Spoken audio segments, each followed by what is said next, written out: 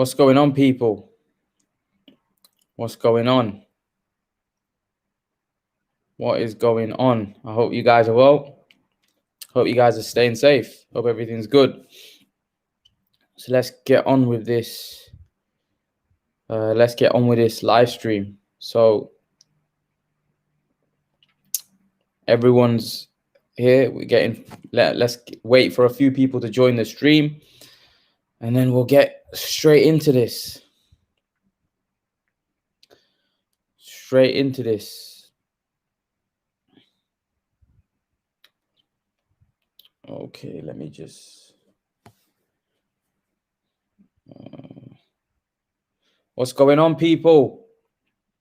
I see you joining the stream. Let's get the questions in. Let's get this live stream kicking, and then I'll get the link in the drop the link in the bio, so then you guys can join the stream.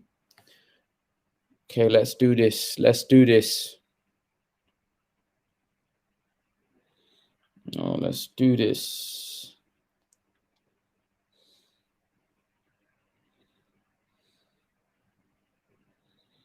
Okay, let's do this. Let's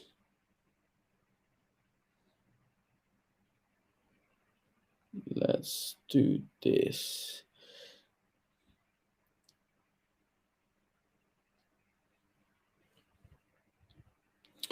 All right, guys, let's get this going. Let's get this going. All right.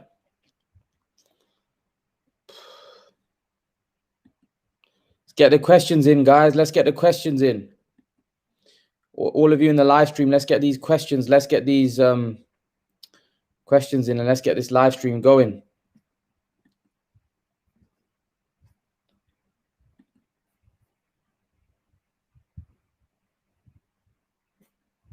Waiting for some to join the live stream so we can get these questions in.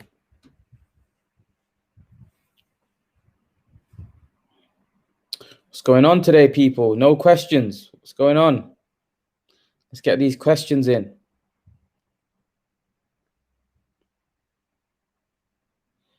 Waiting for people to join the live stream. Maybe I've come on a little bit too late. Evening, Raymond. How are you? How's it going? Evening to everyone. How's it going?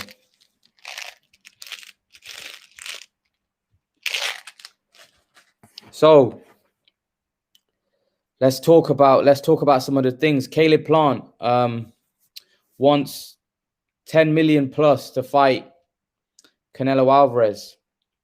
I think Caleb Plant is trying to get a good payday. You know, I don't blame him, because Billy Joe got 8 million to fight Canelo Alvarez. So I'm not surprised that Caleb Plant wants the money. Plant shouldn't get paid any more than Saunders, Mick V. Yeah, but I think he's in a better position than Saunders. What I mean by that, I think he's in a position, Plant, where he's fighting for the undisputed, and he knows that Canelo really wants to be undisputed. So Raymond says Plant is pricing himself out the fight. It just depends on how badly Canelo wants to be undisputed, really. If Canelo really wants to be undisputed, he'll probably pay him the 10 million, because he probably wants to be undisputed really badly. So I wouldn't be surprised if he pays him that amount of money, because I think he really wants to be undisputed. So I won't be surprised if he pays him that money, because he may want to be undisputed really bad. You need to explain the difference between elite and world class and fringe level, by the way. Yeah, I'll do that. We'll go into that. We'll go into that. So for me, this is a good question. For me, difference between elite, world class. So for me, world class are world champions, unified champions. Fringe world level are guys like, we had that guy beat Ritson Ponce, for example. He's a fringe world level at the minute. Hi, Richard. Hi, I hope you're well. And then, like, for elite fighters for me are like Canelo, Mayweather, Andre Ward. You know, those are elite fighters for me. And then the world-class fighters are like champions, unified champions. So they're world-class fighters. Fringe world level are guys like, for example, Brandon Bam Bam Rios. Someone like David Avanesian, fringe world level. That's fringe world level for me. And the top boys like Mayweather, Pacquiao, like you probably could say Cotto, Canelo, Andre Ward. Those are elite fighters for me. Do you see Conor Benn fighting for a vacant within 2 years? Does that qualify? I don't think he needs to qualify for an Amir Khan fight. I just don't think that fight's going to happen. If he fights for a vacant title 2 years, by then Amir Khan he's 34, Amir Khan. I don't think that fight's going to happen, to be honest. I don't think you need to qualify to be able to fight Amir Khan, do you? Brandon Rios was like a Paulie Malignaggi, a high-end. Amir Khan will be in a care home in 2 years' time. Yeah, he's old man. Brandon Rios was like a Paulie Malignaggi, a high-end journeyman. I wouldn't say Paulie Malignaggi was a high-end journeyman. Paulie Malignaggi was a good fighter, two-division world champion. I wouldn't say he was a high-end journeyman at all. Maybe towards the back end of his career, yeah. I wouldn't call a world champion a journeyman at all. But yeah, he did lose to a lot of the top guys he fought, really. But I would still say he had some good wins in there. He beat Juan Diaz. He beat Zab Judah, although Zab was really past it when he fought him. But yeah, he had some decent wins, to be honest. Paulie's a good fighter. Paulie was a world level. Rios was fringe world level, yeah. Indeed, he was. Paulie in his prime was a good fighter. Paulie Malignaggi never won a big fight. He beat Juan Diaz. I thought he was unlucky against Broner. I thought he beat Broner. He also beat Zab Judah, like I said. That was a good win, although Zab was past his best. But like I said, remember, he fought some really good fighters. Like he lost to Miguel Cotto. He fought Khan in his prime when Khan was in his prime. He fought Hatton, got beat by Hatton. I think Paulie had a good managed career. He won 2 world titles. Yeah, he had a good managed career. But he did beat Juan Diaz. You know, that was a good win. And I thought he won twice against Juan Diaz. You know, once he got quite unlucky. He lacked power. Didn't Juan Diaz beat him the first time? Yeah, he was unlucky though. A lot of people thought Juan Diaz didn't win that fight. Been watching Plant recently and has a very good box.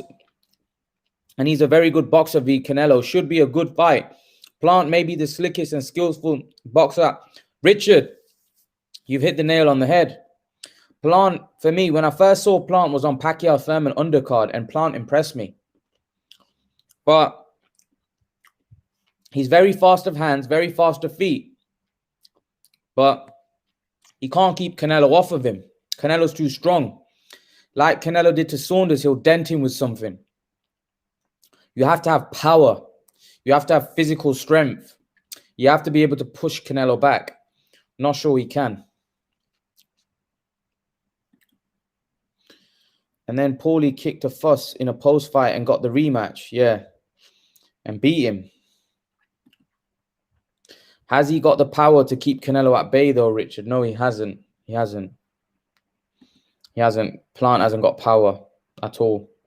Did you catch the Isaac Pitbull Cruz v Francesco Vargas fight? I didn't.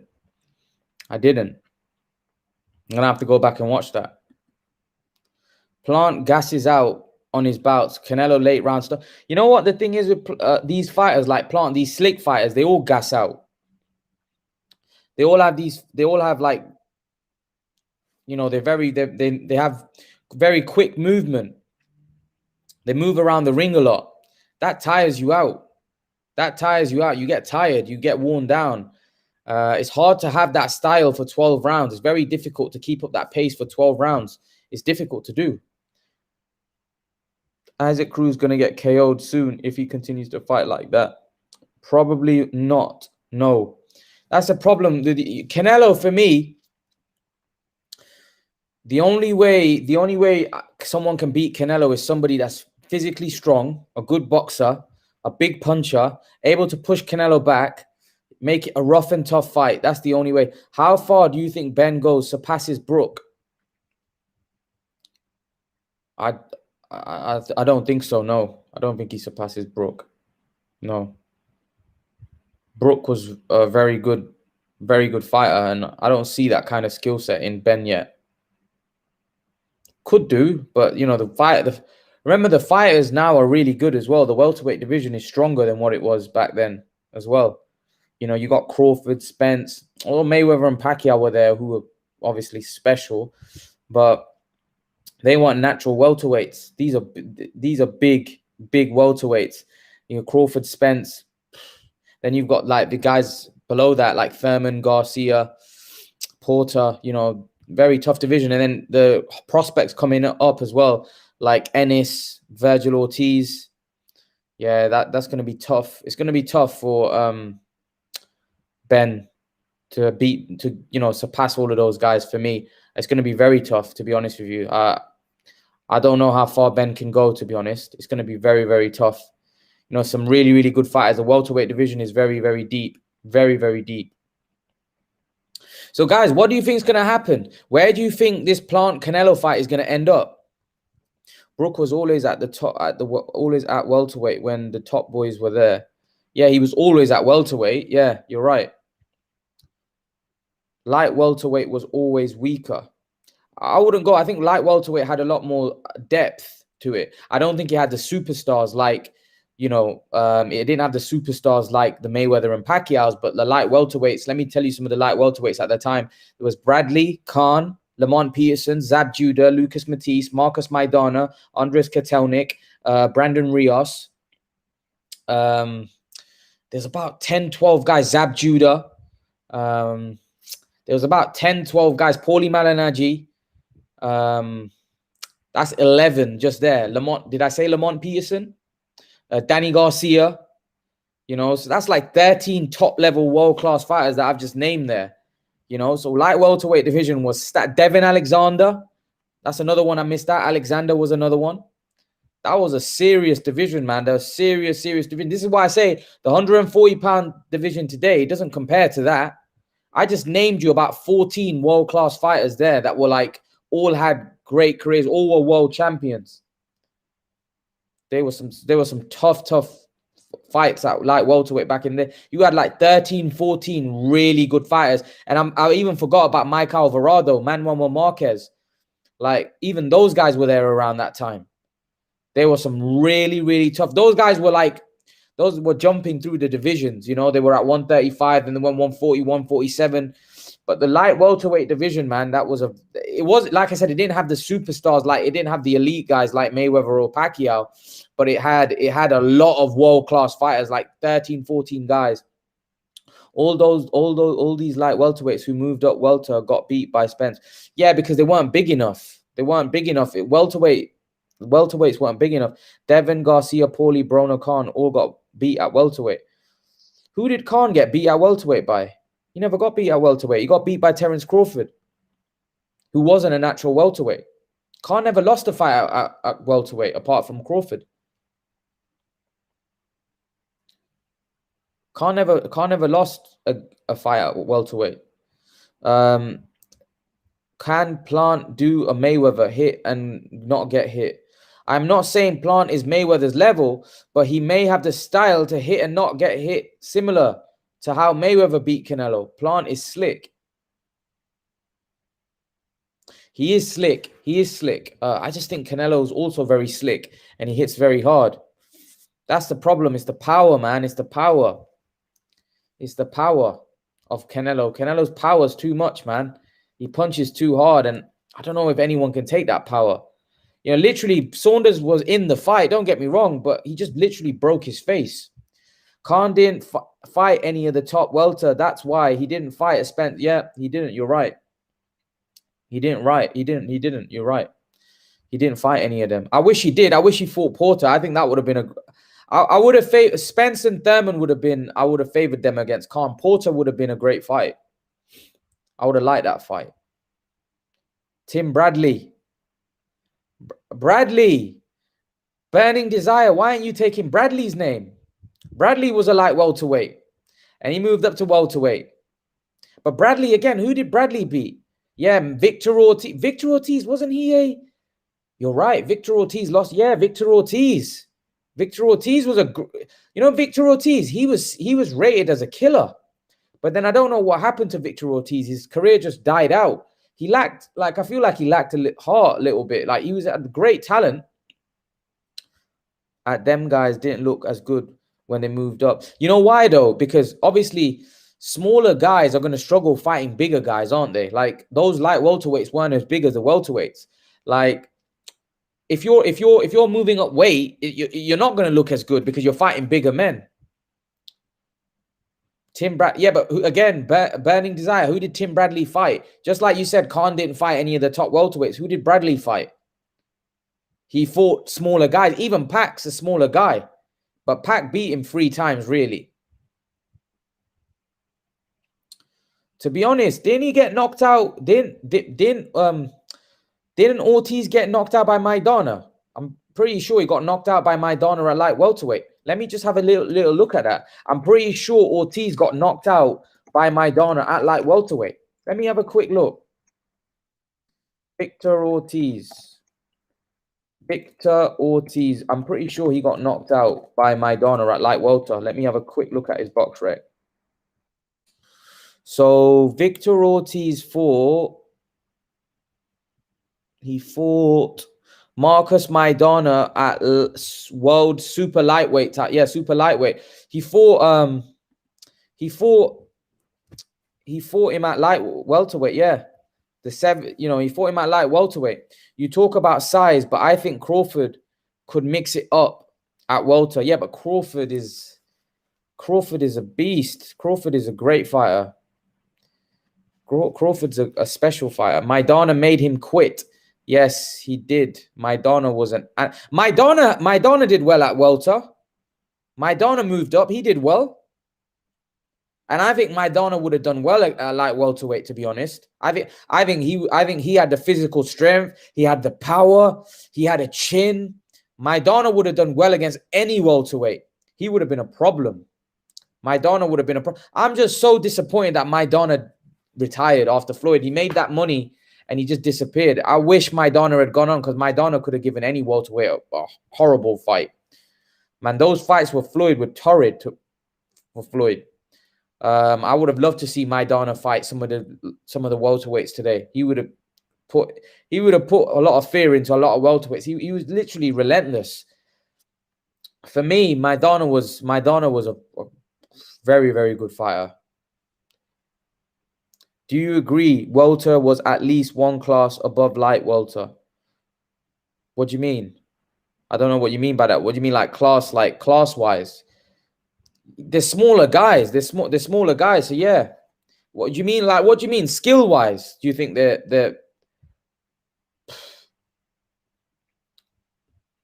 I don't know because the light welters, some of them moved up and won world titles at welterweight, but the welterweights weren't able to move up to light middleweight and do anything, or they haven't done so far. How many welterweights have moved up to light welterweight? These natural welterweights like Porter, Thurman, they haven't moved up. They've stayed at welterweight. Whereas these light welterweights, some of them like Danny Garcia, Devin Alexander, Tim Bradley went up to welterweight and won world titles at welterweight.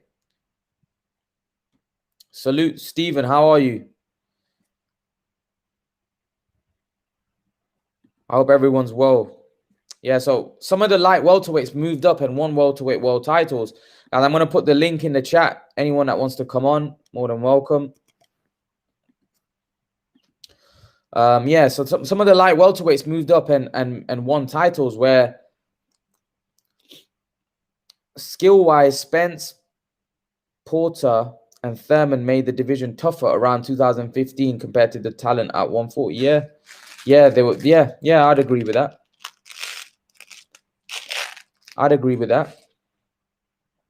But like I said, it would have been good to see Maidana fight a Porter. That would have been a great fight. That would have been a proper fight. That would have been a great fight. I would have loved to see that fight between Maidana. I totally agree. Stephen, But them light welters faced a Porter, Spence, or Thurman. They struggled. Yeah. Do you think Khan could go back at 140 to win a world title, as Taylor and Ramirez may move up? Khan would have better chance than at welterweight of winning something. Nah, I don't think he can make light welter anyway, and he wouldn't want to go back down to 140. He wouldn't go down to 140. He literally would have to cut off his leg. He walks around probably at 170 or something. Like, Khan wouldn't be able to make 140 now. Impossible. Maidana being the puncher would have done well. Yeah, Maidana was a massive puncher. Like, that guy was a beast. I love watching Maidana. After the Khan fight, I became such a big fan of Maidana. And then he just literally quit his career. He literally quit after the Mayweather fight, where he just decided to retire, man. I was disappointed. Maidana for me would have been great to watch against some of these welterweights, because Maidana was actually physically big and strong. Like, the other light welterweights weren't that big and strong. Maidana was actually very strong and had he had punching power. Would have been great to watch Maidana against some of these welterweights, but we never really got to see him.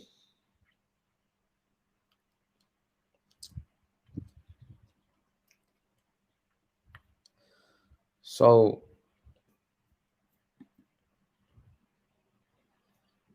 I think Frankie Gomez would have been great. Frankie, he was the kind of wind, though.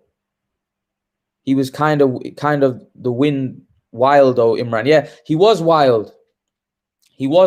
But that wild nature, like, Porter's wild, but Porter doesn't have the power of Maidana. Maidana had concussive power. And the thing is, you're right, but Maidana had a great chin.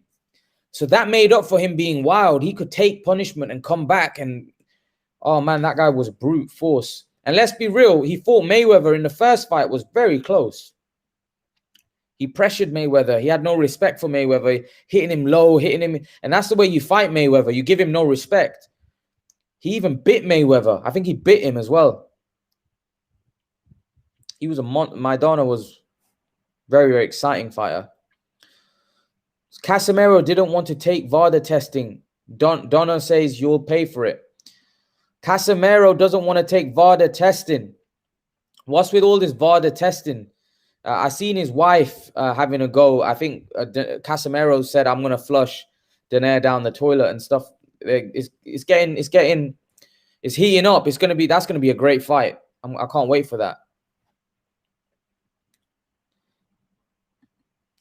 Khan and Brook were disappointing in last 5 years. They could have given so much more. They should have done, yeah.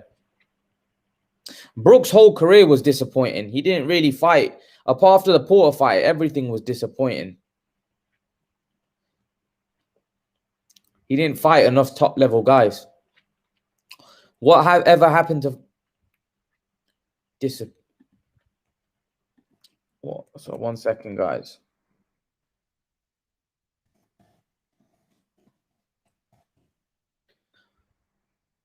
Canelo v.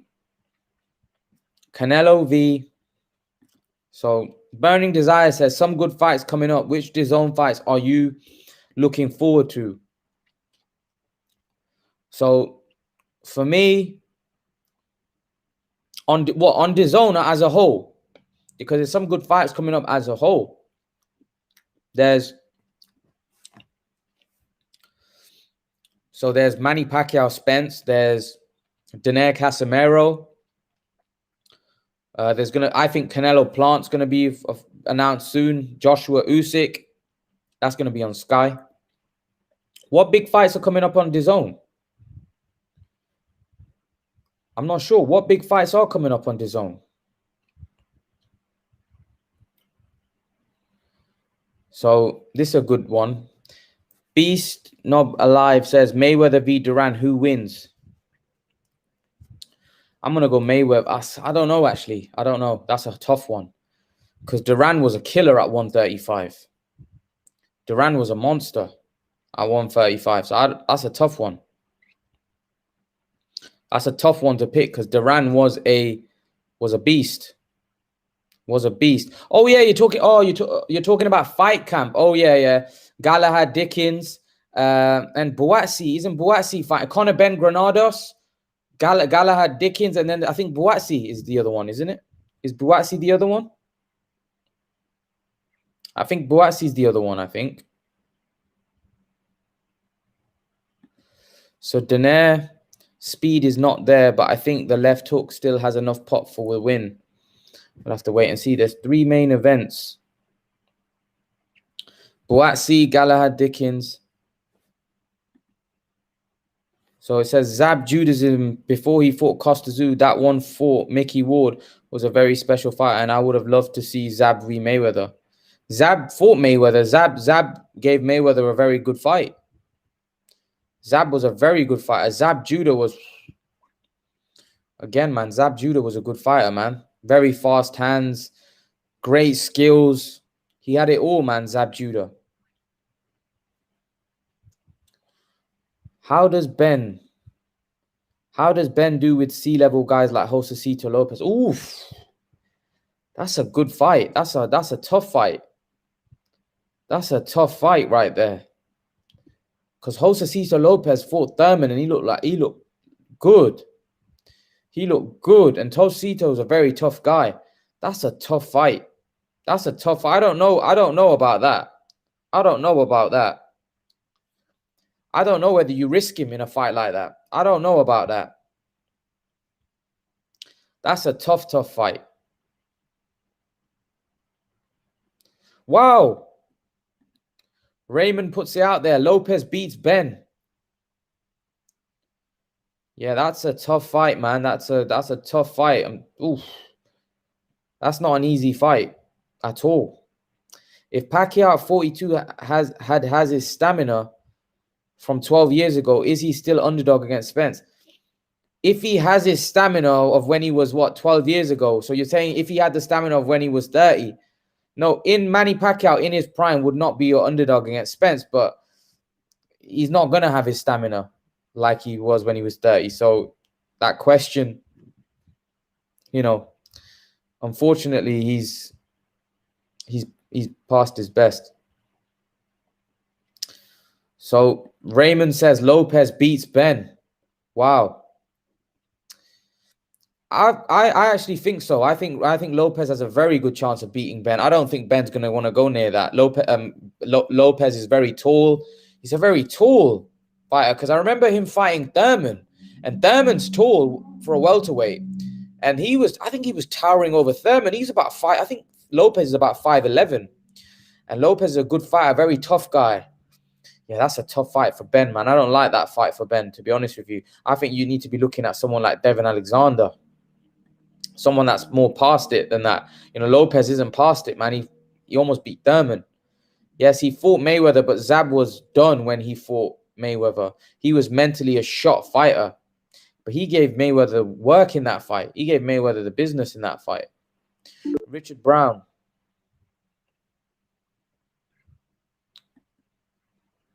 How's it going, Stephen? You good? Yeah, good, man. Just grabbing a bite to eat at a place here, and I see everything going on, and so I just want to come on by for a minute, just to my food here. Cool. You can come on live whenever you want, man. Yeah. I'm on, you come on. You know what I mean? You give great insight, man. I appreciate it, man. Appreciate it. So Zab Judah, man. You're talking about Zab Judah. Zab was the man. Zab was the man.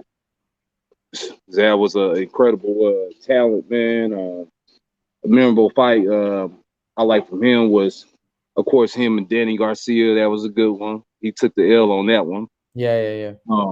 But the best one, Zab and ask your people if they remember the Zab and Mickey Ward fight. Yeah. That was a good one. Yeah. Zab had a good fight with Mayweather as well, to be fair. I liked his performance in that fight. Yeah, I did. He dropped Mayweather as well. He dropped him, and he is. And you know what? It wasn't like a drop, like, but it was a drop where he got Mayweather off balance and Mayweather's hand touched the canvas. Do you know what I mean? And scored a knockdown.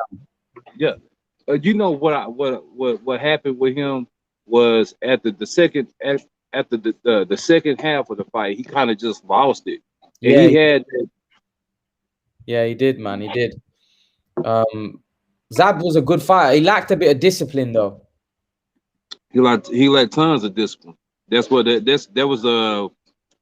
the end of his career, was the fact that he couldn't get disciplined and he couldn't keep his head together, because he had all the natural talents to beat anybody he was in the ring with, whether it was Floyd or whoever.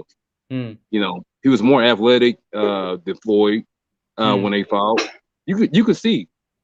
I urge your people to go back and look at that fight and look at the first half of that fight, and they'll see that Zal was heads and shoulders better athletically than Floyd was. Yeah, Zab Judah was a good fighter, man. I you know what? I remember Zab Judah. I think Zab Judah. A lot of people look at Zab Judah's losses, like like because some of the big names that he fought, like like he fought Costa Zoo, Mayweather, Khan, Garcia. The guys that he fought with big names. He took some, especially like the Costa Zoo fight, the Khan fight. They didn't do good for his thing because he got stopped in those fights, didn't he? Yeah. They were quite bad. So I don't think some of those big name fighters that he fought didn't do him justice. But like I remember, man, his speed was fast. It was phenomenal. Let me ask you a question. Not so much the Costa Zoo fight, but Amir Khan. I feel like Amir Khan was, back then, he was a force. Oh yeah. I think that played a lot in him winning, because that was a young, fast boxing Amir Khan. Yeah. Amir Khan was incredible, man. I think he was all wrong for Judah, because Judah was like 31 at the time, and I think Khan was young, and I think what Judah faced in that fight, I think Judah, he took a beating in that fight. I remember watching that. I think Khan was just too fast. I just think he was too fast. I think Judah was shocked that he was in the ring with somebody that was way faster than him, because Judah's always been used to being the faster guy. And Judah was a pure boxer, like a pure, he didn't have huge power. They did have a bit of pop. His fight, which was incredible, Miguel Cotto. Oh my God. That was Yeah. He lit Miguel Cotto up in that fight. Miguel Cotto stopped him in the end, but I'm telling you, he hit Miguel Cotto with some massive uppercuts, man. Yeah. He was. That's a good fight, man. It's almost like, to me, it's almost like that fight was almost like Inoue and Nonito. Yeah, yeah. Because you could argue, and you tell me if I'm wrong about this, but you can argue that in a way he won the fight, but Nonito won the fight too.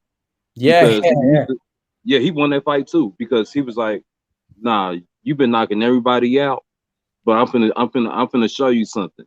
I'm finna show you what Nonito Donaire can bring. And he was in there. He was in there giving it to him. Yeah, I agree, man. I think what you're saying is, like, although he lost the fight on paper, he won the people's hearts. You know what I mean? Because the way he fought in that fight, he broke Inoue's orbital bone. Yeah. Inoue had multiple fractures on his orbital bone. So basically the same injury that Billy had fighting Canelo. Yep. And you got to give credit to Inoue. He fought through it, man. He didn't. I seen it when it happened. Thank you. I seen it when it happened. It happened second round. What the? I didn't know he had a fracture. That's even worse. You could see it in the second round. Yeah. That's even worse. He fought the whole fight with that kid's got some heart. Do you know what I mean? Let me ask you this real quick though. Yeah. Anyway, and Casemiro. Yeah. Who would you be inclined to take? I would say that's a tough one, man. I would say Inoue right now, but Casemiro's dangerous in that fight. Casemiro's the lethal. Yeah, he's dangerous, man. I think he can win that fight. I think he can win. I think he can win that fight, Casemiro. But I think Inoue right now, he's got the momentum. Do you know what I mean? He got momentum, but Casemiro, he's no joke. He's no joke, man. He's no joke. Ahmed, what are you saying? Yeah, I was just watching Anua's fight, man. He done really well at the weekend, and I can see this guy doing great things in boxing. You think he beats Casemiro? I think so. Yeah. Do you think he beats Casemiro? I think he will. Yeah. Wow. I can see that. And Inoue looks like a monster. His performance on the weekend was unbelievable. Inoue, the way he hit him with that body shot. The guy's his nickname is the Monster, and he fights like a monster. Fights like a monster. That's why I told you the other day, man. When I said the other day, I said, man, that almost looked evil. Yeah, it was evil. Yeah. I'd agree, man. I'd agree. Ahmed, so what did you make of Super Zab Judah? Zab Judah was a great fighter, man. And even when he was past his best, you know what I mean? I'd like to point out that, some people should look at Amir Khan's performance against Zab Judah and give him a lot of respect for that, which I think he will do as time goes on, because even past it, Zab Judah was a good fighter, and he was still a world champion because Khan unified the division, didn't he, with fighting Zab? Yeah, because Zab was the IBF champion and Khan was a WBA champion, and then they both fought in a unification fight. Definitely. And to be honest with you, it was only 2 or 3 years. Was it not 2 or 3 years between Mayweather fighting Zab Judah and Amir Khan? I think so. I think so. It wasn't that, but I think people thought that Zab was not the same fighter since he got knocked out by Costa Zoo. Yeah, true. But Zab was a good fighter, and he pushed Mayweather real close. They were both in their primes, and Mayweather beat him by just going up the gears. He had to use all his gears really to get that win. See, the Khan Judah fight, I don't think it was so much that Judah was past his best. I think it was the fact that Khan's style was all wrong for him. Because if you look a couple years later, Judah fought Danny Garcia, and Danny went life and death with Judah, man. Judah lit Garcia up in that. That was a close fight. I think that was was that a majority decision? Well, I think it might have been unanimous. I'm not sure. But that was a close fight. And Judah went the distance with Garcia. I thought Garcia would knock Judah out, to be honest. But Judah did well in that fight, man. I was impressed. I just think Garcia's style suited him. Do you know what I mean? Solving the Amir Khan speed, only the real, elite can do, and Zab at that time was a bit past and struggled with Khan's speed. Yeah. I think it was just too fast. But yeah, like when I think about it, Errol Spence, some of the guys I match Errol Spence up with, some of the Errol Spence, I will match him up. I would have loved to see Errol Spence against Maidana. That would have been a great fight. Errol Spence will stop Maidana. Do you reckon? Yeah, he'll stop Maidana. He'll stop him cold right in his tracks. Do you reckon? No, I disagree with that. I disagree because Maidana was pretty tough. I mean, how many people did stop Maidana anyway? I don't think he ever got stopped. He never got stopped. I don't think he got stopped, but Spence would have did it. I don't know. Do you think so? If Porter could back Spence up like that, Maidana was a bigger puncher than Porter, right? Mm-hmm. He was physically stronger than Porter, in my opinion, bigger guy. Now, I wouldn't say actually Porter was a natural welterweight, but I think Maidana was a bigger puncher. There's no doubt about it. He was a bigger puncher. Porter's wild. Maidana's kind of wild. But I just think Maidana had a very good chin, like Porter. That would have been a good fight, you know. That would have been a good fight. But I got Earl Spence stopping him. And Richard Brown was asking about he was asking Zav Judah or Sugar Shane Mosley. Yeah.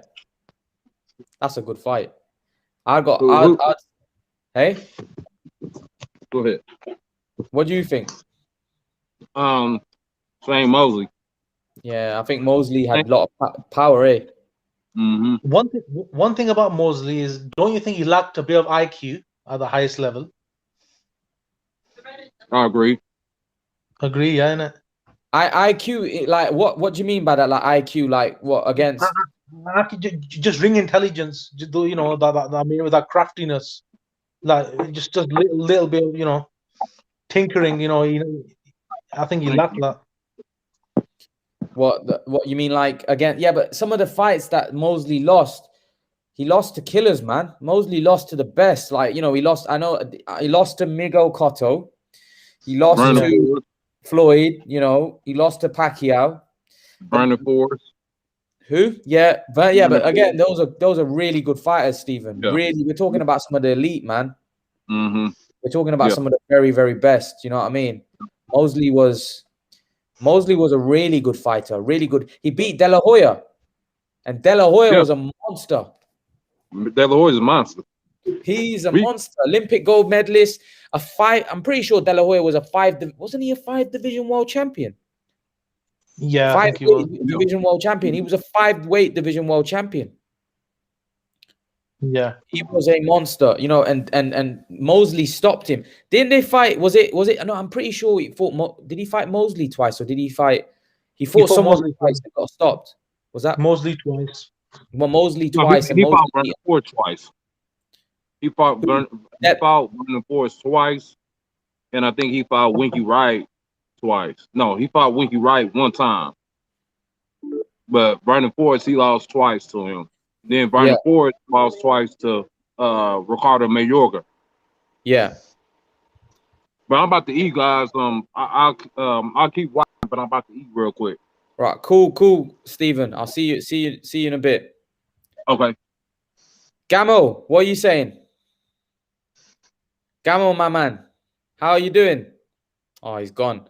Yeah. So Ahmed, continue to chat. I think Gamo's gonna come back. So Rohit says, just look at Spence's resume. I think he's basically saying that Spence's resume is no good, Ahmed. What do you make of that? Do you think Spence's resume is weak, or do you think Spence's resume's got a good resume?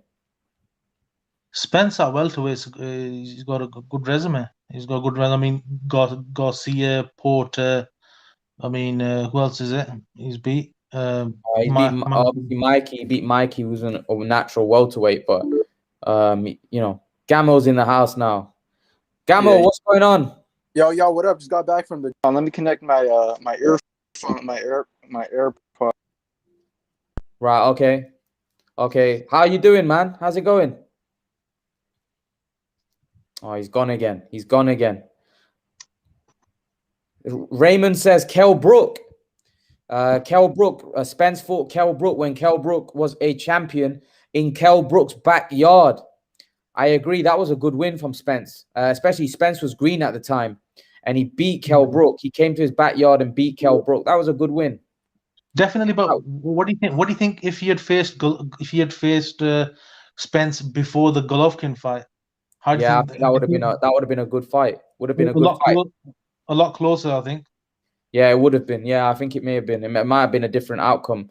Gamo, what's going on? I can't hear you, Gamo. I can't hear you, Gamo. No, I can't hear you. Kell Brook was coming off a TKO loss at a higher weight and a broken orbital bone.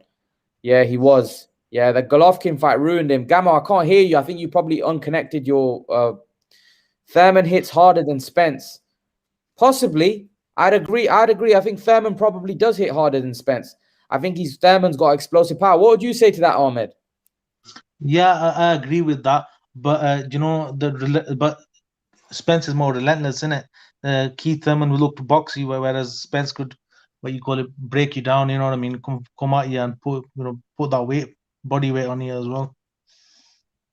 Yeah. So here we go. GGMXBC says, how does Spence stop Maidana? Maidana is a, most boxing fans love Marcus Maidana. So when people say he gets stopped, Spence stops Maidana, people aren't going to like that because Maidana was beloved by a lot of boxing fans. Would you agree, Ahmed? Definitely. One thing you'd get with Maidana is you'd get your money's worth. Yeah, you would. And tough as anything. And I disagree. I think Spence would struggle to stop Maidana. Both are their best. I think you could say Spence might win, but you can't say he's gonna knock him out. I think he would have to come through fire as well. Definitely. He'd have to come through a hard. I think Maidana was a beast, very very tough fighter. Spence v Prime Berto. Bert would be trouble for anyone really, but he's got that style, hasn't he? He's got that crafty speed. He's got, Rohit says Manny is gonna light Spence up like a Christmas tree in the ring. He's gonna light Spence up like a Christmas tree. Well, what do you make of that, Ahmed? What do you make of that? What do you make of that fight, Spence v Manny? That would have suited 10 years ago. I mean, you could have said that would have been possible, but I just think it's a bit too asking a bit too much and being a bit too hopeful this time around. So how highly do I rate Tank? How highly do you rate Tank? To be honest with you, I've not seen much of Tank, and I think at the moment he has been overhyped a little by the Mayweather camp on that. You still have to see him in one or two big fights to make you can't just go off for all the hype yet. I rate Tank. I think he's a good fighter, but I do agree with a little bit of Ahmed. My brother is the biggest Gervonta Davis fan. It's like he says, I asked him the other day, he smashes Taylor. He goes, Taylor's not in Gervonta's class. He smashes Taylor to pieces. He says he smashes all these 135 to pieces. If you ask my brother about Gervonta Davis, right? He'd literally say Gervonta Davis smashes everybody. Like he rates. I'm saying when I say he rates Gervonta Davis, he rates him. Like rates him so highly. Like I asked him the other day about Gervonta fighting Barrios, and he goes, "That ain't a fight." He goes, "He smashes everybody at 140 pounds, including Taylor." This is how much my brother rates Gervonta Davis. I actually don't rate him that as highly as that. I think he's a very good fighter, very big puncher. He was being outboxed a little bit by Leo Santa Cruz, but the way he knocked Leo Santa Cruz out, right? Yeah. That was a bad knockout. Did you see that knockout? No, I've never seen it. But don't you think you must have seen it, Ahmed, when he knocked him with an uppercut and he literally knocked him cold.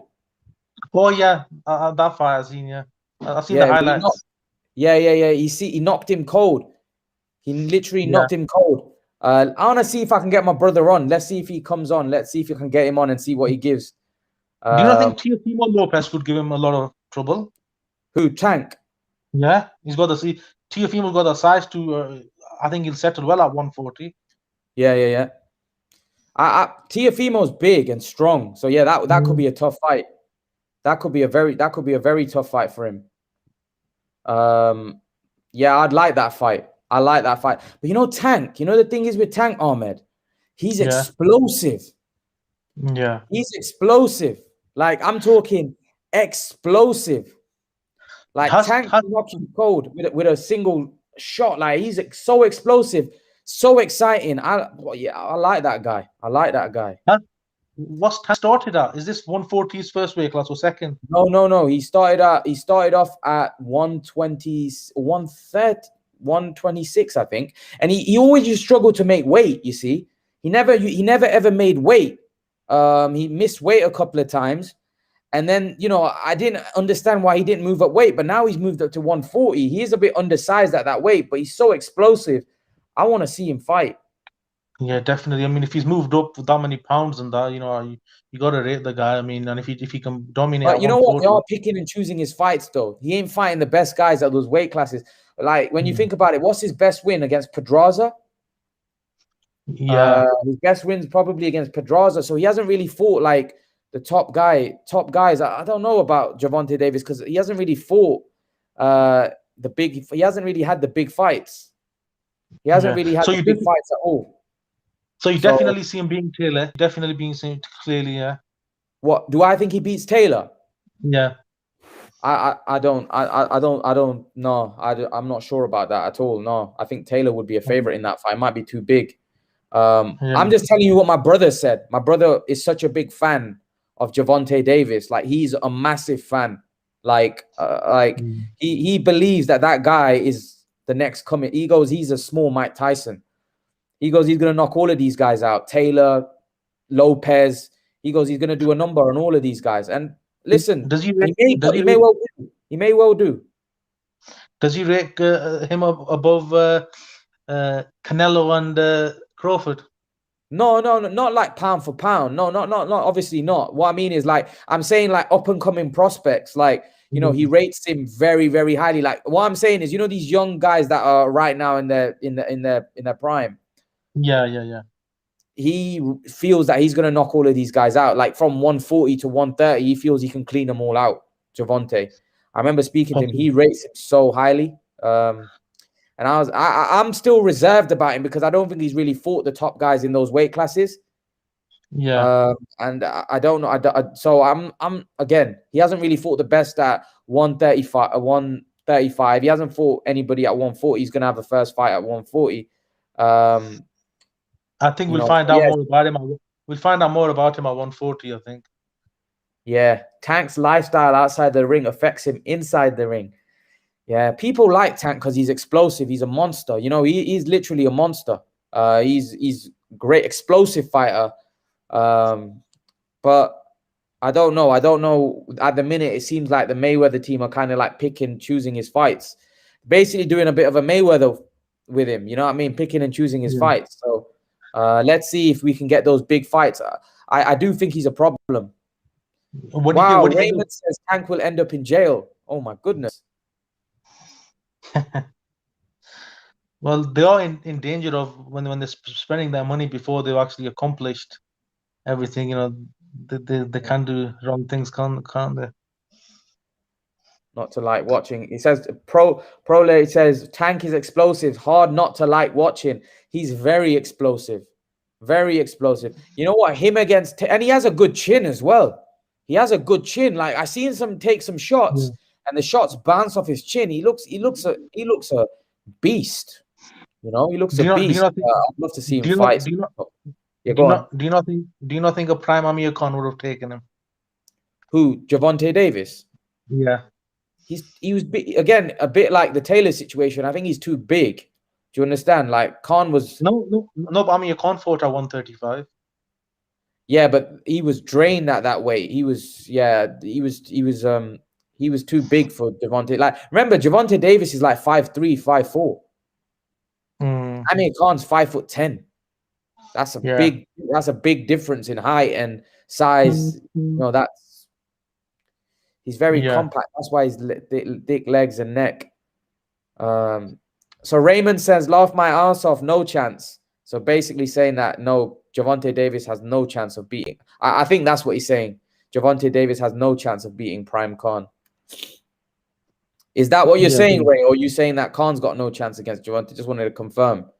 I don't want to misquote you. But knowing Ray, I think that's what he's saying. He goes, Khan would beat Tank. His timing would eventually caught. Whoa! His timing would have eventually caught Khan. Wow. So OG MXBC says Amir would whoop Tank. I just think Tank's too small. I think Tank's too small for Amir Khan. I don't think he could beat Amir Khan. Not at 140. That's a big weight. That's a big weight. That's too big. Too big. No, but then if he's made the weight, then obviously he's got his own tools. I mean, he'll have the power against Amir Khan and stuff. Yeah, so, possibly. But Maidana again. Maidana was a bigger puncher than thing. He could have knocked Khan out. I don't. That's again. Davis is very small, man. Very small. Khan's massive. The Khan that fought Devin Alexander would beat. The Khan that fought Devin Alexander wouldn't beat Khan. I don't know what he means by that. The Khan that fought Devin Alexander wouldn't beat Khan. I don't know. I want to get my brother on about Tank, see what he has to say. He's not answering my thing. I don't know where he's at. It's probably at the gym. No, I don't think so. Let's see where he's at. See if he picks up. He last seen David, the Khan that fought Devin. Khan destroyed Tank. Yeah, I think Khan. I think 140 might be too big. Those guys are too tall. Tank couldn't knock a washed Gamboa out. Yeah, that's true. He couldn't knock out a washed Gamboa, and he stopped him in the last round. Yeah, that's true, man. True. See, Imran, this is where you have to rate like someone like Terence Crawford, how he beat Gamboa, and if you compare it to Tank. Yeah. Terence Crawford though is a lot bigger. A lot bigger than a Tank. You know, naturally bigger. He's quite a big guy. Terence Crawford's probably. I would say Terence Crawford has a similar kind of size structure to Khan. But obviously his boxing IQ is far superior. So yeah, I think he had too much. I think he has a very, very high boxing IQ. That's why he's able to move up the weight classes and do well. I feel a bit frustrated for Crawford because I really want to see that Spence fight because I know he can beat Spence, and it needs to happen, and it's so frustrating for fans. And do you think he beats Spence? I think Spence beats him, but what do you think? Crawford's got a lot in the locker, man. Adjusting gears, he's got all that, man. You know what I mean by that in his prime. Making adjustments and that. Yeah. Just when you move up weights and you can dominate, that shows you got some serious skills. Yeah. When you're dominating, you know what I mean. Just the way he beat Jeff Horn up, man. And you never seen Jeff Horn. Jeff Horn was never the same. Where's he gone? You know what I mean? Yeah, he battered Jeff Horn. Yeah. Oh, that was a beat down. He beat Jeff Horn up. You know what I mean? Definitely. He beat him up. He beat him down and smashed him to pieces. That was a great performance by Terence Crawford. A lot of people thought Jeff Horn would be tough for him. This is what I mean. People discredit the performance, but they don't know the manner of the victory. That not many people would stuff Jeff Horn because he's not a small 147 pounder. He was a big 147 pounder. Right. Yeah. I'd agree. I think Jeff Horn was huge. Jeff Horn was a massive, was a monster. Yeah, and don't forget, Crawford jumped up from 140 to 147 in one go. Man. I respect Crawford. I think good fight. He just needs to, like I said, he needs to get the top welterweights in the ring, and I think he'll be respected a lot more.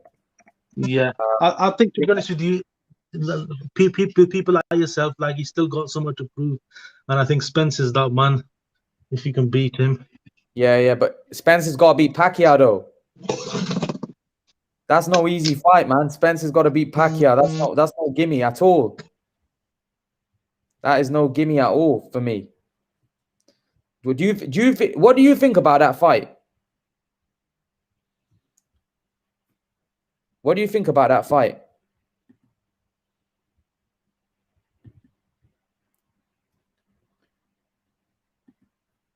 Ahmed, are you there?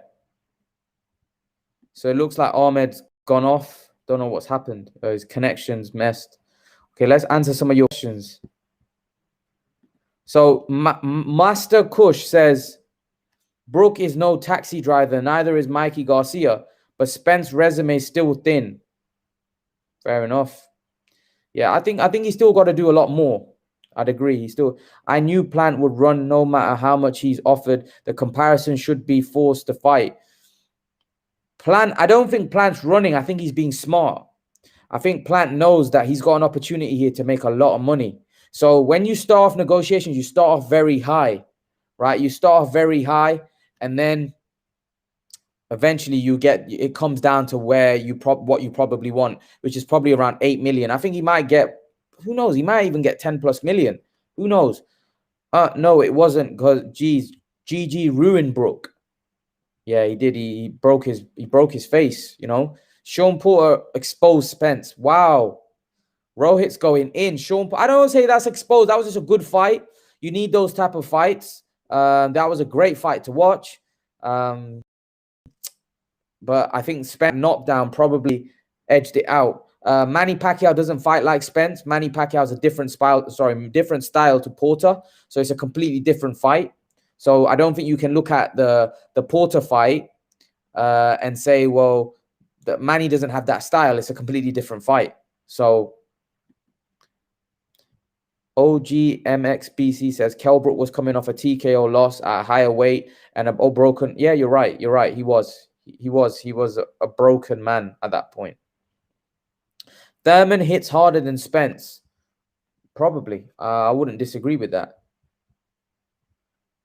Danny got Ahmed's back. Ahmed, you're back. Sorry about that. I don't know what happened with the connection. My battery died. All right, okay. So, Danny got badly damaged in the first and third, but yeah, Spence has got the kind thudding. I want to ask your opinion about Gervonta Davis. I sent you the link. Just get on the thing and just come on for like 10-15 minutes. People want to know your opinion about Davis. Has I'm watching the Euros. Yeah. Just come on. I've sent you the link. People want to know your opinion. I'm doing it now. I'm watching the match for Portugal. All right. Okay. I'll send you the link. Get on it. All right. My brother's coming on. He's coming on. Let me just send him the thing. I've sent it now. Okay, Ray. How's it going, Ray? You all right? Yeah, all right, man. I'm good. How are you? Yeah, I'm well. How are you? Yeah. All good. It's nice having you on. Some good. Nice being on. Yeah. So, what we were talking about, Tank. Yeah. Tank. And his fight against Barrios. How do you see that one going? Sal's on as well. My brother's here. I think this is going to be a good fight. You know, we're going to see. I think Tank's probably at the wrong weight. I think this is probably a bit too much weight for him. Yeah. It's going to be an interesting fight because I saw Barrios when he fought that cowboy, the ginger head boy. You know, and I thought he was shipping in a lot of shots in that fight. So I think it's going to be an interesting fight. But the thing with Tank is he's not very, he's very economical. He's not a busy fighter, but he's an accurate fighter and he's a powerful fighter. Yeah. So if he catches you, I think because he's quick as well, and like I've said before, the speed of his shots, it's a speed, the punches that you don't see coming, they're the ones that can do the damage and knock you out. And if his timing's on point at this weight, you know, it could be a good night for Barrios. He's tall, he's there open for body shots. He's quite an open fighter. Defensive, he's not that great. He throws a lot of shots, and he can get you out of there by volume punches. But I think this fight could be just tailor-made for Tank, but doesn't necessarily mean that Tank's going to be a beast at this weight. It's a bit like Canelo going up and beating Kovalev. He picked the right fight at that weight. Doesn't necessarily mean he's going to clean up at that weight. So, you know, I still think there's a lot of kids at lightweight. There's a lot of cats at lightweight that could test Tank still. You know, I still naturally think he's a super feather. I mean, he's only 5'5". Yeah, he's a small dude. So he's physically broad and thick set, but he's not a real tall dude. So he does give away advantages, but he cuts down the rings well. You know, he is an intelligent fighter. He knows how to use his small size to his advantage. You know, so like the Amir Khan debate before, I think what people don't realize is at some point he'll cut down that ring, and it's whether Khan would have the discipline to stay on the outside. You know, but he has the main man who says that he loves Tank. Salman, you're obviously one of the biggest Tank fans. Been saying it for so many years that this guy's this, that, the other, right? What happens this weekend? Tank v Barrios. I think Tank will put on a clinic. I don't think. I think it will be a tough fight. Don't get me wrong, but I think Tank will stop him between 6 to 8 rounds. I just don't think. I don't think Barrios. I rate Barrios, but I just don't. I don't believe that he'll be the guy, you know, at 140 that will cause Tank the problems that people think. I think he'll get stopped within 6 to 8 rounds, maybe even earlier, to be honest. All right. Do you see anyone at 40 beating Tank? It's a tough one, really. Though the best guy I think at 140, in my opinion, is Josh Taylor. Yeah. And I can see a way Tank beats him. I think Tank could knock him out as well. I told you, Ray. Salman, quick question. Gervonta Davis against Prime Amir Khan. Who wins at 140? Very tough. Because to be honest, I'll only be able to judge after this fight, because this fight will tell a lot about how Tank is at this weight. Yeah, I agree with that. Yeah, it depends how he performs, you know, on Saturday. If it's a, you know, lackluster performance and he goes the distance, then clearly his power isn't carrying from 130 and 135 to 140. So, but however, if he does stop Barrios quite quick, then I think personally, then he's a problem for anyone at 140.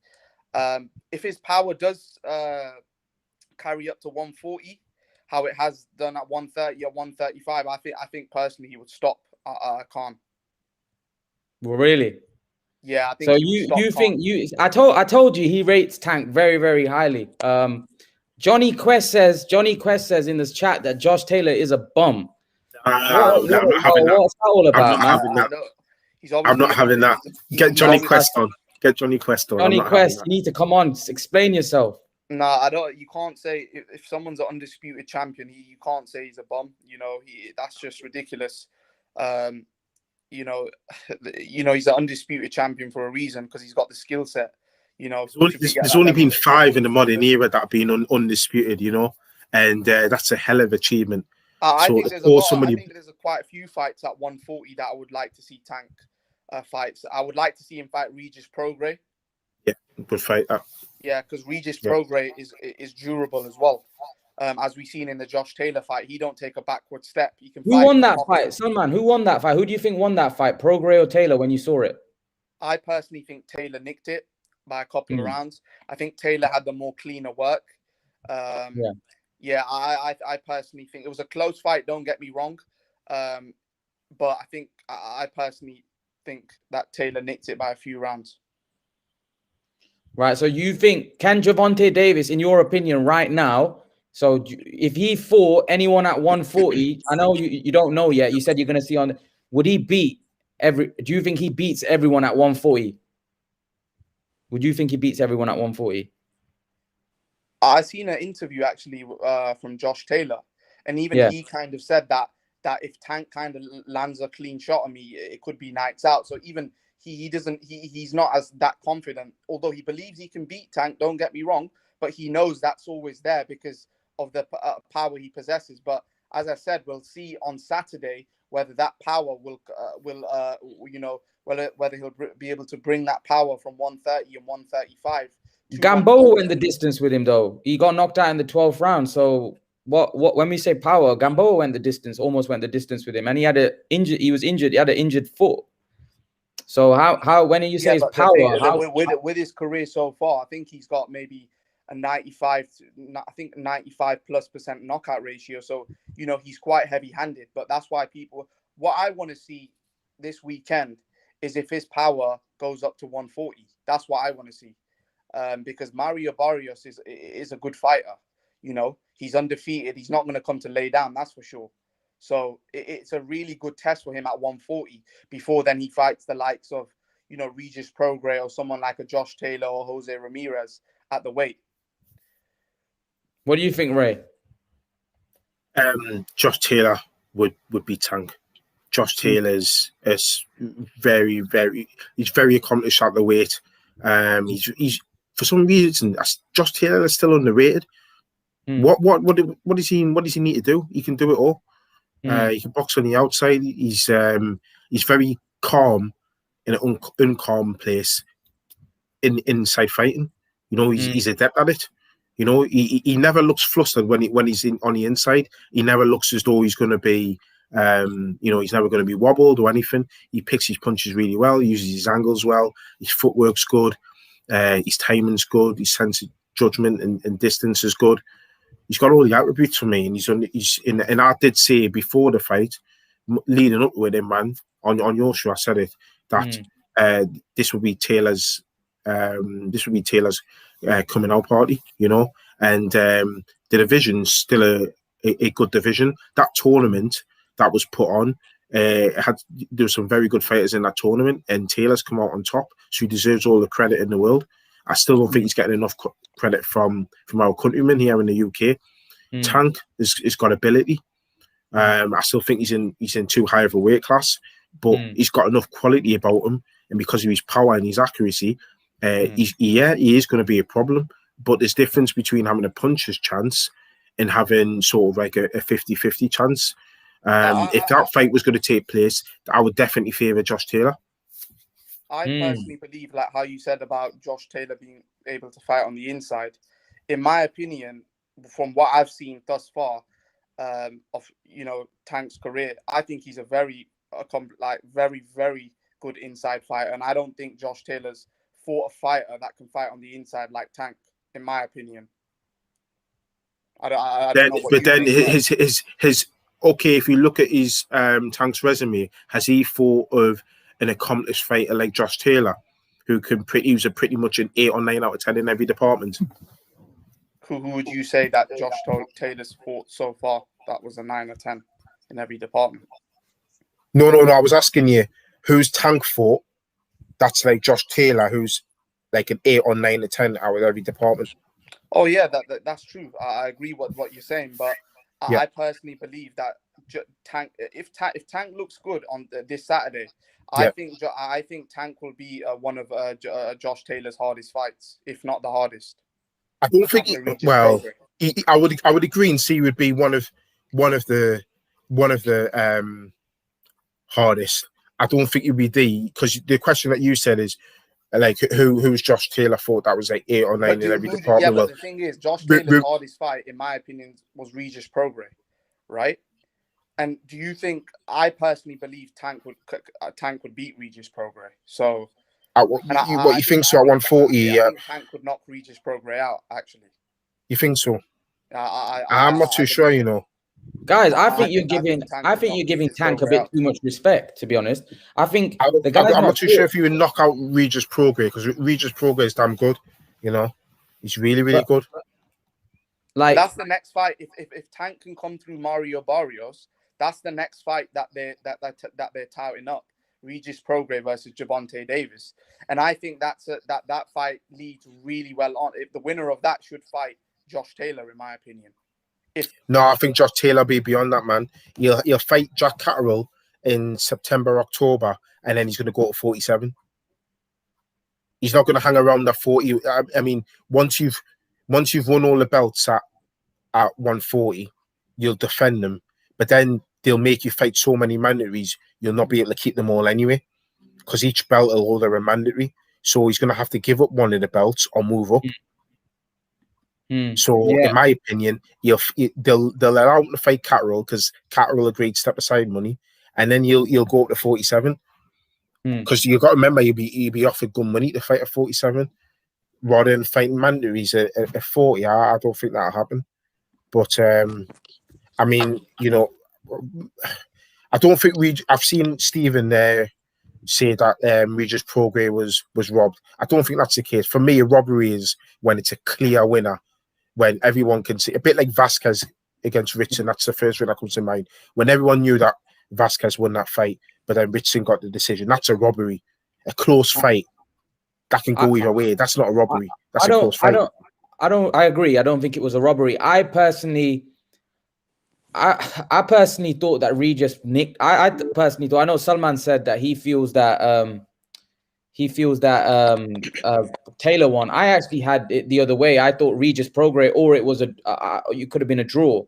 But I think I agree with you, Ray. I don't think it's a robbery in the sense that I think why people say that is because it was in London, you see, and it was in Taylor's kind of backyard. So I think usually the home fighter gets the close decision in his backyard. I think if it was in America, he might have got the decision. It was a very close fight, very close fight. It was close, yeah. And I suppose it could have be seen to gone either way, but I had Josh Taylor winning that 2-3 rounds. Probably they could go at it again, but I don't think it'll be at 140. I think it'll be at 147 because I think after the Jack Catwell fight, he's going to move up. He's going to move up. Josh Taylor's got a bright future, man. You know what? I'm gonna ask all of you the same question, right? Taylor against Spence and Crawford, Salman. Any chance? Be now or in the future?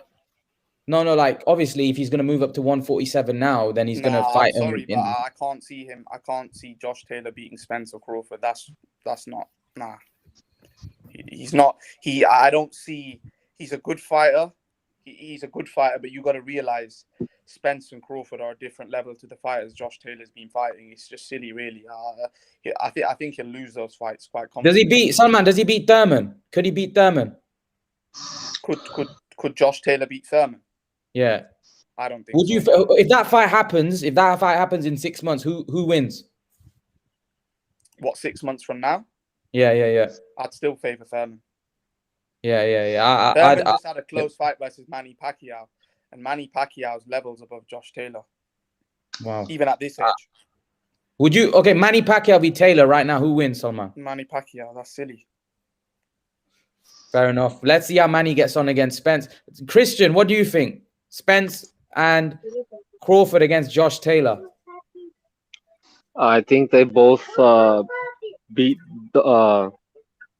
Taylor, but styles make fights, and I think he'd give a competitive fight to either one of those guys. Taylor's has a lot of dog in him, and he's a very skilled fighter. So I do pick Crawford and Spence to beat Taylor, but I wouldn't be surprised. I wouldn't be surprised if Taylor wins. Would you pick him? Stop him for sure, man. What about Ahmed? What about you? Taylor v Spence and Crawford, Ahmed. I don't give him much of a chance against them two, to be honest with you. I mean, I've already got someone like Crawford like as an all-time great, to be honest with you. Once he's finished his career, and Spence as well, it'd be too much for him. Ray, you can't be liking what you're hearing here. They're just dismissing Josh Taylor, with giving him no chance. I mean, listen, Josh Taylor's a great fighter. And that's why I specifically asked, do you mean now or in a few years? Because now, clearly he's not going to beat them, because these two are, and like I've been saying all week on your Facebook, there's a difference between elite, world-class, fringe world level. Josh Taylor's elite now at 140. That doesn't necessarily translate to he's going to be an elite at 147 now. That's extra 7 pounds, a big difference. So right now he's not going to, but who's to say that he can't grow into the weight? And if he's matched correctly, he could be an elite welterweight, but that'll probably take some time to get there. Yeah. I agree with you. I also agree with your I also agreed the other day when you put up about you said that Amir wasn't an elite 147 pounder. I agreed with that. I don't think, and anyway, even if he could have been, he didn't prove it because he didn't fight any of the top 147. He didn't fight Thurman, he didn't fight Brook, or he didn't fight Porter.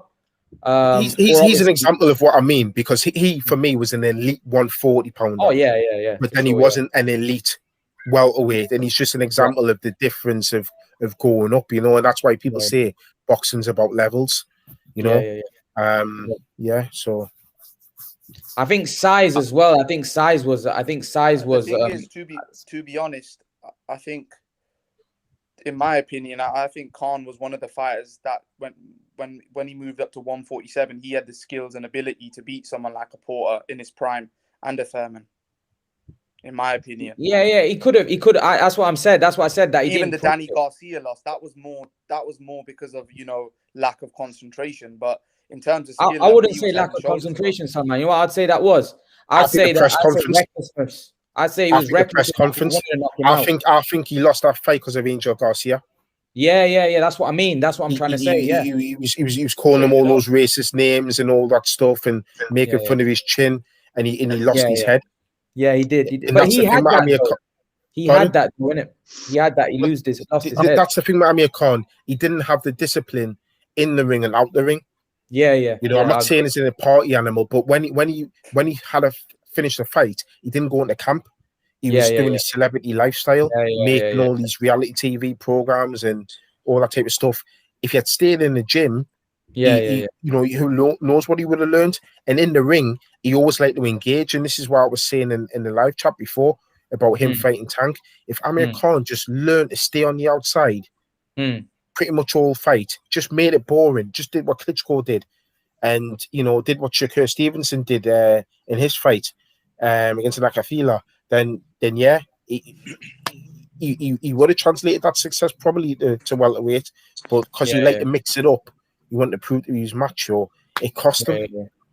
I think the best performance, at 140 was against Kotelnik. Like, he literally just neutralized Kotelnik when he won the first. That was was that in Newcastle, Ray?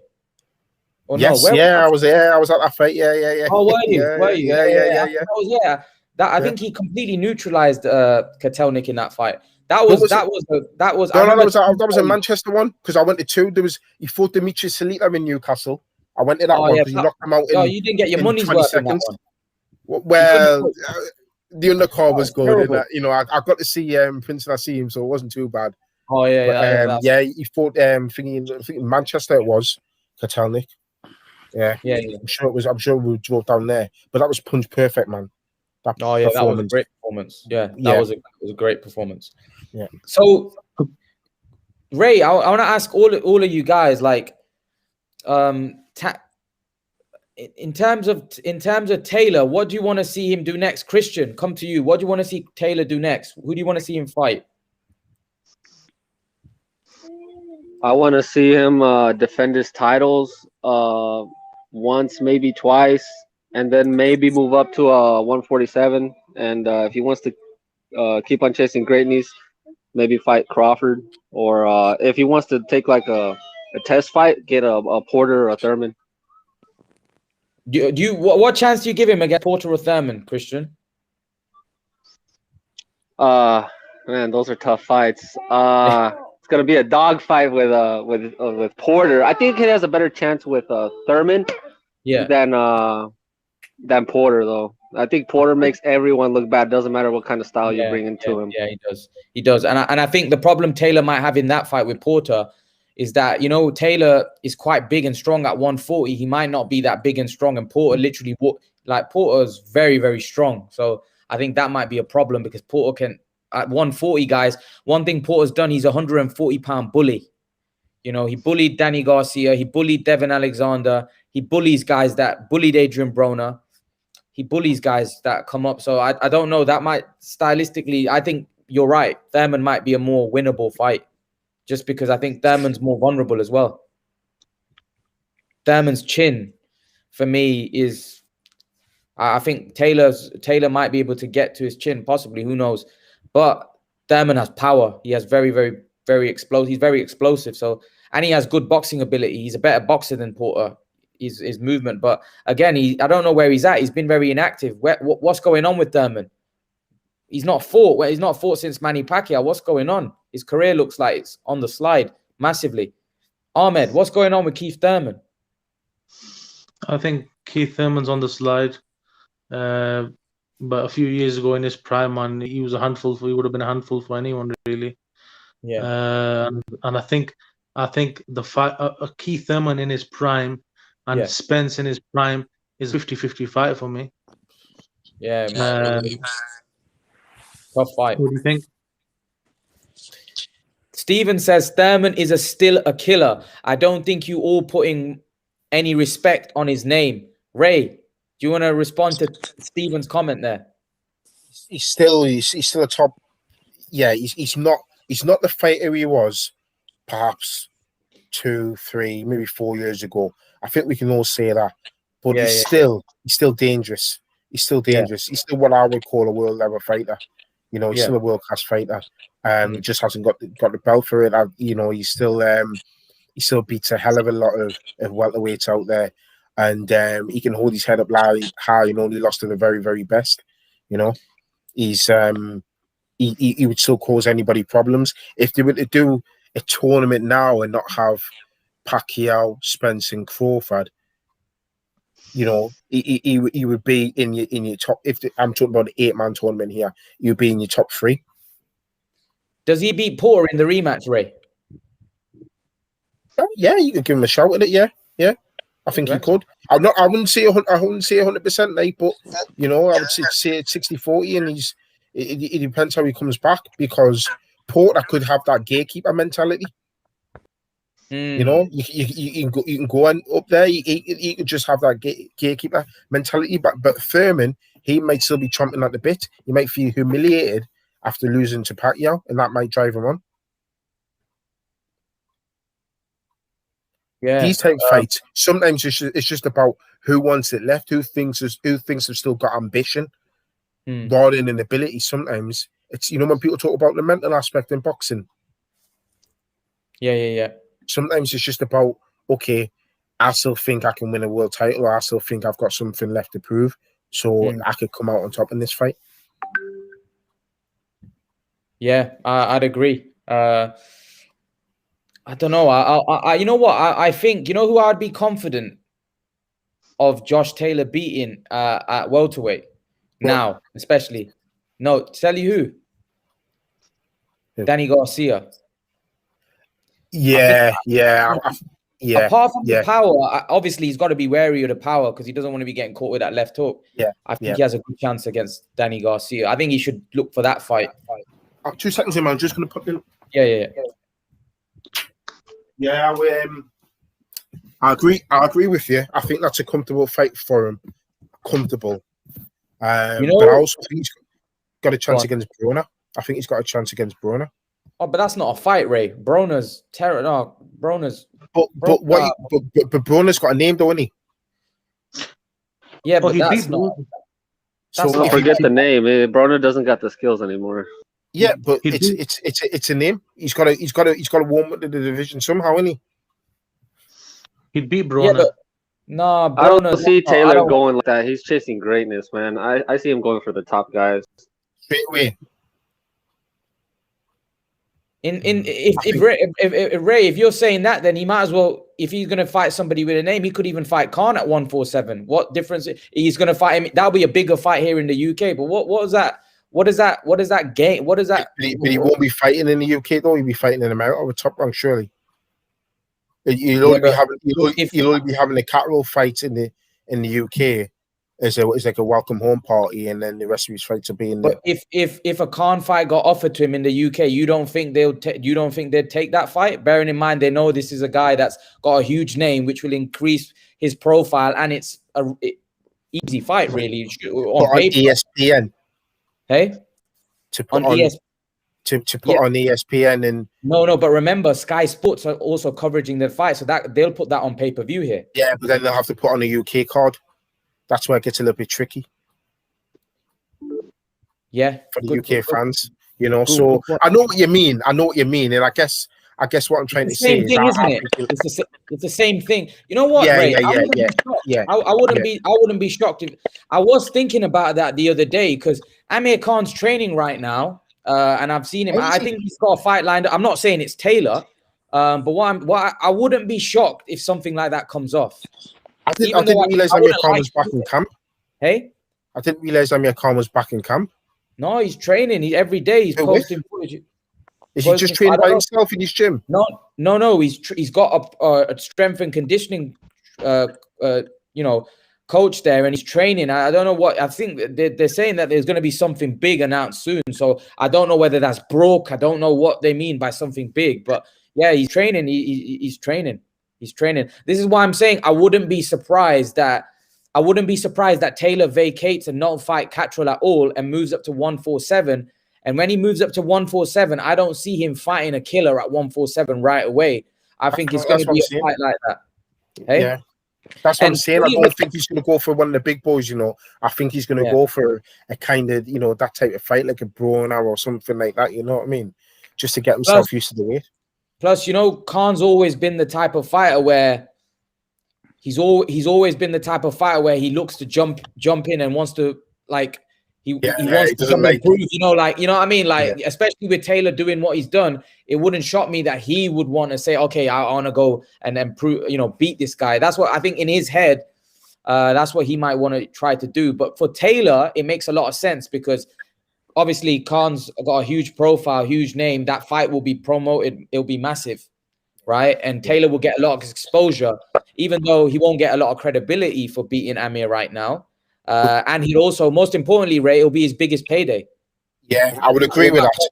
But I don't agree with Stephen's comment there, even though I think Stephen's great.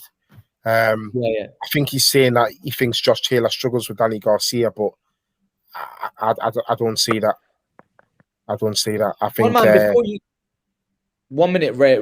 Let me just get your Salman. Before you go, who do you want to see Taylor fight next?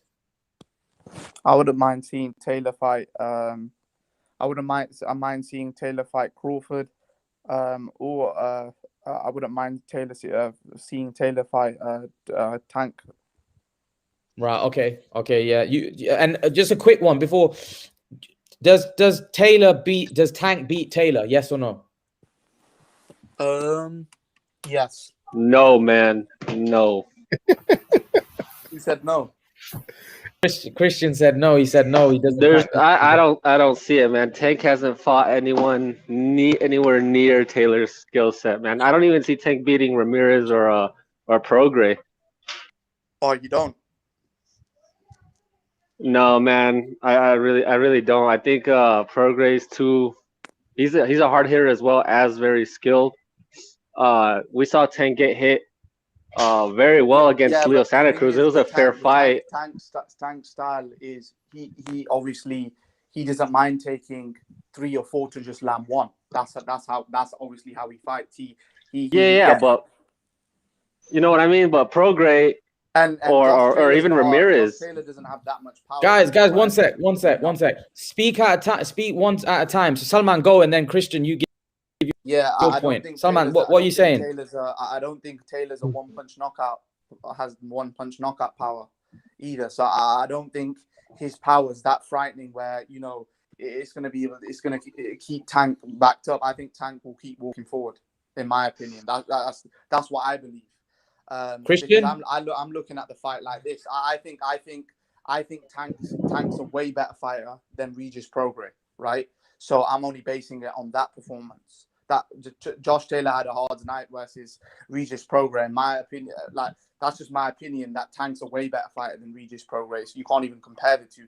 Look how Tank's demolished his 24 fights he's fought, and look at Regis Prograis. It's not. You can clearly see who's a better fighter because Regis Prograis hasn't really fought anyone but Josh Taylor. Let's be honest. Who's Regis Prograis? I'd agree with that. I'd agree with that. But Salman, it was at a lower weight class. His performance was at a lower weight class. What I'm saying is Tank is in my opinion, a more accomplished fighter than Regis Prograis. And he's fought better fighters. Yes, he's fought better fighters, but well-picked fighters. Well picked in like Leo Santa Cruz, a smaller guy. Pedraza. But he obviously dealt with him like how a bigger man would deal with a smaller guy as well. He got the job done, you know. He knocked him unconscious. Like he's getting the job done, you know. Tank's going in there and knocking these guys out, and I won't be surprised if even Mario Barrios gets knocked out within 3-4 rounds. Don't be surprised. Wow. Tank's a killer. Oh, Tank is beating Mario, man. The thing is, Mario's a good fighter. Mario's not it's obviously decent. Because Tank has that sort of power to knock these guys out in 3-4 rounds. Mario probably gives Ramirez, Prograis a good night's work, you know. I don't see it, man. I really don't. Tank is good. I'll give him all the credit in the world for being a Santa Cruz, Pedraza, all those guys. One thing I've seen in Tank that I haven't seen in Ramirez, Prograis, or Taylor. None of those guys have the killer instinct like Tank. Tank gets the job done, man. If he gets you hurt, you better believe he most of the time he will close the show. On most occasions, yeah, against a Gamboa, he had a flat performance, but he gets the job done. He'll close the show. You can't afford to get hurt against someone like a Tank. But Solomon, power's not the only attribute you can have in the boxing ring, though. Pardon? You know, so if you avoid his left hand all night, then you have a good shot at beating him. Yeah. But no, you got to remember though, Solomon. The bigger he's a one-trick pony. The bigger you are, I think you know you take the punches better. Oh yeah, understand? 100%, So if he's if he can't rely on that power, then he better be bringing something else. I don't think as I said, I don't think he's a one-trick pony. I think he can box as well. I think his boxing ability is very underrated because he hasn't had to use it thus far. Really. He's a good fighter, but now you're talking about the elite boys. You're talking about the serious dons at 140. You ain't just talking about, you know, your mid-level fighters. You're talking about the very, very best. Has he got what it takes to beat the very, very best? Because Regis Prograis still top class, you know. I mean, when you talk about who's he for, I mean, he still beat people like Relic. He still beat people like that who are still good fighters at that weight. But Terry Flanagan's still a good fighter at that weight. I don't believe Regis Prograis beats Gervonta Davis. No way. There's no way. From what I've seen thus far, both of their careers, there's no way that this is my opinion. I can't see the way Regis Prograis is, because you got to realize if Tank had an iffy chin, or I just can't see how Regis Prograis isn't going to outdog Tank. Tank's got a granite chin, like he's not going nowhere, right? He punches like an absolute mule. Whether that punch power carries to 140, which I'm quite confident it will, because the way he punches, I think he could knock some 147 pounders out, apart from the top level ones like Crawford, Spence, and that. I think he could even go up to 147. No, I don't think he can carry his power out to 147. But no. 147. What fighters are you saying that he can knock out at 147? I think he could knock out like the lower level fighters, you know, at 147. Like who? Like what? Conor Ben? That's what he means. He means Conor Ben. Like a Conor Ben. Who else is at 147? Name me some fighters at 147. Just below the world level. He ain't knocking Danny Garcia out, son, man. No, I'm not talking about Avanesian. I'm not Avanesian. David Avanesian.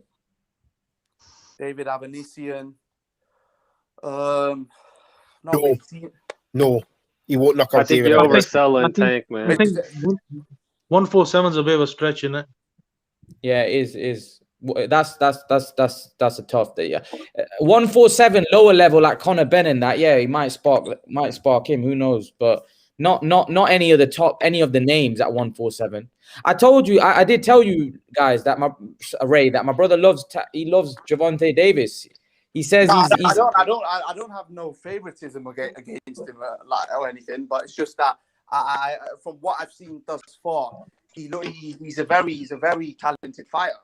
I just see. I'm not trying to be biased or anything, but obviously I see something special in it. Like, I genuinely do see something special in it. I wouldn't. Yeah, but I still can't see how you think he would walk someone like Regis Prograis. I mean, I think your voice is fine. Regis Prograis is a serious kid. Oh, he's having connection issues. What's going on? Yeah. Okay. Christian, what do you make of that before I come to Ray and Ahmed? You know, Tank, like I said, Tank's a good fighter, man, but I don't see him beating Regis. He gave Taylor a great fight. He showed his skills, and Tank has skills, but we know he gets touched up a lot. And getting touched up by those bigger guys, especially when they got more power, their skill set's better, especially Taylor and Regis. I just don't see it, man. I don't see him even beating Jose Ramirez. I give him a shot like against Zepeda, Baranchik. I mean, who knows with those guys either, but I think Tank taking on Mario Barrios as well. I think Tank's going to win. they're selling out Mario Barrios to me a little too much. He's a decent fighter, but he's not really a champ. He's a regular champion. Taylor is the big guy there. So I mean, if you really want to go and make a name for yourself at 140, I'd say fight like the Regis Prograis, the Ramirez's, the Tank. Yeah, but obviously he's testing himself, against Mario Barrios. And but Solomon, no, he hasn't tested himself against everyone at 35 yet. Because when he fought Leo Santa Cruz, don't forget, both belts were on the line, a lightweight belt and a belt at 130. There's still 3 or 4 cuts he's missed out there, and he's gone straight for Barrios. I don't blame Tank for that. I think Mayweather's maneuvering him. Everybody can see that. But if I tell you what, Solomon, if Tank had top wiped out 2 serious cuts at 35, then I'll be seeing where you're coming from. You know what I mean? I'm not saying I don't rate Tank. Clearly, I love Tank, but for me, it just feels as though he's had a few fights at 130, not really, not unified there or nothing. Then he's went straight to 35. Had that sort of fight with Leo Santa Cruz, which should have been really at 130, and then he's going, I'm trying to be great, and I'm going to 140. Well, do your business at 35 first before you jump to 40. I personally believe that obviously if he's moving from 130 to 140, and he beats Barrios in style, you can't. You have to give him credit because he's moving up 2 weight classes. His last fight was at 130, and now he's fighting at 140. Yeah, he might have not cleaned out the cats at 135, but he's still moving up 2 weight classes. So if a fighter's moving up, 2 weight classes, even though he's not fighting, the top dog at 140, he's fighting, a warm-up fight at 140, really. But that's what most people believe it as. You got to give him credit because he's trying to be great, and to be great, you got to move up the weight classes. Yeah. I mean, for me, maybe it's just because I'm old school. I want to see him. I want to see him do it the proper way, rather than, because there's some serious. I think he's trying to. I think he's what I believe Tank's doing. I think he's trying to pick the most marketable fights. The most marketable or the easiest opponents. Easiest.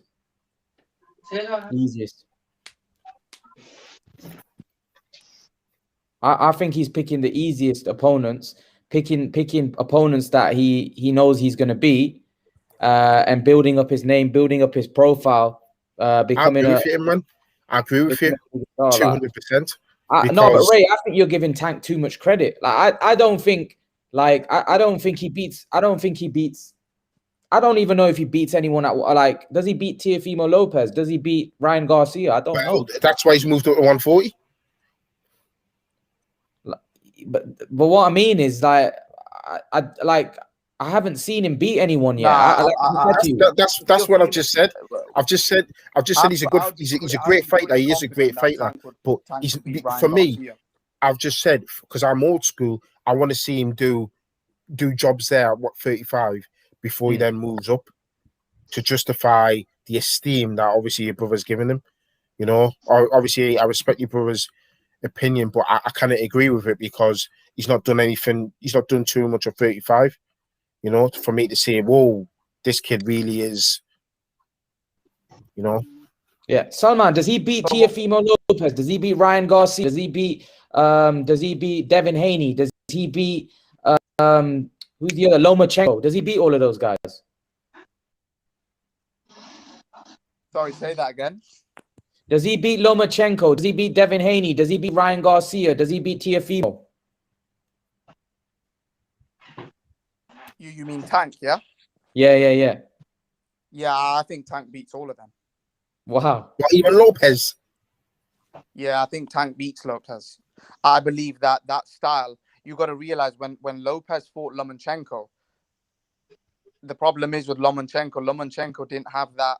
He didn't have that one punch knockout power where he could, it was more of a Teofimo was able to, Teofimo kind of outdogged Lomachenko in that fight. Bro, Lopez has got a very, very good chin. Yeah, but Very, not. very But good we've never seen him be. He's never been hit by someone that has the power of Tank, though. That's for sure.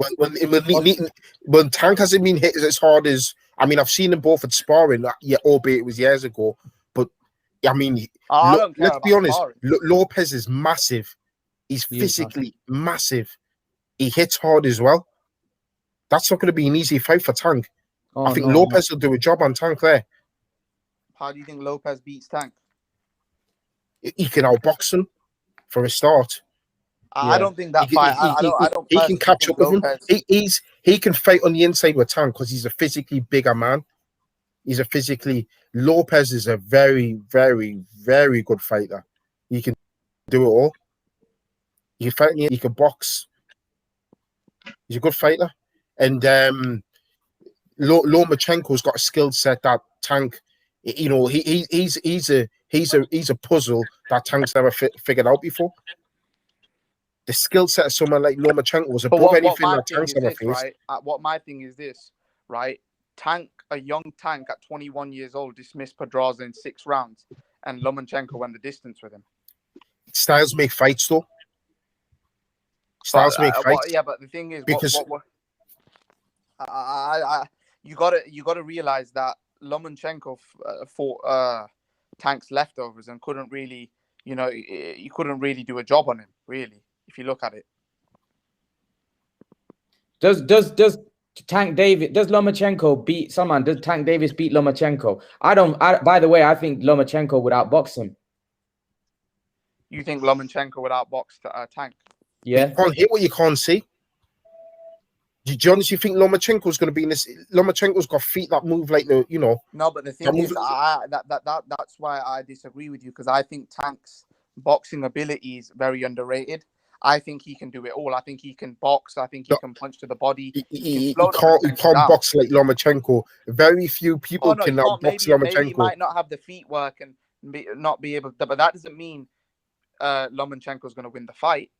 Teofimo can't box like Lomachenko, but Teofimo won the fight. So Teofimo used for the Arab beats. I personally believe. I see this lightweight division is really, really good division. It's a really, really good division, but I think Lomachenko's a great fighter, but I don't think he's unbeatable. There's a way to beat him. Ray, that's true. That's true. I think he can be out hustled. Yeah. Ray, I do. Although I would favor Loma to outbox him, I think Tank could clean out Lomachenko. Like, what I mean is, like, I think he could sleep Lomachenko if he lands. The massive uppercut or a massive thing. I don't think anybody else. I think Lopez is explosive as well, by the way. But I think Gervonta Davis is very explosive. I think he kind of like has in the lightweight classes like a Wilder power, where he can put guys out to sleep. Like, he's explosive. He's very. Don't get me wrong. Teofimo Lopez is explosive, and he has one-punch knockout power. Because I've seen it against Comey and these other fighters. Teofimo can punch, by the way. So, of course Teofimo's not a. No, that's what I just said. But I said, for me, that's Davis. What I was saying to you. Teofimo can hits pretty hard, But what you've also got to remember is, at these levels, at the top elite level, these guys aren't always there to be hit. 100%. Where the levels, because Gervonta Davis hasn't always fought the elite, mind you. If you look at his resume, he hasn't always fought the elite of the weight classes. As you get up the weight classes, they're not always there to be hit. Their openings aren't always there. That's why when you see the best boxers with the best resumes, their knockouts decrease because they don't always get those openings. Now, with someone like Lomachenko, he ain't always going to get those openings. And that's what I'm saying. Like, earlier styles make fights. And to be honest with you, we'll see how he does at 140. Because look, Lomachenko started low. Once he's got to 135, he found out it was a bit of a struggle against the, elite. Yeah, true. And same thing now. He's going to 140. Tank's going to 140, so he's not going to find it easy. I don't think. For all we know, Tank might have a lackluster performance on Saturday. So I think personally we should really look at how he performs on Saturday, before we start, comparing him to anyone. Because if he has a lackluster performance on Saturday, I think he should definitely move down to 135 or 130 for sure. I think he should move down anyway. It'll be interesting because Lomachenko's fighting this Saturday. Don't forget, you know what I mean? Against You've got to Nakatani. realize if Tank goes the distance and it's a poor performance, then he has to really think about, if he struggles in there, he needs to really think about moving down, because he just might not be big enough for 140 for all we know, but that's obviously for us to see on Saturday how he does. Caleb, Christian, I want to ask you, Caleb Plant wants 10 million plus to fight Canelo Alvarez. Yeah, I mean, go ahead, man. I mean, Billy Joe Saunders kind of got what he wanted. I think he's just kind of following in the footsteps to that, technique wise. Trying to be smart with the position he's in. He has the last title that Canelo needs to be undisputed. So I mean, yeah, man, squeeze all you can. 10 million, Christian. But when you show 10 million plus. The guy's highest payday is probably about, I don't know if he's made 1.5 million in any fight. I'll say that again. 10 million plus. 10 million plus could be 11 million, 12 million. Don't know but he wants 10 million plus, Christian. Do you think that he's asking for fair? I do agree with what he's doing from his point of view. But what do you think as a fan? As a fan, I don't really care about the money. I just want to see him fight. But I mean, what did Billy Joe Saunders get? Like 8-point-some million? I don't remember what the exact numbers were. But I mean, he's gonna get about 2 million more. But then again, he might be like shooting high and then try to work his way into a fair deal.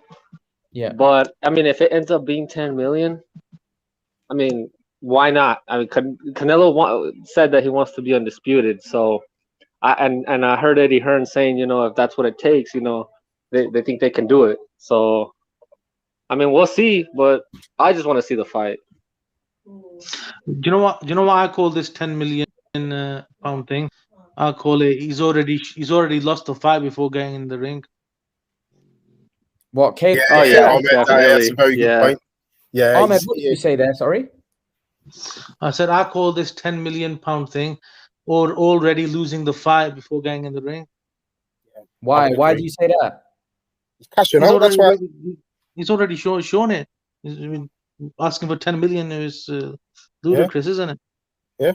He's already shown the fear factor and what Canelo must be thinking. This is another easy fight for me. You know what I mean? I disagree. What's the money got to do with his performance inside the ring? He's asking for that because he knows that he's in a great position. That doesn't mean that he's not going to go into the fight to actually put it on Canelo. Great position, Howard, man. Because if he asks for too much money, Canelo's just going to go, nah, I'll leave it. I'll go on and do something else. Then he's going to look a bit of a fool. But will he though? But that's the thing. You've got to think right, because I think some people are just thinking that this because he wants to be undisputed and because Caleb Plant's got the one belt he needs, that he's going to do everything he can to make this fight. But it's not going to work like that, because if Caleb Plant demands too much money. One question to you: Danny Jacobs got 12 million, right? What was Danny Jacobs' highest payday before he fought Canelo? Billy Joe got 8 million. What did he do? What was his highest payday?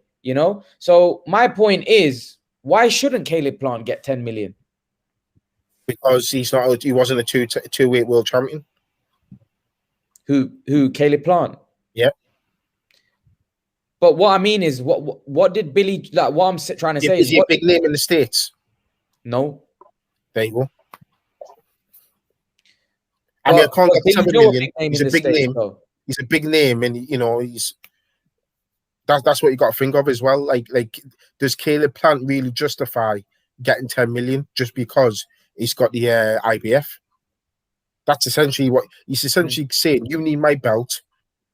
You need to beat me to become undisputed. There's no other way of you becoming undisputed. I know for a fact, should I lose, which is highly likely, no, I'm going to be in the Who Needs Him club, my career is pretty much going to hit the slide. It's going to be hard to come back. So I'm going to take as much money. He's basically taking this as like insurance, like in the sense that, you know, should he lose, that could be the end of it. You know, he's going to be in the Who Needs Him club. He's not going to get a shot like that, is he? Because he's not a big name. And he's a very good fighter. He's a very good fighter. So people are going to say, why do I want to fight Caleb Plant who hasn't got a belt? Because he's high risk, low reward. So he's trying to compensate for that by getting as much money out of Canelo as possible. That's what it is. So Ahmed's right.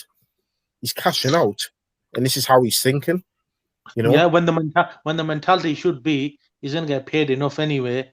And exactly. if he really thinks he can beat Canelo, beat him, and they'll demand a rematch anyway. That's when you'll be in control. Yeah, take the 5-6 million, put a rematch clause in, and if you do happen to beat Canelo, which I can't see happening, then you can get you 10 million after that. Ray, think about it.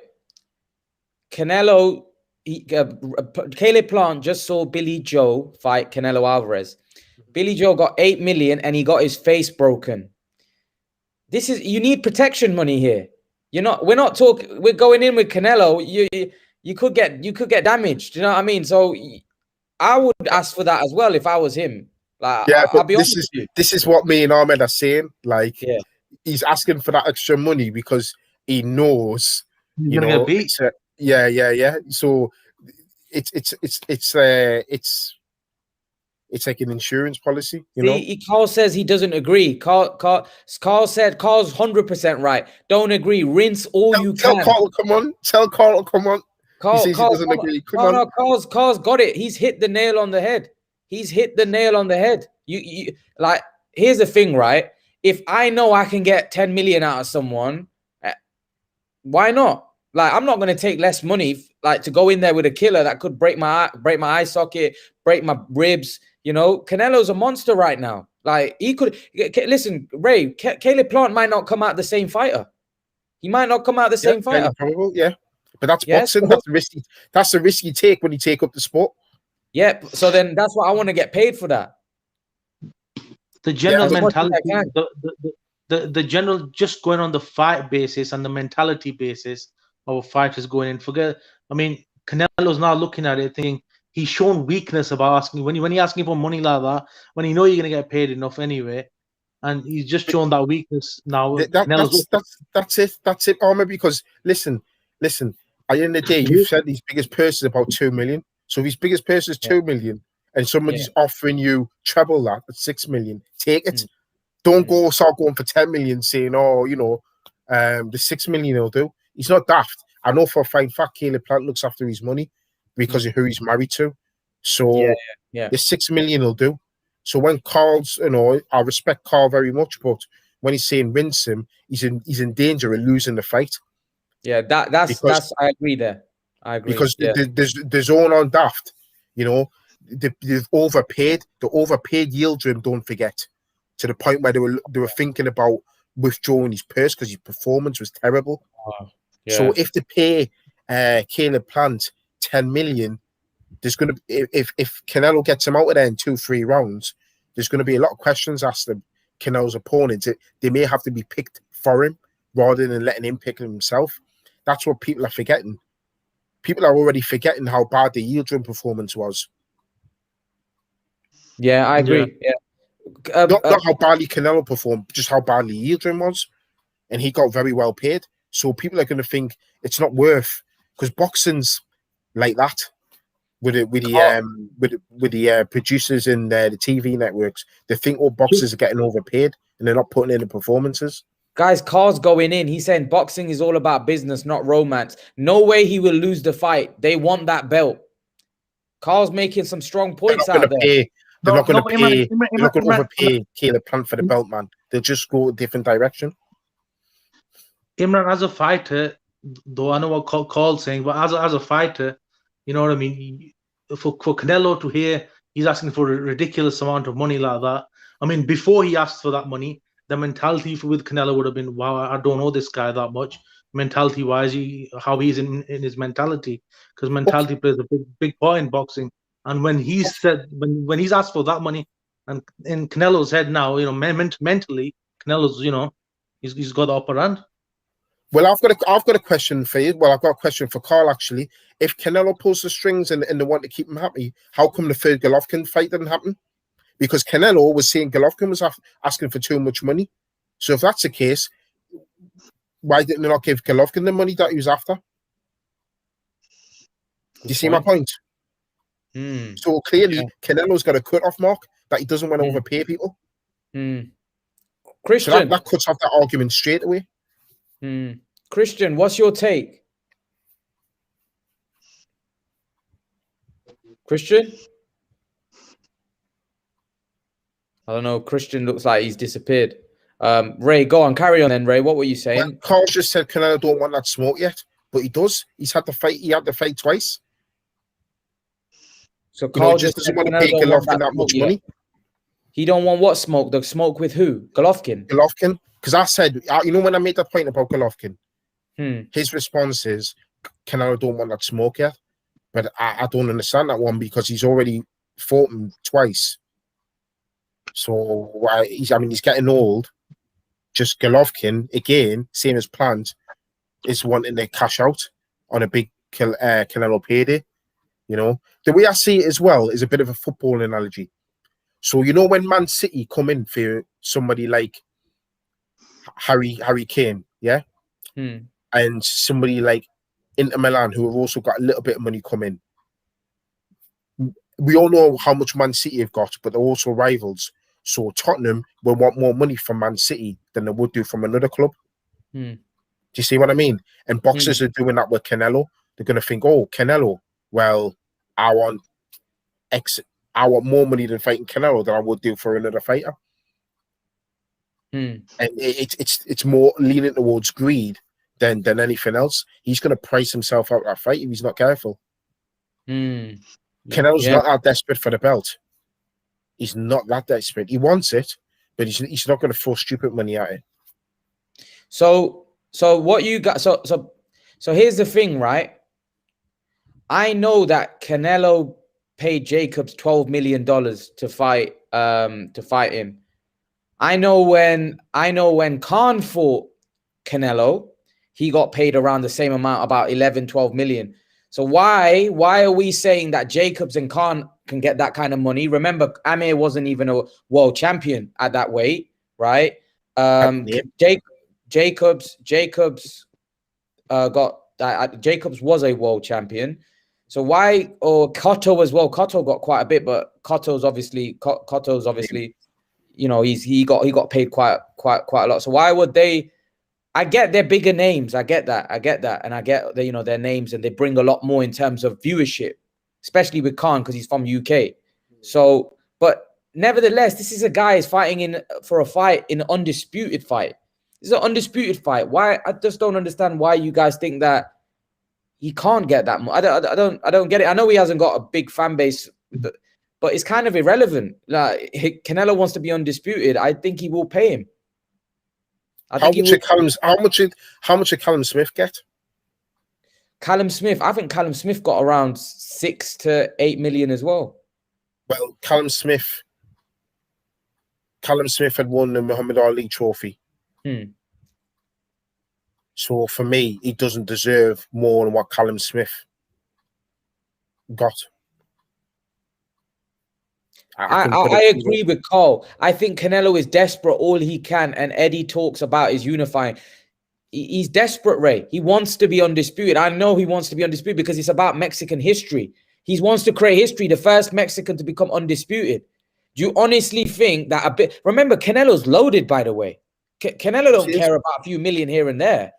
He don't. Why does he care? You think about it. If you're saying Canelo wants to pay Caleb Plant about 6 million, right? Okay. Would you say he wants to pay him about 6 million?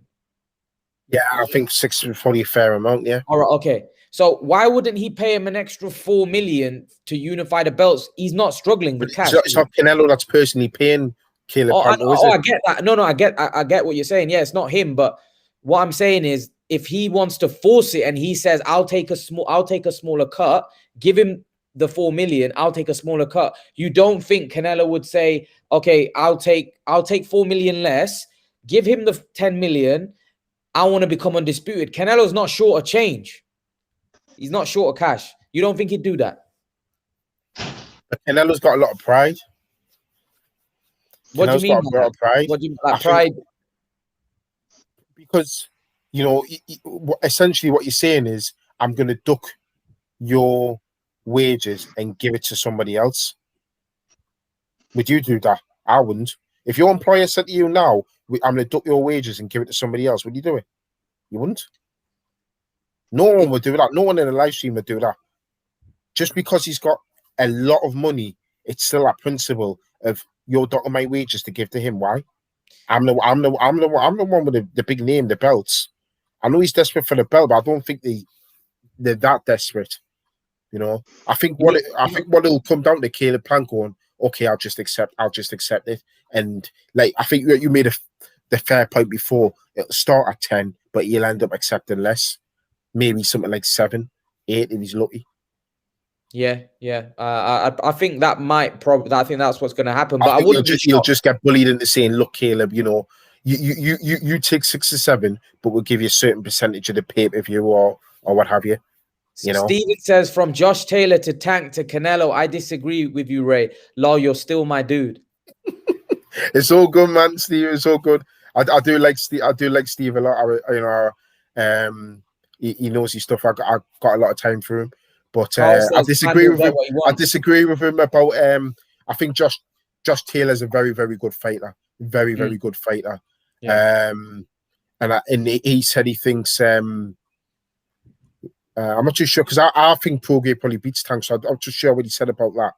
I'm sure he said Pro Grade beats Tank, so he should agree with me on that one.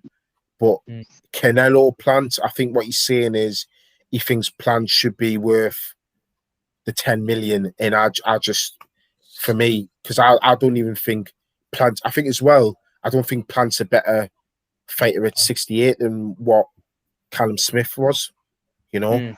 Because I think a lot of your fans stateside, Imran, really, really is minimized. I don't think they respect our British fighters. Like Callum Smith, I know his performance wasn't that good, but when you look at what he achieved at super middleweight, he was a very good fighter, you know. And I think, obviously, he's moved up now, but I think him and Plant would have been a good fight. Yeah, but the thing is, Ray, they don't really see our fighters here in the UK fight that much, do they? How often do we get to see them? But we make the effort. I mean, Charlo never comes on our TVs, but we make the effort. It's make the effort. If you call yourself a boxing fan, educate yourself. Yeah. You know what I mean? True. Make the effort. YouTube's there. We're watching YouTube right now. You know what I mean? Like Charlo, how often does Charlo come on British TVs? He doesn't. Spence only came on our TVs for the casual fans when he fought Kell Brook. But you and me, because we're hardcore fans, we made the effort to go and watch him. Every time a fighter comes up that we like him, man, me and you, we make the effort to go and watch him because we want to educate ourselves. They should be doing the same thing. It's no good going, I haven't seen this fighter, so I don't think he's any good. Yeah, it doesn't work like that. Stephen makes a good point, Ray. The Muhammad Ali Trophy is a prestigious over in the UK and overseas, but not so much in America. But why is that though? Why do you think? You know what I mean?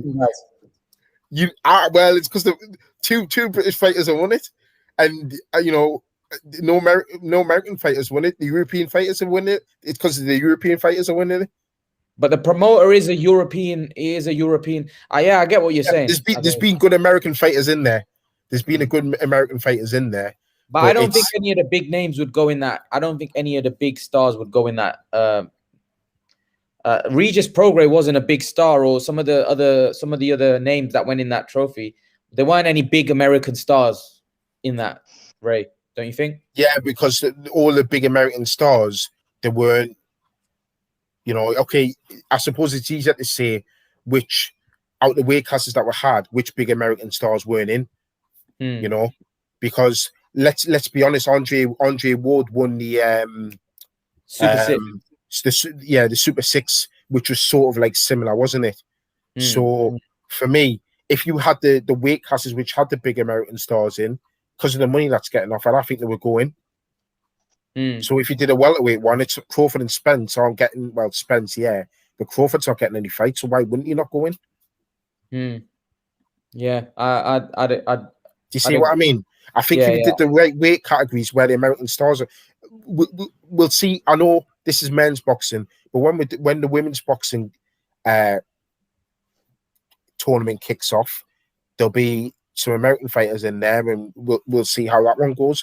But for me, the reason why Stephen's saying that is because none of the Americans are won it, and you need to have the weight categories in which those American fighters are in, and then the Americans they'll be interested in. Trust me, I know they will. Stephen, my man's in. He's in. He's not How happy. you doing, Stephen? You okay? Ray, what's up? What's up, Ray? What's up, man? I'm good, man. How are you? I'm doing good, man. I'm gravy. But you today you've been kind of off a little bit. I would say, Now, where you want to start? You want to start with Josh Taylor? Whichever, man. I mean, I'm all night. Okay. Whichever. All right. So I get the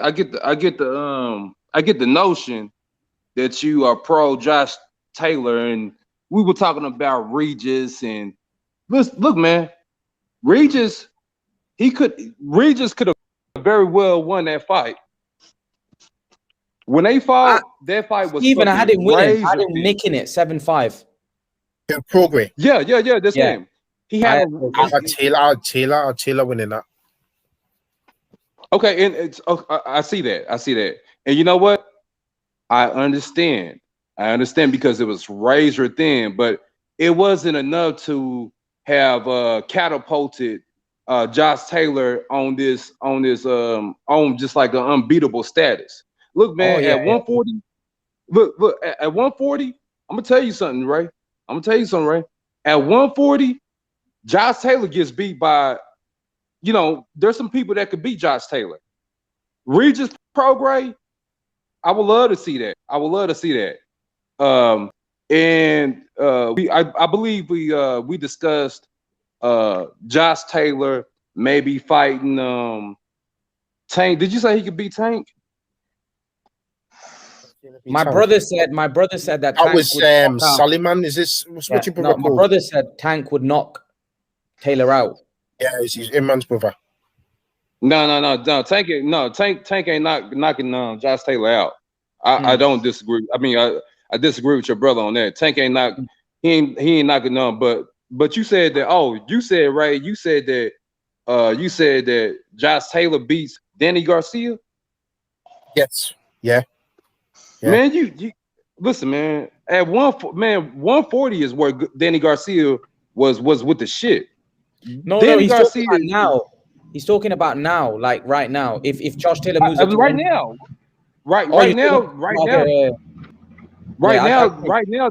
Danny Garcia is a top dog at 147. He go to 140 and be a top dog. Yeah. Danny Garcia can't make 140. Huh? Danny Garcia can't make 140.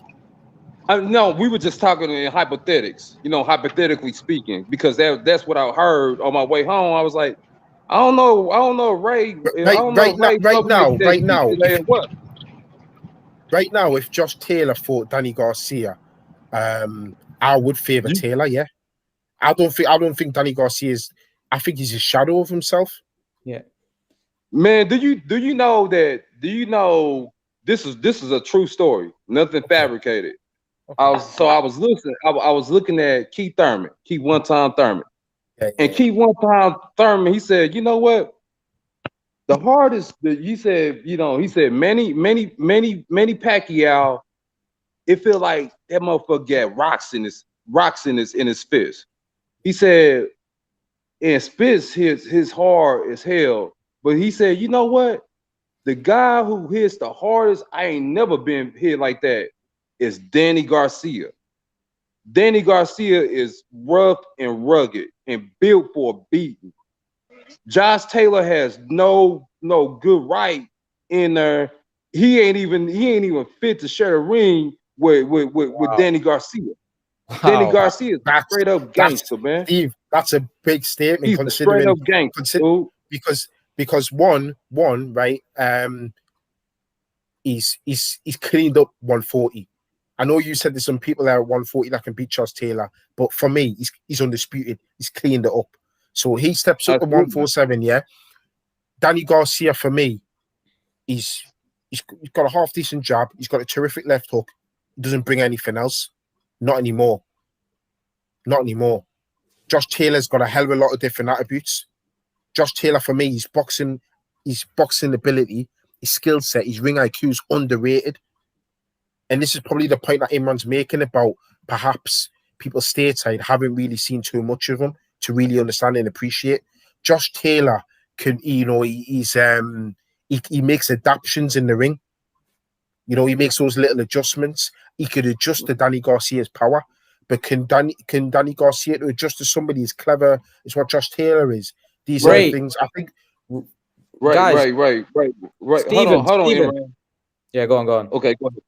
Go ahead. Steve. Okay, Steven, just say this real quick.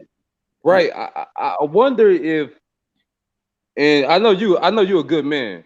I said, when Ray came out, I said, that's my dude. Ray is my dude. But I'm starting to wonder if there's any bias for the UK fighters. No, there's not.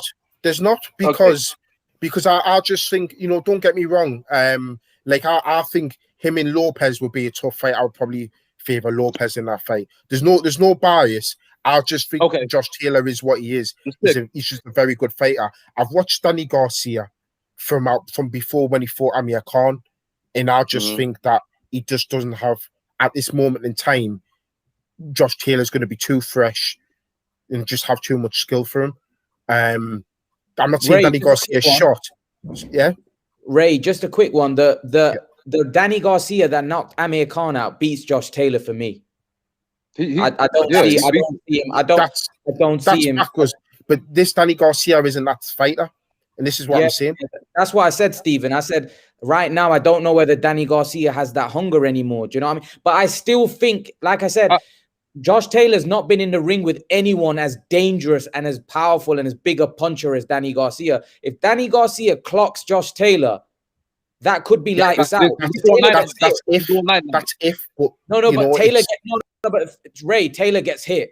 Taylor gets hit. We saw it against Ramirez. We saw it against Prograis. He gets hit a lot. Even his eye against Prograis was crossed up. He gets hit, Ray. He gets hit. But then Prograis and Ramirez are going to be a lot sharper than what Danny Garcia is. Do you reckon? Danny Garcia isn't the same fighter as what he was, and that's the way you've got to look at it. Yeah, I agree. I agree. In their primes, Danny Garcia would have beat Josh Taylor, but now I do give the he's not his prime now. You can't say he's at his prime now, and that's the difference. I disagree. So you still think Danny Garcia is at his prime? I still think Danny Garcia. Look, man, he was in there. Man, he was in there with a savage. He been in there with straight savages, man. Danny Garcia ain't been there. He ain't been in there with some journeyman cab drivers. He been in there with gangsters, killers. Sean Porter's a killer, man. Sean Porter's skilled to deal. Keith Thurman at one point in time, Keith Thurman was unified champ. Man, you got, man. And then he get in there with Spence. He'll kill. I bet you this. I bet you my last bottom dollar. If Danny was to, just speaking hypothetically, if he was to fight Josh Taylor right now for all the marbles, Josh Taylor is going night. I guarantee you that. I guarantee you. And this ain't got nothing to do with, huh? You think you would knock him out? I think he's straight stopping Josh Taylor. That little shit that you seen with Jose Ramirez, that's not Danny Garcia, man. No, I agree. Jose Ramirez was just a filler. Ramirez, like I said, I said, Stephen, I don't know what you make of it. You know, when Danny Garcia and the 140 pound back in the day, when you had Bradley, Khan, Garcia, Lamont Peterson, Matisse, all those killers back then, that's a completely different level to what it is now. That's if you look at the Garcia win at 140 pounds against Khan, Taylor ain't got a win like that on his record. But he but he's been campaigning at 147 with killers. Yeah, that's no, what but I'm that's saying. what I'm saying. That's what I'm saying. But even when he was at 140, Stephen, look at the wins he had. Like, look at the win. Like, look at Matisse. Look at Matisse. That win. That was a prime Matisse, prime Khan. Yeah. He beat them. Yeah. That we're talking about. Garcia was so but the thing underrated. was, his timing was absolutely amazing then, and he had the punch to go with it. Yeah. So it's still got the timing. No, Danny Garcia still got he still got a lot. He still got good timing. I saw different Danny Garcia against Spence than I saw against the likes of Mitzi say the likes against Khan. A prime Danny Garcia would have given Errol Spence a much closer fight. Yeah, that's and Ahmed, that's what I'm saying. Yeah. You know, for me, it's the way you see fights, and I saw shades in that fight when I saw Danny Garcia against Errol Spence. I know Errol Spence is elite, but I just thought, you know, this isn't the same Danny Garcia. This isn't the same. Yeah. Let me ask y'all something quick. So why since you know, because this is kind of one of the things in boxing that I think we need to change. Why in boxing, once you lose, people consider you out of your prime? Yeah. When that, you know, I just think that's doing an injustice to guys who feel like they still got something to prove.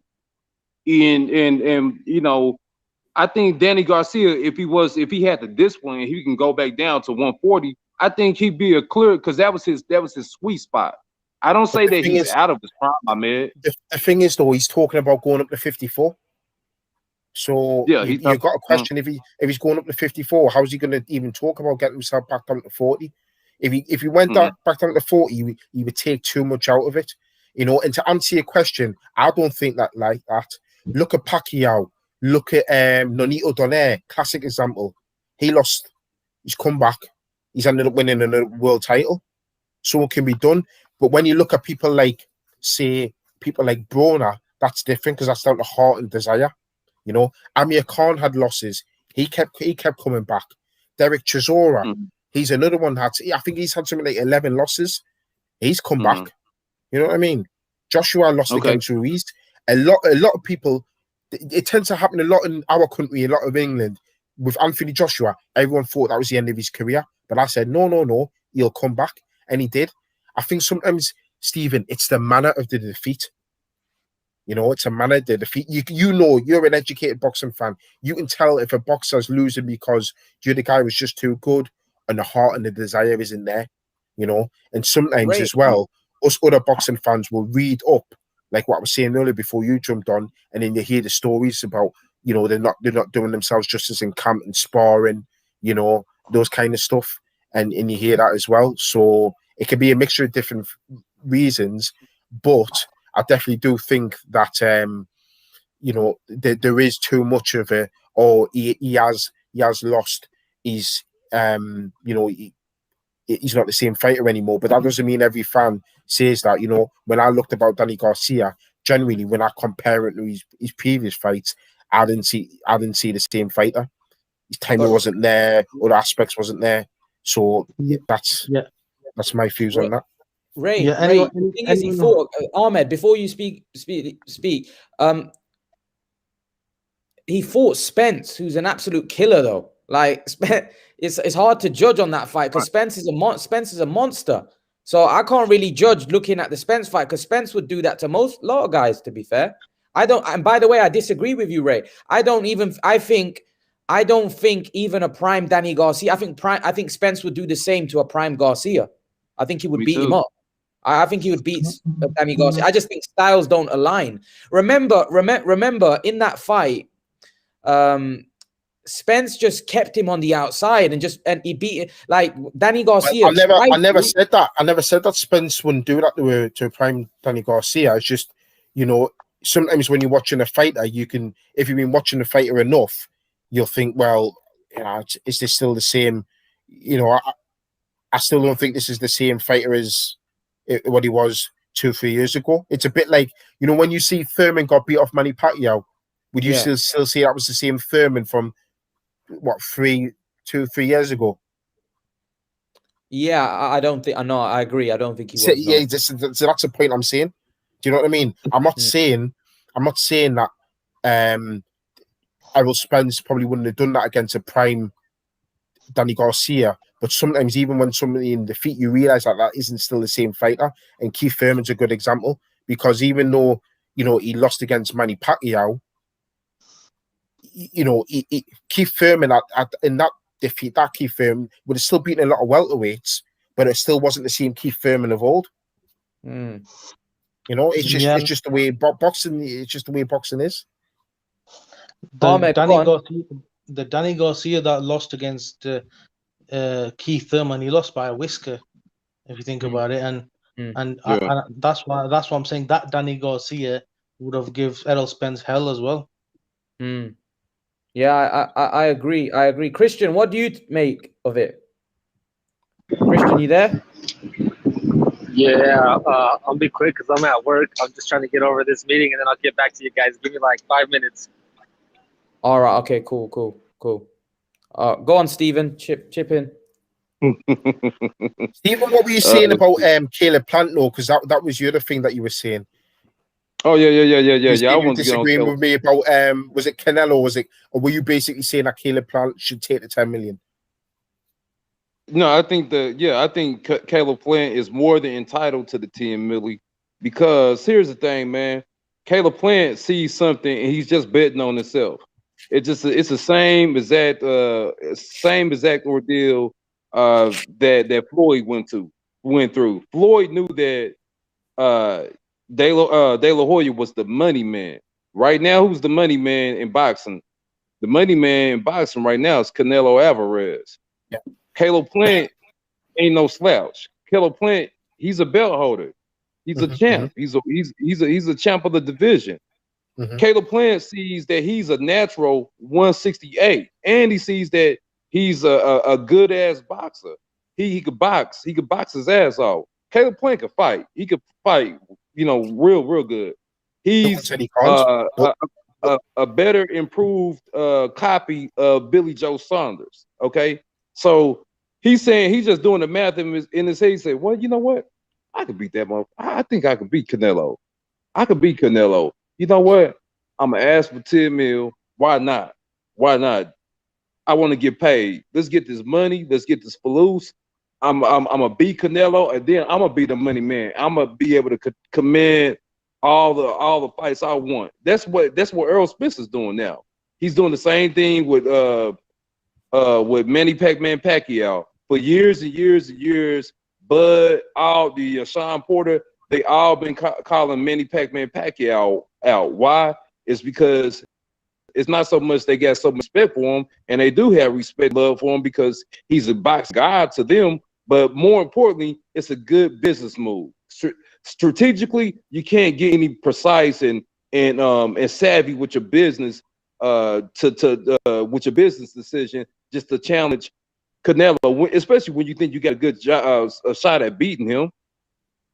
So I think that he's entitled to that. I think that we owe it to Caleb Plant. Look, man, this is one thing about me. I don't dislike any boxers. It's not many boxers I dislike. I love our boxers because they fight for them hard, and their fight is to be respected. So I don't shun any losses or anything that he has. I think Caleb Plant is more than entitled to that money. It's a fair asking price to me. That's just me. I understand where you're coming from, because I think what you're saying is he knows he is a better fighter than Billy Joe Saunders. I think we're all in agreement of saying that. I think what you're saying is okay, because he's got the missing piece to Canelo's puzzle in terms of the belts, that, you know, why he should at least get what Billy Joe got. But I still think he's in danger of pricing himself out of this fight, because I think people have also got to look at you're saying on the one hand boxing's a business, but then on the other hand you're forgetting the TV aspect of boxing business. TV people are going to be saying, well, you overpaid Yildirim, then how, if you end up overpaying Plant, then you're going to end up overpaying every opponent. that's not going to be a sustainable business model. Does anyone know how much Billy Joe Saunders it got exactly? 8 million. 8 million. Yeah, so I don't think 8 million should flat. get- That wasn't. It was that 8 million flat, not relying on any other figures. I know that. I know it was around. I know it was around 8 million that he got paid. I don't know whether it was flat or whether it was pay per view on. But there wouldn't have been pay per view. It was on DAZN, won't it? So, yeah, but then you give him. I mean, there was how many people? There's 60,000. So you can do ticket sales, can't you? Yeah. But anyway, I guess my point is, you know, it's you got to look at it as a business model about how they're paying Canelo's opponents, because you know I'm not wrong in saying there was it kicked up a massive stink about, you know, Yildirim, and I'm sure they were looking at withdrawing his purse at one point. You know, they even looking at, you know, because the rankings afterwards, because they were saying he wasn't a worthy opponent. So. Ray, I'm going to surprise you. Stephen, I know who you've got here. Who wins, Plant or Canelo? I know who you think, Stephen. Who do you think wins that fight? Who do I think wins the fight? Canelo and Plant? Yeah. Right. If you were to put a truth serum in me right now, I say that Canelo right now. I mean, you would almost have to, you know, go with Canelo. But I've seen Caleb Plant, you know, with the goods. I know he got the goods, so I wouldn't be surprised if he was to pull out. Especially, listen, man, Caleb Plant knows what he knows that what he stands to lose in terms of calling him out and not showing up. You know, this ain't a one fight thing. Caleb Plant really thinks he can beat Canelo. Now, what do I say as the boxing guy? The boxer guy in me says that Canelo edges it out, you know, right now. I'll say that. Stephen, Benavidez v Canelo. Who wins that? Benavidez, man. Benavidez, he'll crush Canelo. Wow. What, by knockout? He will.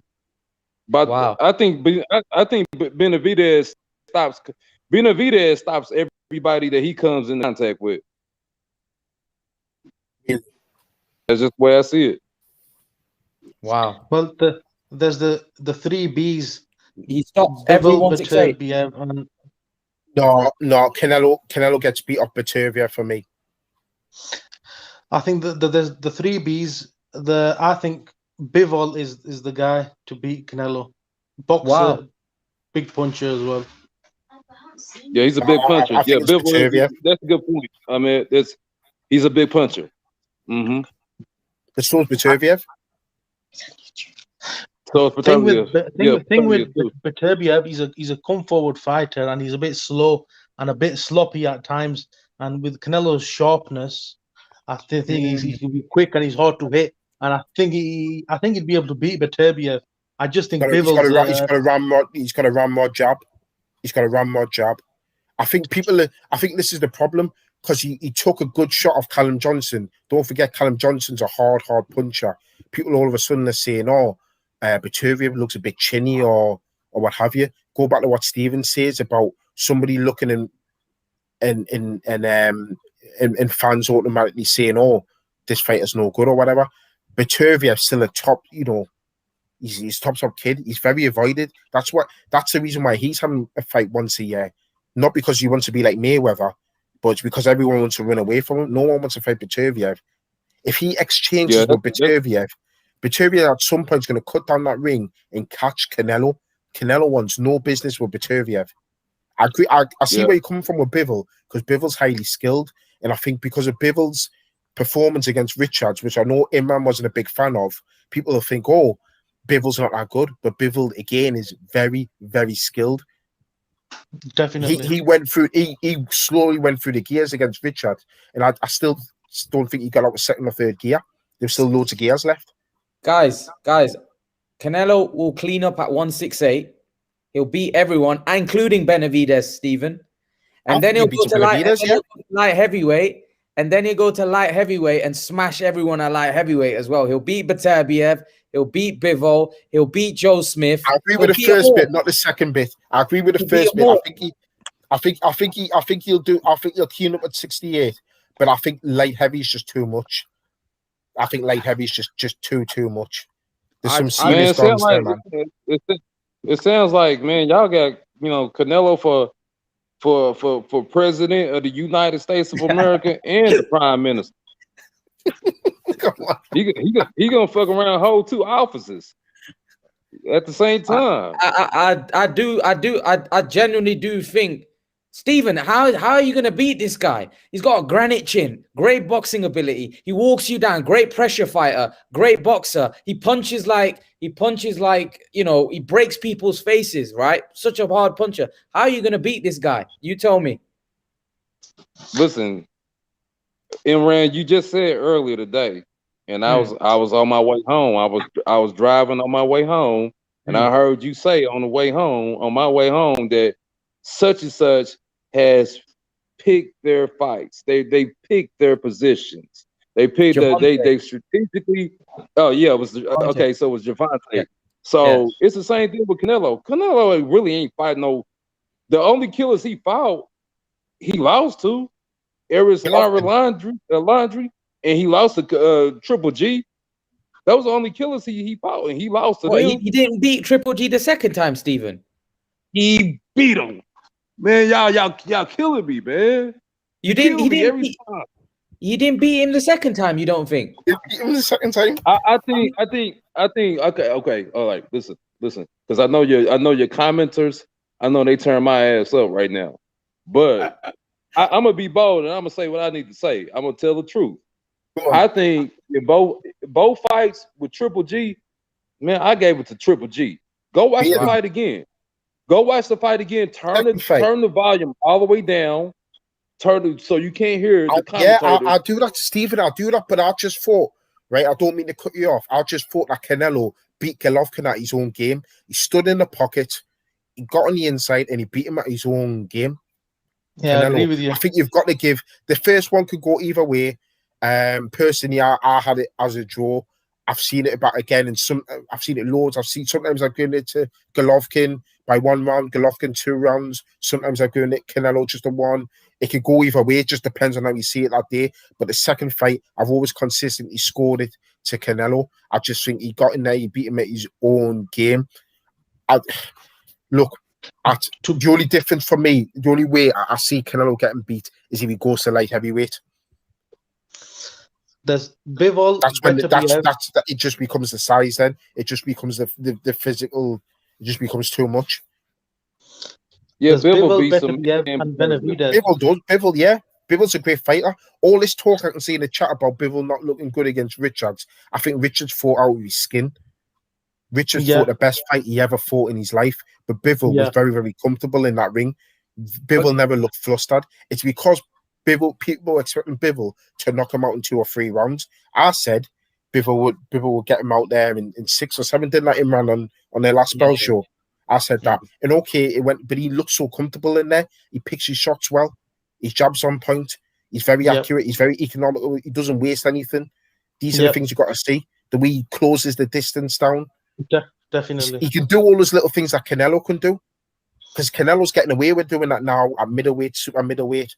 But when he gets light heavyweight to a bigger, stronger, hit harder, and can do those things as well, it's going to be very, very difficult. Somebody saying that.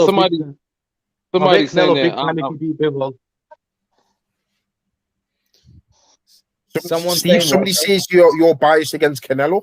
Can you see that? Yeah, somebody saying pretty clear that there has something against Canelo. Bias playing a major role. Stephen, man, I got. Well, like I told you the other day, man, when Canelo first got to the pros, I was a main proponent of Canelo. So man, I that's another thing we have to stop saying. Stop saying just because somebody says something that's contrary to your fandom against your fighter that I'm being biased. I'm not being biased. I'm just trying to break said that about me and Josh Taylor, though. You almost thought I was biased. No, right. You're right. And I apologize. Yeah, I'm just joking. Yeah. But no. Just because you break something down and you're looking at all the variables and the facts of it doesn't mean that you're going. I know listen, man, Canelo a straight gangster. Canelo a killer. But this is the thing. This is the thing in boxing. I mean, there's 5 of us here. We've all got different opinions. That's the beauty of boxing. It's subjective. Do you know what I mean? Mm-hmm. But yeah, right. what I would say with Canelo is his skill set's second to none. People, when you watch his head movement, he reminds me a little bit of Chocolatito. It's just little inches that he's moving, and he's making people miss wildly. He saps the energy out of fighters. Yeah, Canelo. Yeah, put my vote in for Canelo for prime minister and president. You know what I'm saying? Just for prime minister, we don't like our prime minister. You know, yeah, just for prime minister. But nah, man, Canelo's a gangster, man. Don't think that. Don't think for a second that I discount him and I discredit him. I like this question. I like this one. It says, "I want to hear Steve's pound for pound top 5." I gave it to him the other day, man. Yeah, you did. I forgot who I said. Yeah, you said Canelo. You said Canelo. You said Inoue. I'm glad he put Inoue on there. You put Fury on there. No. Mm-hmm. You didn't. You know you didn't. You didn't. Not in the top 5. Not the top 5. Was this when I was on? Spence. No, I don't think so. When was this? I don't think so. But he did say. You want me to do it again? Hey. You want me to do it again? Yeah, go on. Yes, Jose said do it. Yeah. Well, first, let me hear Ray's. Give me your 5. Ray. Mine's Canelo, Fury, Inoue,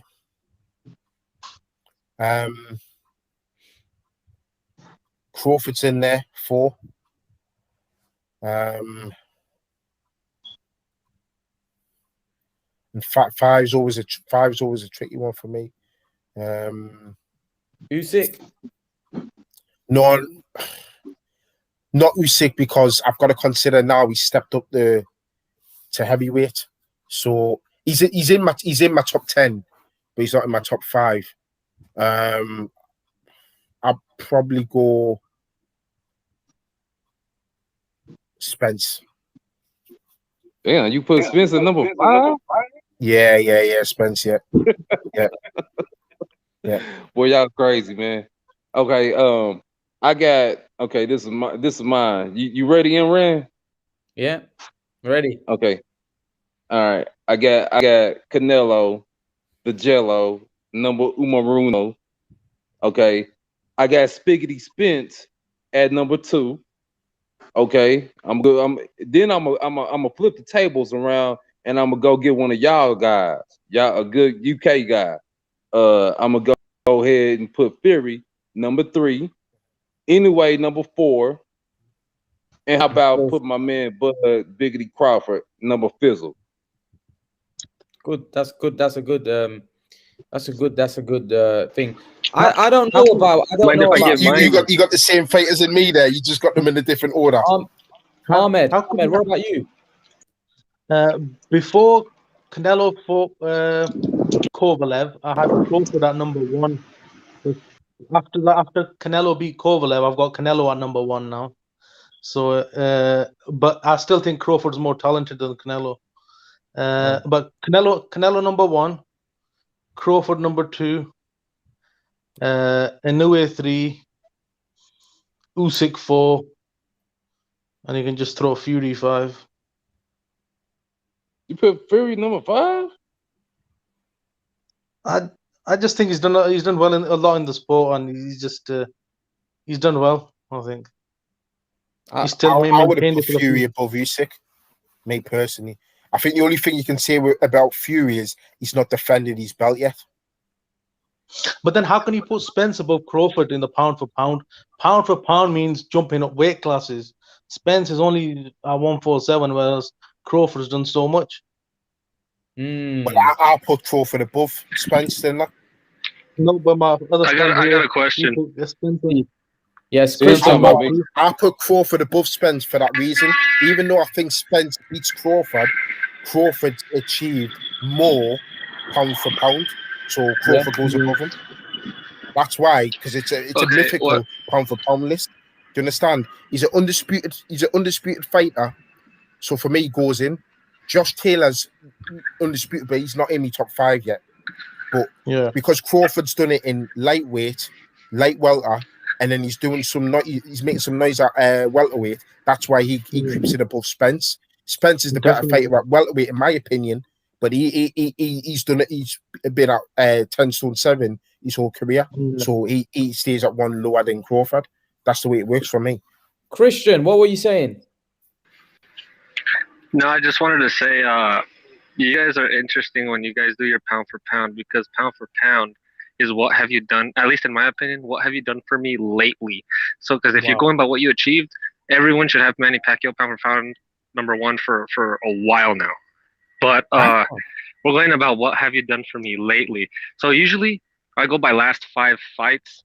Usually tells you a good idea of what they've accomplished within those 5 fights.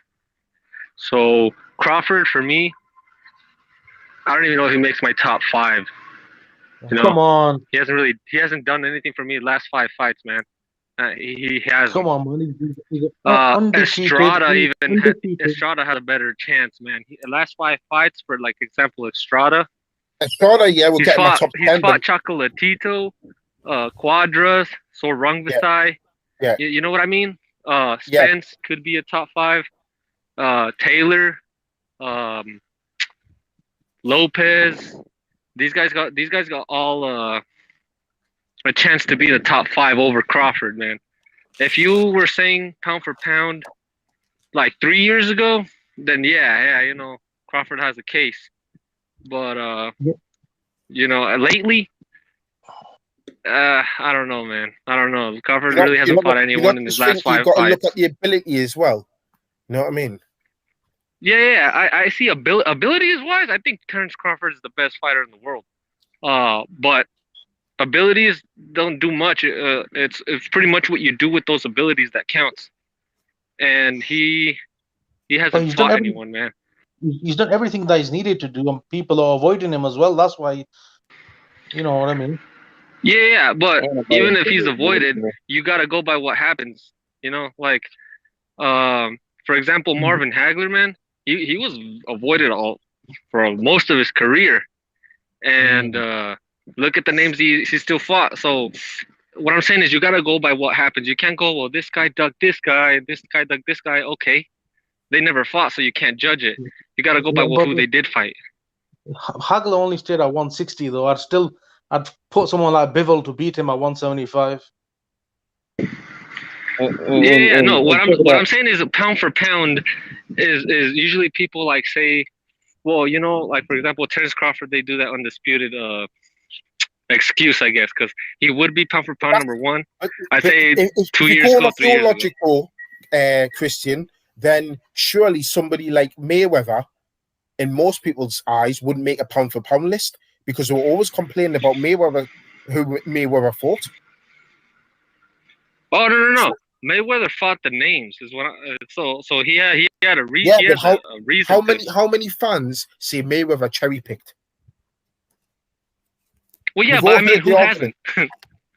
We've all heard them out. That's what I'm saying. So in most people's eyes, Mayweather wouldn't make. If you went off your logic, Mayweather wouldn't make most people's pound for pound, because they would say, "Oh, well, he's fighting. He's fighting Victor Ortiz or Andre Berto." You know. Do you see what I mean? I get what you're saying. I get what you're saying, but pound for pound is subjective. So it depends on how you see the fighters and how you rate them. It's not like a fact. There's no certain criteria. It's mythical, isn't it? It's mythical, isn't it? So what I'm saying is, in my eyes, pound for pound is what have you done for me in your last 5 fights, because that's what your most recent performances tell about what you did. If it's going by accomplishments, Manny Pacquiao is definitely #1. But if you're going, go ahead. Sorry. Yeah, but pound for pound for me is everything combined. Jumping up weight classes, resume,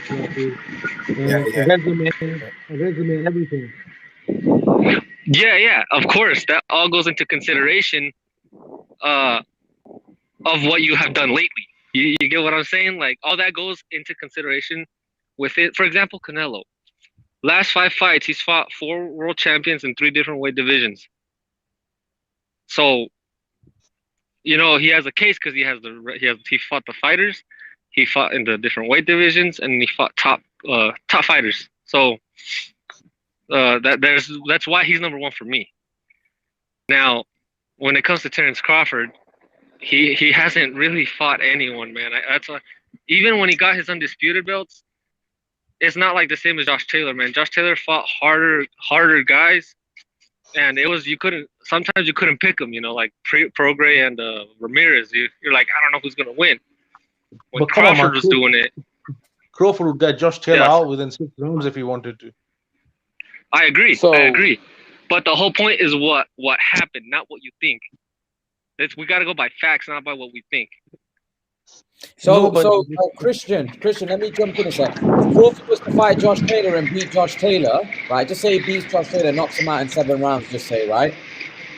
But people will say, well, oh, Josh Taylor was a 140-pounder. He was too small. You know, they're not going to give him credit for that. So he's... I don't know about other fans. I would give him full credit for that. I don't know about other fans, but I'd give him full credit for that. But but the thing is, here's the thing. Here's the thing, though. Here's the thing, right? Here's the thing. When Crawford fought Jeff Horn, there was many people that thought Jeff Horn may be too big and too rugged for Terence Crawford, right? Yeah. He beat the piss out of Crawford. There were people. Hey? Say that again, Steven?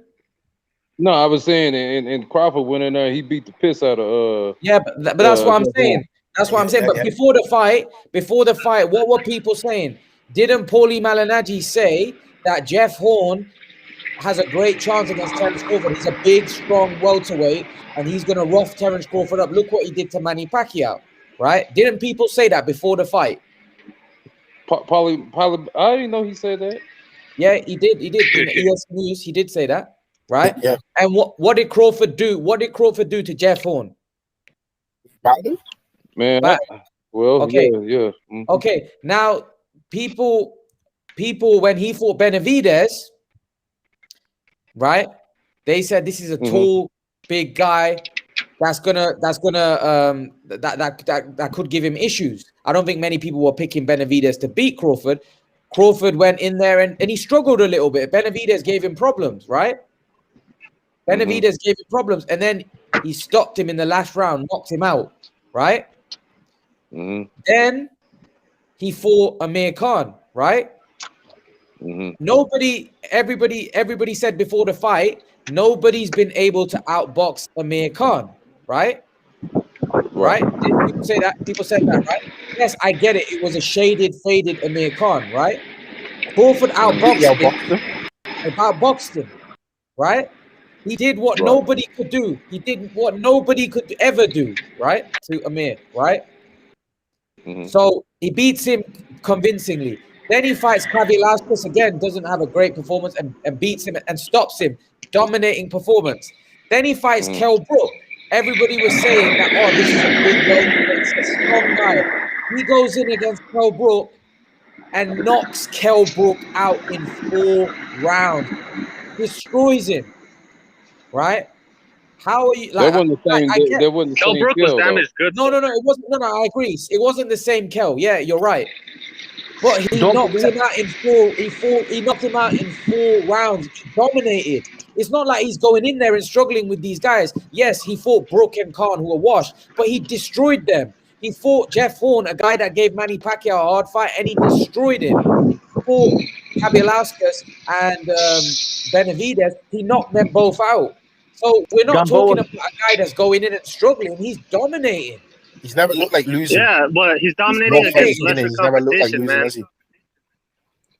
The best win Crawford has on his resume is Gamboa, and then that's closely followed up by Kavaliauskas.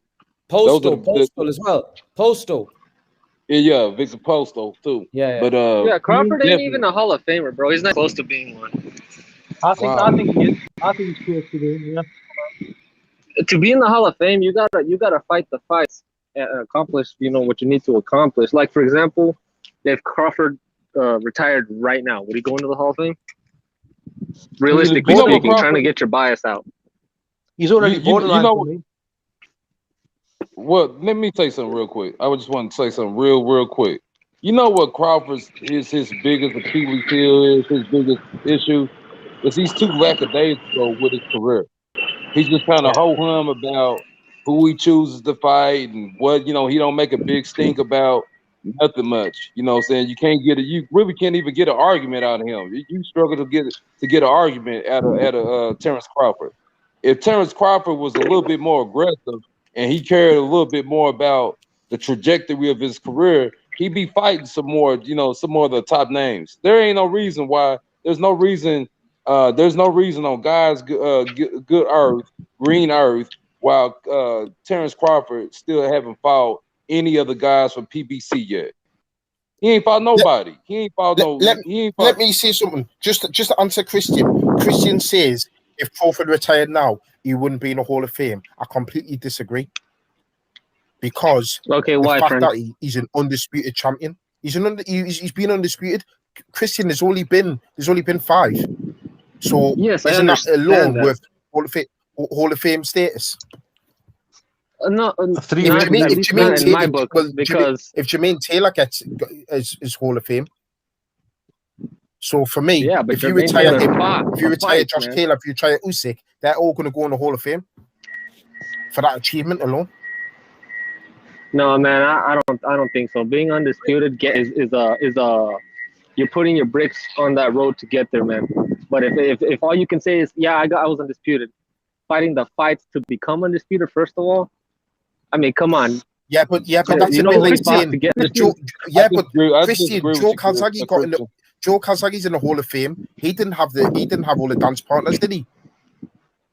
No, yes, he did. The only thing the criticism has of Kazagi is he fought the fighters at the when they like Mayweather. He gets the same kind of criticism Mayweather does when he is he didn't fight the fighters at their time. Like because if you got Roy Jones, no, you're missing my point. Joe Kazagi, he's only got like 3 names on his record. Bernard Hopkins, he's got Kessler on there. Roy Jones, Lacey, Roy Jones Jr. Yeah, but that's what I'm saying. He barely got the names there. He's only got 3 on there. Sorry for the noise, man. It's on my work. All right, yeah. He's in the Hall of Fame. Christian, but he fought the fights, man, and he fought the fighters. He fought pretty much Hall of Famers at that time, man. That's why he's in the Hall of Fame, because he fought game opponents that they themselves got into the Hall of Fame. Crawford fought that's in the Hall of Fame. Christian, let me ask you a question. It's not his fault he hasn't got the opponents there, though. Christian. No, I know, but you gotta go by what you. Go ahead. I'm sorry. Christian, you know better. I'm gonna ask you a question, Christian. Right? This is a fight. This is a fight that I love, right? And he's in the Hall of Fame, right? Who did Prince Nassim Hamed fight? Who did Hamed fight? No. Who did he fight? No. Who did he fight? Beat up Barrera. Who did he fight? Nah, Barrera killed him. No, but he's in the Hall of Fame. So you're saying Crawford don't go in the Hall of Fame? No. Who did Nassim fight? I agree with you. He didn't fight anyone. The only what I'm saying is, people in the Hall of Fame doesn't mean that you go in the Hall of Fame. It's about ability, talent. It's about what you achieve. I bet you anyone. I agree. Let me say something real quick. Let me say something real quick. I'm sorry for cutting you out, guys. Yeah. And I'm sorry for the background noise as well. I'm in the. No worries. But don't worry about it. So in the Hall of Fame, I mean, Sylvester Stallone's in the Hall of Fame. He's not even a boxer. So I get that point. Now, 90% of the Hall of Famers are real fighters, coaches, things like that. So I have no idea why Nassim's in the Hall of Fame. I'm going to be honest with you. But if we're trying to be completely honest on why a fighter should be in the Hall of Fame, let's say Crawford was not undisputed, right? But he fought the guys that he needed to fight. Or let's say he's undisputed, but he fought the guys to get undisputed. You know what I mean? It's a good achievement regardless. I don't take nothing away from Crawford when he came undisputed. Like you said, there's not a lot of fighters that have. I think he was the third one to do it in the 4-belt era. But I mean, he didn't fight the fight. He didn't fight. The thing is, and he Christian, hasn't that's fought not his anyone, fault because he didn't have the opponents there. Well, you I understand? understand that, but I And mean, oh, go ahead. I'm sorry. I don't want to talk too much. and basically, Josh, like you're picking Josh Taylor up. Josh Taylor started at 140 and became undisputed. Crawford started at 135, champion there, jumped up weight classes, jumped up weight 140 undisputed, 147. Look what he's done. I mean, like Manny Pacquiao. What has he done as well? Well, basically, Manny Pacquiao was struggling against Jeff Horn, and Crawford destroyed Jeff Horn. And Manny Pacquiao, a few years later, went on to beat a Keith Thurman. Well, I know, but I mean, be honest. Do you think that? I mean, every fighter has a knock day. Do you think Manny Pacquiao who fought Jeff Horn is the same Manny Pacquiao who fought Keith Thurman or fought Cotto or fought? Manny Pacquiao would never be able to stop Jeff Horn. No, I'm not saying he could stop him. They can clearly outbox him, though. Well, he struggled, didn't he? You know what I mean? Well, I don't what I'm think saying is, you're not always gonna have that. You're not always gonna have a perfect fight every time. You know, like for example, Canelo and Golovkin, the first fight, he struggled. You know, doesn't mean he's a horrible fighter or that Golovkin sucks. You know, boxers nowadays when they just become world champion, that's it. That's their Hall of Fame. But when you consider what Crawford's done. Yeah, I understand what you're saying. What I'm saying is, if you're gonna go into the Hall of Fame, you gotta have the credentials to be in the Hall of Fame. You know, like if, for example, You know what, Canelo, man? oh, you know what? Let me just say this real quick, and then I'll let you talk. I'm sorry, man. I'm sorry. Okay, no problem. Crawford, he's only been unified in one division, which is the 140 division, where he became undisputed. He has not unified at welterweight, and he never unified at lightweight. And let's say Canelo, if he retires right now, he's the first ballot Hall of Famer. He's unified in 3 divisions, and he's had at least 3 belts in 2 of those divisions. We're not denying Canelo's accomplishment. Canelo's up there, Crawford's up there. I can agree to disagree, man. I just don't see Crawford as a Hall of Famer, man. He's 34 and hasn't even done, let's say, half. Do you know Crawford's potentially 2 fights away from becoming undisputed at welterweight and light middleweight?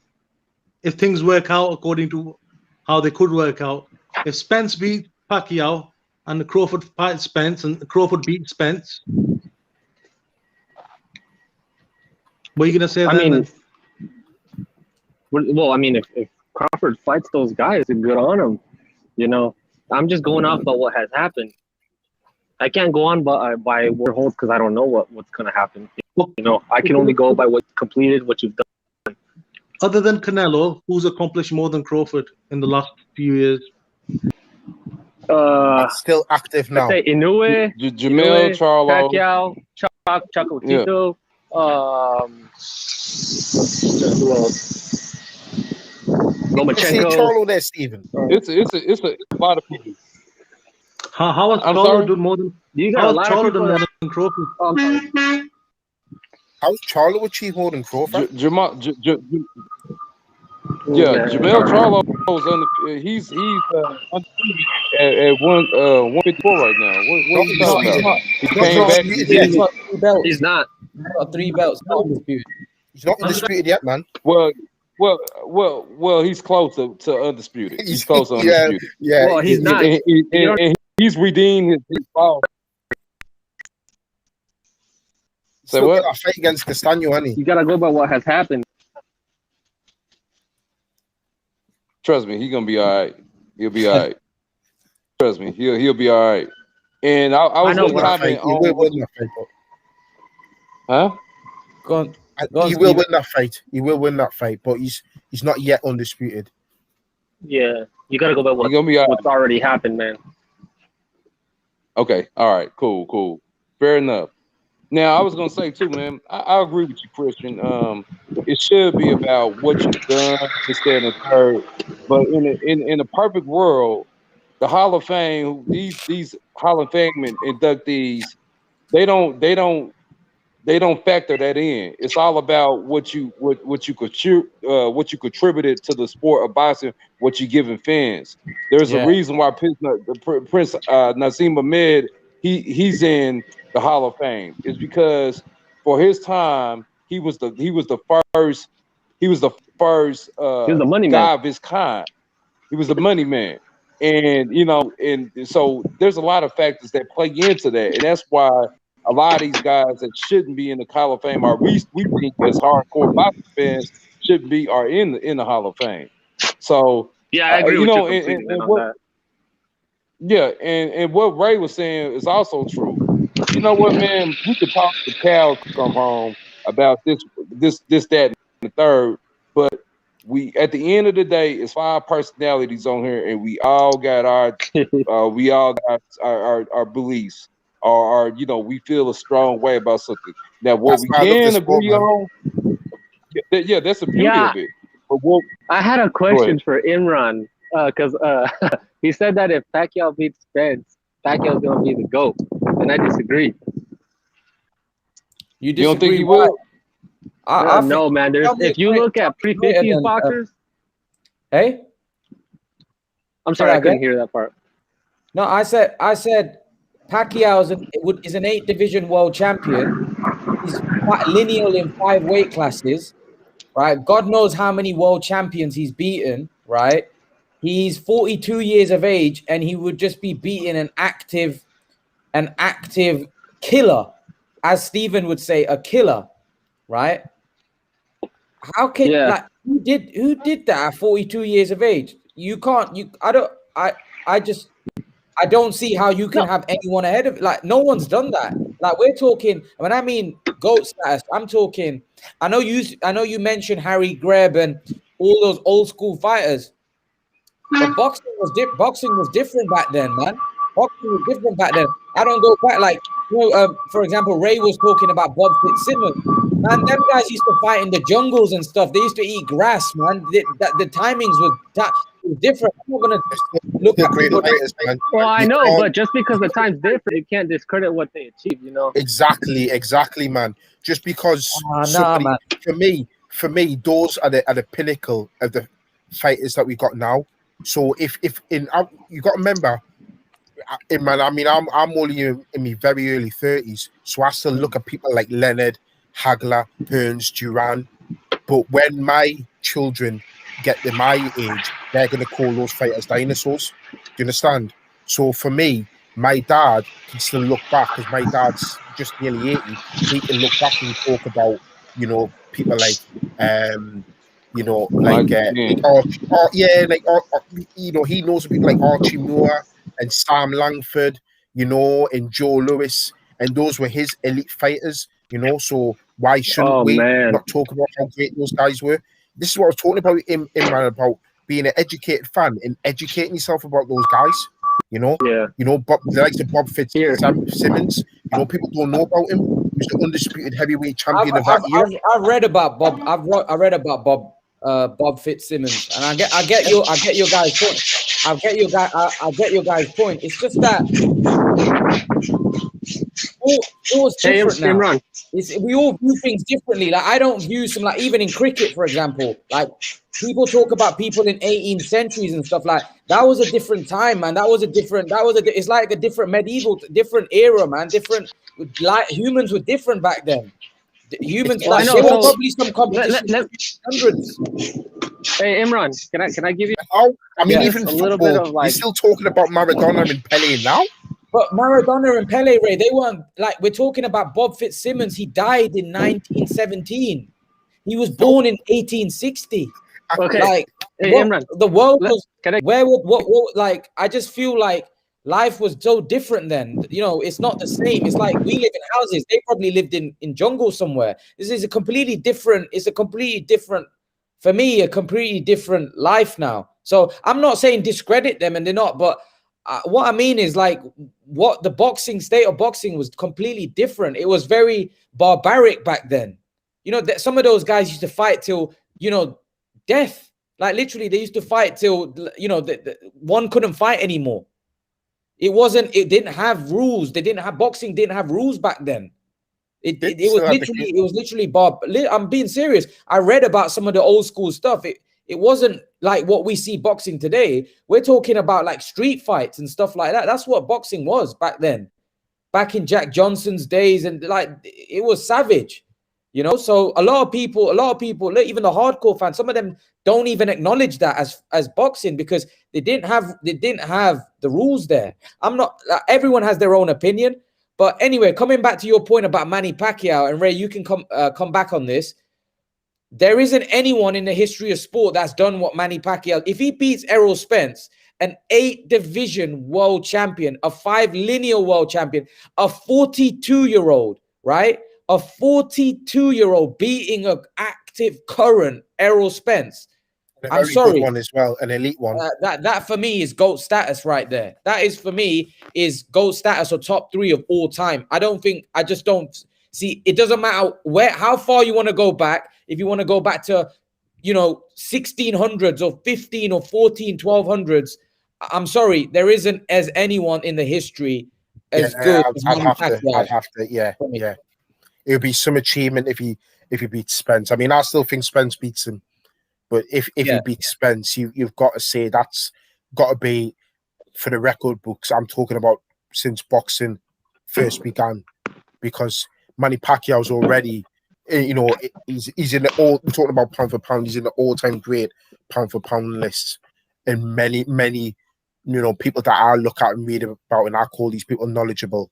So if he does a job on Spence, you've got to put Manny in at least the top 5 greatest of all time.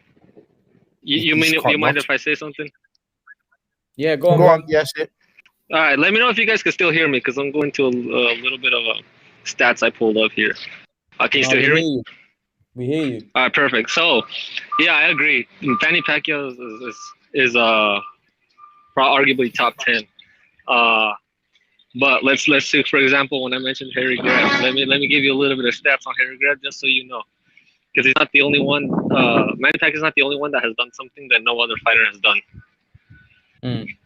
Let's say in Harry Greb's time, there was only one champion, and he beat 14 of those champions. 14.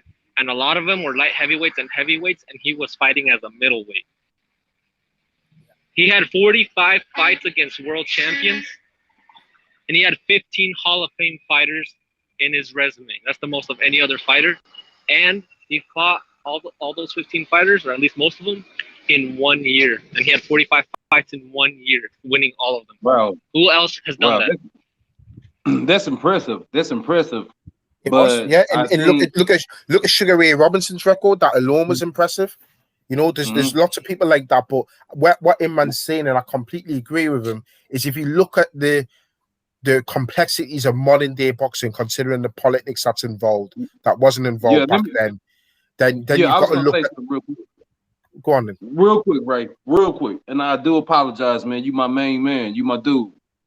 But I was gonna say, man, real quick that. I know it's impressive that they were able to do X, Y, and Z, but Manny Pacquiao, he's done it in the era where the technological feats in the evolution of the human species is at the pinnacle of what it could be. He did it. He's doing it in a now time where you can go down to the surgery center and get you some steroids and have muscles galore, or you can go to the surgery center and go get you and become a man or a woman if you're the other person. So I think to do it now is harder, because you got the evolution of mankind. What humans are growing bigger, faster, stronger, taller right now. You look at the average human back then, they have physical limitations that we don't have. Is that fair enough? Yeah, I would agree with that. And I also got to say as well, I mean, look where Manny Pacquiao started at. He started at 108, and he's fought as high as 154. That'll never be seen again. to win world titles in those weight classes that'll never be seen again, never. So I think you've got to put it in that perspective. So for today's equivalent, Manny Pacquiao's achievements are unbelievable. But then again, so are Floyd Mayweather's. Yeah, Thing man. is, Can you hear me? Christian, go on. No, what I'm saying is, like, you guys are saying that we're evolving, and yeah, you know, that's true. But back then, bro, they were wearing a lot lighter gloves, smaller gloves. They were animals back then, bro. They would fight every other week. You know, Sugar Ray Robinson. You know, no one does that. So you can't discredit just because they're in a different era, bro. Because 100 years from now, you want them to discredit Manny Pacquiao? No, I'm not saying you guys are. I'm just saying, as general, a lot of boxing fans don't know. Like, they'll say, oh, you know, Manny Pacquiao is the greatest, or Floyd Mayweather is the greatest. But they don't even know that half of it. You know, like, for example, no. I'm saying most boxing fans, because they're most casuals, right? So they only know household names. Some of these guys probably don't even know who Henry Armstrong was. They probably don't even know who. Yeah, Henry Armstrong. In 2 years, bro, he had 3 titles in 3 different, or he had titles in 3 different weight divisions, original weight divisions, not the super and light. At the same time, in 2 years. Yeah, I mean, what was Chavez's record before he lost his first fight? Yeah, 90 or something. 90 or 89. Yeah, this guy, he has over 100 knockouts, man. Yeah, these fans that you're on about, Christian, they're the type of fans that you would say who's the hardest puncher of all time will come out with Mike Tyson, because that's all they go back to. They don't know nothing. Fans. They don't know who Ernie Shavers is. They don't know who Sonny Liston was. That's the point I'm making. Shavers was a monster. That's why he was a tremendous puncher. But this is what I'm talking about. This is why I'm saying there's a difference between your educated boxing fans and then your boxing fans that really, you know, they're like saying, "Oh yeah, Mike Tyson was the best heavyweight ever." You know, but Ray, the thing is, like I said, I agree with what you guys are saying, but I also think there has to be some kind of cutoff point for us people, because we weren't around 2 years ago, right? Remember now in today's time, we've got mobile phones, we've got a lot of things. Back then, they would be looking at that and be thinking, God knows what it's going to be like in another 100 years' time. But what you've got to understand is now in boxing, there's rules and regulations that have been put in place. You know, Imran. 100 years back, 250 years back, boxing wasn't safe. It wasn't administrated properly. That's why back then it was like I said, there was boxing era was back 150 years ago. They fought till almost death. Do you get what I'm saying with this? Like, it wasn't administrated properly. There was no health. You know, they didn't look at any of that. Like, I know that's why I'm saying they're tougher back then. 5 times a year and stuff, but is that good for one's health? Is that good? Yeah, it's not good. I understand. Journeyman fight every other week, though. Look. I'm going by from 1923, which I think is the year that Ring Magazine came out. From that time forward, just modern rules. There's no different rules. It's modern. The only difference is there's more champions now. So here's the thing, Christian. Here's the thing. I get what you said, and what you said is true to a certain extent. But I think what Imran is saying is that right now we have the data. We've done the numbers. We've done the research. We compiled all that data. We know that it's better to fight 12 rounds versus 15. And we also know that we also have the historical practice of fighting under our belt. So we, so the fight pool back then in 1929, it wasn't as competitive as it is right now in 2021. It wasn't as competitive. What are you talking about, man? What I'm saying is that you had a fairly new sport. It's just like the MMA. When the MMA first came out, you had 1,001 different fighters, but and you had 1,001 different fighters, but it wasn't because they had enough years under the sport belt. The sport in general, the sport got old enough, and they had years and years to perfect these martial arts to where it became real competitive. Just can't anybody Yeah, I fight right understand that. now in MMA. I understand that, but So in this is what I'm saying. This is what I 1923, mean when I the say. sport wasn't new. But that's what I mean when I say it wasn't as competitive as it is now. You have you have guys that have been, like most of those guys, they don't know any other life but fight, and their father don't know any the fathers don't know any life but fight. So you have generations of historical or just a fighting family like Montiel. Their whole family's based the Mayweathers. They had years. In 1920, we just got out the slave ships or whatever. We were, not that far off the slave ship, so we didn't have that much Yeah, man, time but invested in the sport. Huh? they didn't have. Yeah, a lot of them trained a lot, but because guess what? Their training was fighting, man, and that's why they got the records they got. You can't knock those records and just say, oh, because they're from I'm not. 100 years ago. I'm not. Still the same rules. I'm not knocking the records, man. I'm not knocking the records.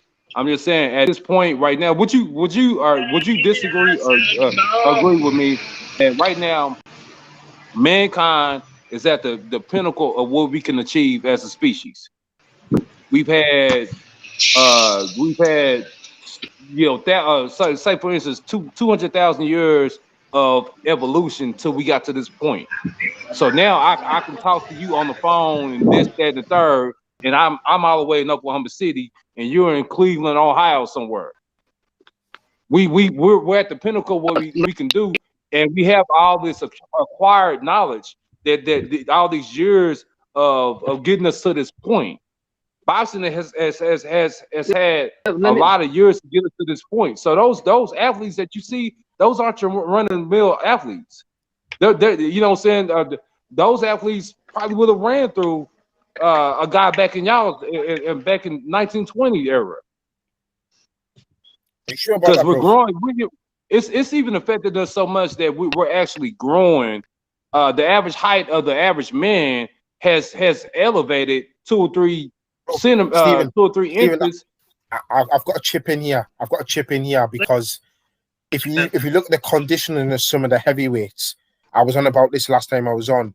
People like Dillian White, Derek Chisora, look at them, compare them to the heavyweights at the golden era in the 70s, and then decades before that.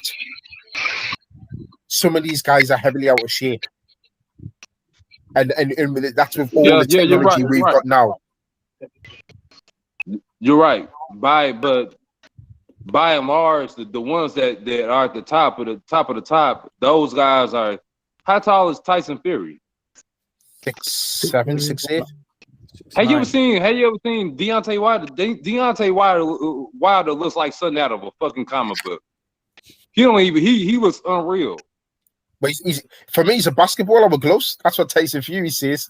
What I'm saying is that the point I'm trying to make is that humans have grown to the point we've had enough time on our belt to where we kind of it's even affected our evolution.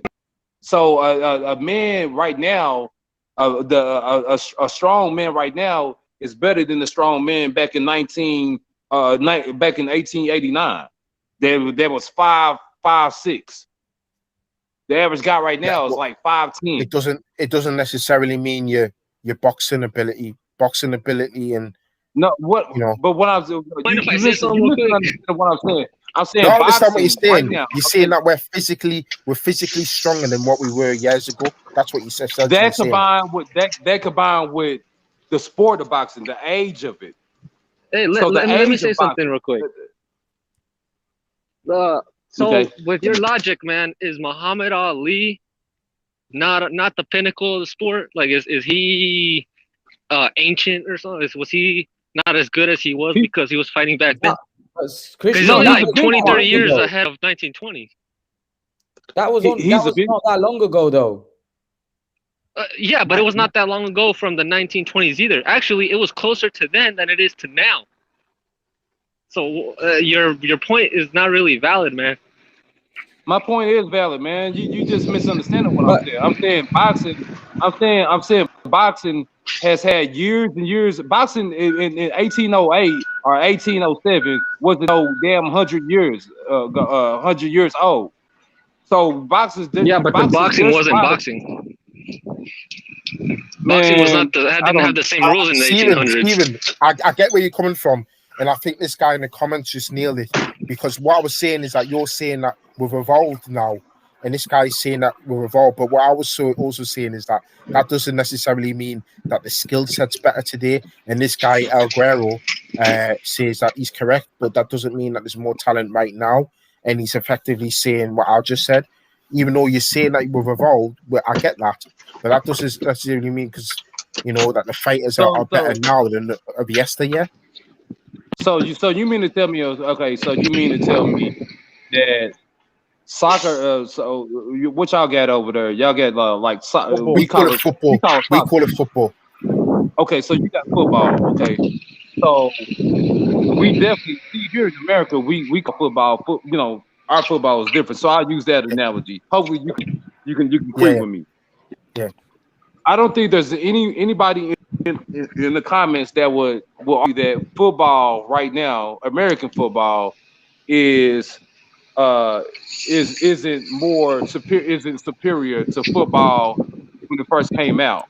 Why? Because you've had the years and you had the all of it goes hand in hand. So as you have the evolution of the sport, you have the evolution of the man, the evolution of the tutelage, and so on and so forth. Right now, yeah, the game changed, man. Okay, all right. No, Steven, I get what you're saying, but even now, when you look at some of the, I mean, like some like what we call talent in this division, and in what we got in some like the heavyweights or whatever division, some of the greats back then would have been equally competent in what we've got now. And this is why sometimes it's not good to compare eras, and sometimes actually it is good to compare eras, because you'll often hear people say, "But yeah, would Tyson Fury have done it in the 70s when there was all those great heavyweights?" I'm a big hip hop fan. I'm a big hip hop guy. There's no way you could tell me that one of the greatest rappers to me ever to exist is Rakim Allah. Rakim. You know what I'm saying? Rakim. But there's no way you could tell me that pound for pound, he's a better rapper than Kendrick Lamar. Kendrick Lamar is the evolution of what it's become. He's a compilation of all the years of mastery of the art itself, of the sport itself of rapping. Okay, now that doesn't say that wait. That doesn't say that I don't value Rakim Allah. It does. They say I don't value him and I don't love him because he gave me Move the Crowd. He gave me all those wonderful hits. Him and Eric B. Rakim. But the evolution of the game lies in Kendrick Lamar. That's what you see. Is a totally flawless MC right now. Let me say something real quick about that. I'm not arguing, most fighters today probably are better than back then. But I'm not talking better, man. I'm talking greater accomplishments. That's what the sport's about, what you did for the sport. They could have been better fighters or better boxers. But as far as better and greater are different, man. And yeah. When it comes to great, we're talking about greatness. Now that Christian, that Christian, I agree with you 100%. And for those reasons, that's why I say it was incredible. It's incredible what Manny Pacquiao has been able to achieve in a modern era of boxing. It's virtually unheard of. This sport doesn't have 10 years of history. It has 100+ years of evolution under it. So to me, I take what Manny Pacquiao has been, and I say, you know what? If you really break it down on to the very last compound, Manny Pacquiao has done a lot. He's done a lot. Now, that don't say that he's greater. That doesn't mean that he's greater than Muhammad Ali. There's other variables and intangibles that Muhammad Ali has that Manny Pacquiao doesn't have. He was a great spokesman for his people, kind of like Deontay Wilder. Deontay Wilder is beloved in the black community not for his skill set, because he doesn't have a skill set, but for his compassion. That's why you see guys get behind him and promote him and get behind him like they do.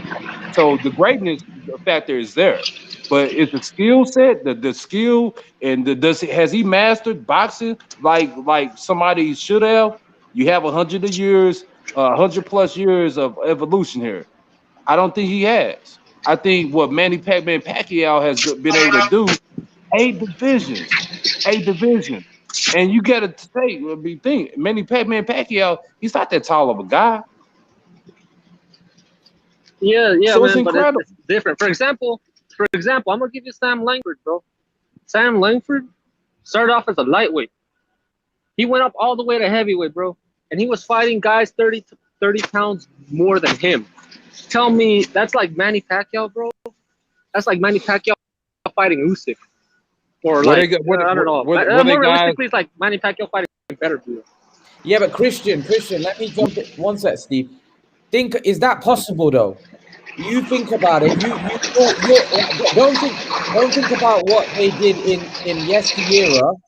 Think about it now, right? Think about it now. Think about it. Look at it now. We're living today. We're not living 200 years back, right? We're living today. What you just said there, is that possible? Can Manny Pacquiao fight Usyk? That it's not possible. That's what I'm saying to you. No. Is that when you talk about Sam Langford, when we talk about Sam Langford, I just don't. It's not that I don't value them. I do. They paved the way for some of the champions today.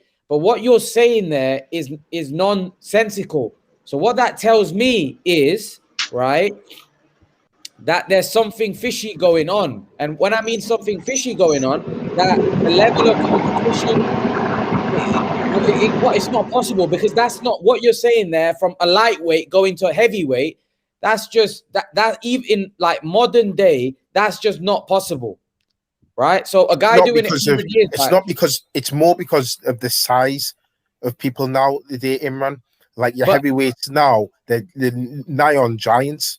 They're 6'4" plus. But Ray, that's my point. That's my point, that back then, going from lightweight to light heavyweight might be going from lightweight to welterweight, or going from lightweight to, going lightweight to middleweight. That might be the heavy, that's what I'm saying, that I can't, like, when you're talking about Sam Langford going from lightweight to heavyweight, right? They're not heavyweight. They weren't that bigger. So Manny Pacquiao going and fighting Usyk or fighting Tyson Fury, we're talking about what, 120, 30, 150 pound difference in weight. We're talking about a 1.5 foot in height difference. It's physically impossible. How it's not logical. This is why I'm saying to you that if you think about it, Sam Langford doing what he did, it wouldn't be possible in modern era. I'm not discrediting what he did, but what I'm saying is that's just the title. Him fighting from lightweight to heavyweight. That heavyweight is just a title. It doesn't mean that those guys were heavyweights. Otherwise, if it was a genuine heavyweight, bro, it's not impossible. It's not impossible. They just know what. So you don't think Manny Pacquiao fighting go? You know what? Let's sign a contract this middleweight. So you think Manny Pacquiao? Because I'm saying 30 pounds over. I'm saying 30 pounds over. Yeah, but because that was a weight difference, and they weighed themselves in fight day. But Christian, so Manny Pacquiao started 147, and he'd be fighting 167. So he'd be fighting Canelo. Who right Pacquiao? Now at their 147 versus 168. But so Manny Pacquiao going from flyweight 54. What's Manny Pacquiao's natural weight? whatever Manny Pacquiao's natural weight is, you go by that. So if he's a natural 140, 135, 30 pounds over, he fights the dude. The top guy at that weight also. They weren't fighting contenders there. They were fighting champions. He started at 108. He started at 108. And he went all the way up to 54. It doesn't matter where he started. He was like 15, 16. I'm talking about what his natural weight is. What is his natural weight? His most comfortable, probably say 140, right? 135, 140. So from there, go 20, 30 pounds over. You're saying Manny Pacquiao. Why doesn't it not matter what and he fights the started top at? guy there. Why doesn't it not matter what he started at? Because ultimately, he's won world titles there. Because at welterweight. So is he a natural welterweight? Well, then he was. Canelo started at welterweight. Is he a natural welterweight? Well, not now he's not, but then he was. Well, that's my point. Manny Pacquiao ain't a natural 108 or whatever the flyweight. He's not like that now. So what I'm saying is, take Manny Pacquiao's prime, his body's grown. Do you know what I mean? It's a bit like saying to me at 15, "Oh, you're not a natural 10 stone or however I was at that weight." Let me say something. Can I say something, guys? Yeah, go on. Okay, when I was a kid, me and my brother, we used to watch the Kung Fu movies on Saturday. We used to watch them on Saturdays on USA, okay? And so I started to let it get to my head. And all around the house, I was doing karate. Hi-ya, doing karate. And so then one day, my brother, he was older than me. He was quite a bit older than me. He said, "Hey man, do you be doing that?" He said, "In a street fight." He said, "Do you be doing that karate shit?" I said, "Man, I ain't tried it yet, man, but I'm thinking about it." He said, "Listen, I know you love karate, but don't do that in no street fight, because you'll get your ass ate up." I think it's important for us not to misconstrue what we love and our admiration for something and misconstrue it with logic.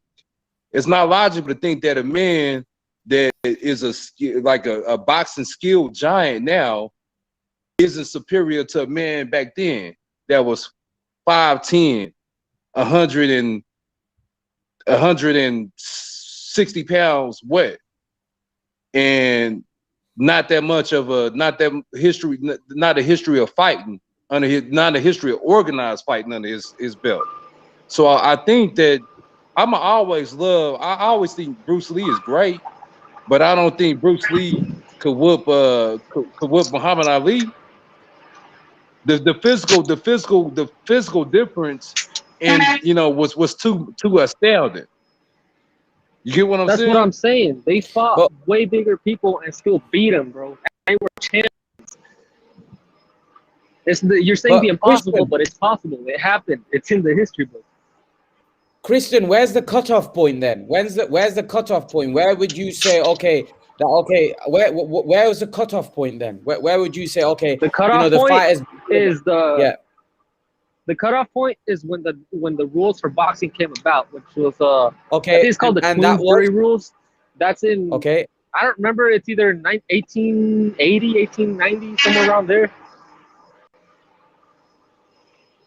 The 1890s, like early 1900s or very late 1800s. It's somewhere around there. So the Ring magazine, like you said, came in at 1923, right? Yeah, yeah. Oh, also, yeah, 1923. So the stats I gave you for Harry Greb, those were only the stats that the Ring magazine were able to record after 1923, bro. They don't have nothing from when the Queensberry rules first started. So they could be way more than that. I'm just giving you an example of how great some of these fighters were that modern fighters, bro, just can't hold a candle to. Like it's so just say just say monsters back then. Just say we're talking about your 1920, right? And we say that's the cutoff point. But then there's some fighters like, for example, about Bob Fitzsimmons, for example, right? That guy was born in 1860 and he died in 1917. right? Okay. So Yeah. that means if you're going to go from 1920, we're going to be cutting him out. So what I'm trying to say is, where's the cutoff point to where we say that, okay, you know, that fighter was great, and we respect everyone that's done. But what I'm saying is, there's fighters in 1700s that you can go back and look at. But in the modern time, when you look at the fighting back then, go on. Yeah, but you could only compare the modern fighters in the modern time with fighters that uphold to the same rules. So they fight with the same rules, and that's late 1800s to early 1900s, I guess. So that means that's what I'm saying. Bob Fitzsimmons doesn't fit under that category. Then that's what I'm saying.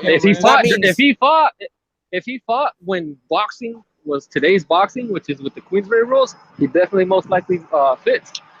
Definitely. Okay, so let me ask you, He was born in 1860, Christian. He fought in 1860 or was born in 1860?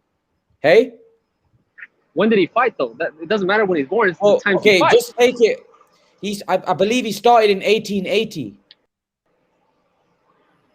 Okay, Queensberry rules came in and around that time. So if he fought during the time that boxing's modern rules originated, which is when boxing first started, like the actual sport with today's rules, it'd be like around the 1800s, whatever that time is. I can't look it up right now. But if he fought when the Queensberry rules became official, then he's in the conversation. Every fighter that has fought with these rules is in the conversation to compare to other fighters as far as accomplishments and resumes and all that. Hey, Christian, what's faster? Yeah. Out of a Model T, out of a Ford Model T, and a 2021 Dodge SRT Hellcat. Yeah, that's not the same comparison, bro. It is. I mean, what it is the same comparison, because what you're saying is that let's say that what you saying, like you saying a car is a car, no matter what era, a car is a car, right? Okay. Yeah, but look, a more fair comparison, bro, would be like, for example, humans.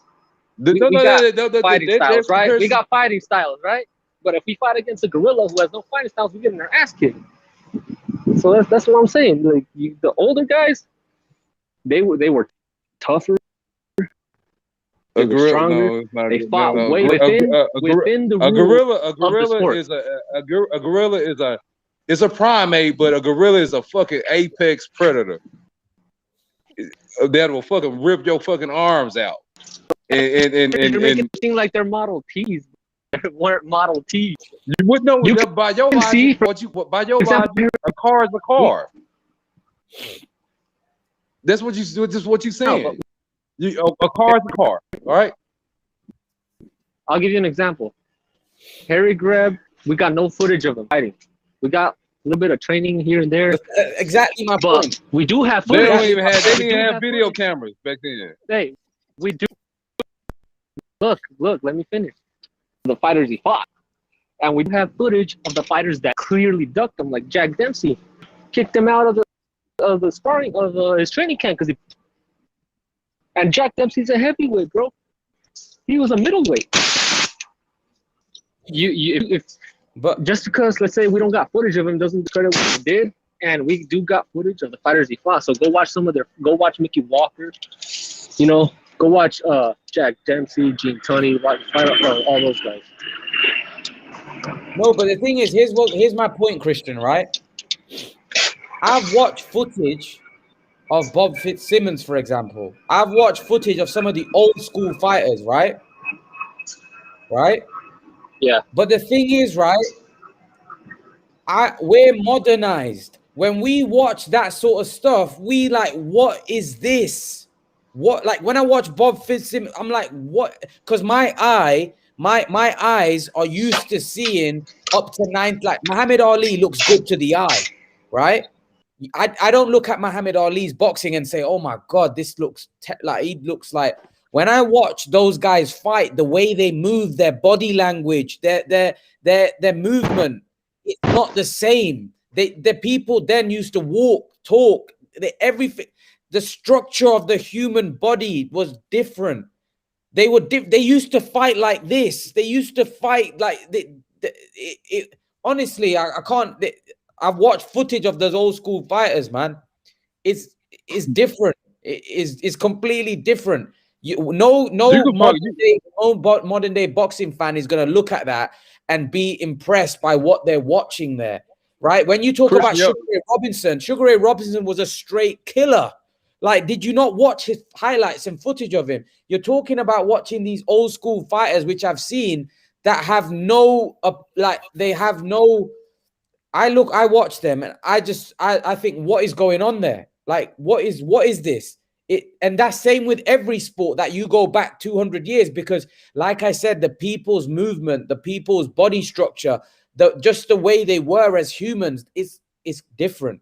Is different. That's not to discredit people. It's just the fact that we're not going to look at that, right? You're not going to look at a car that was 30 years old and look at and be impressed by that.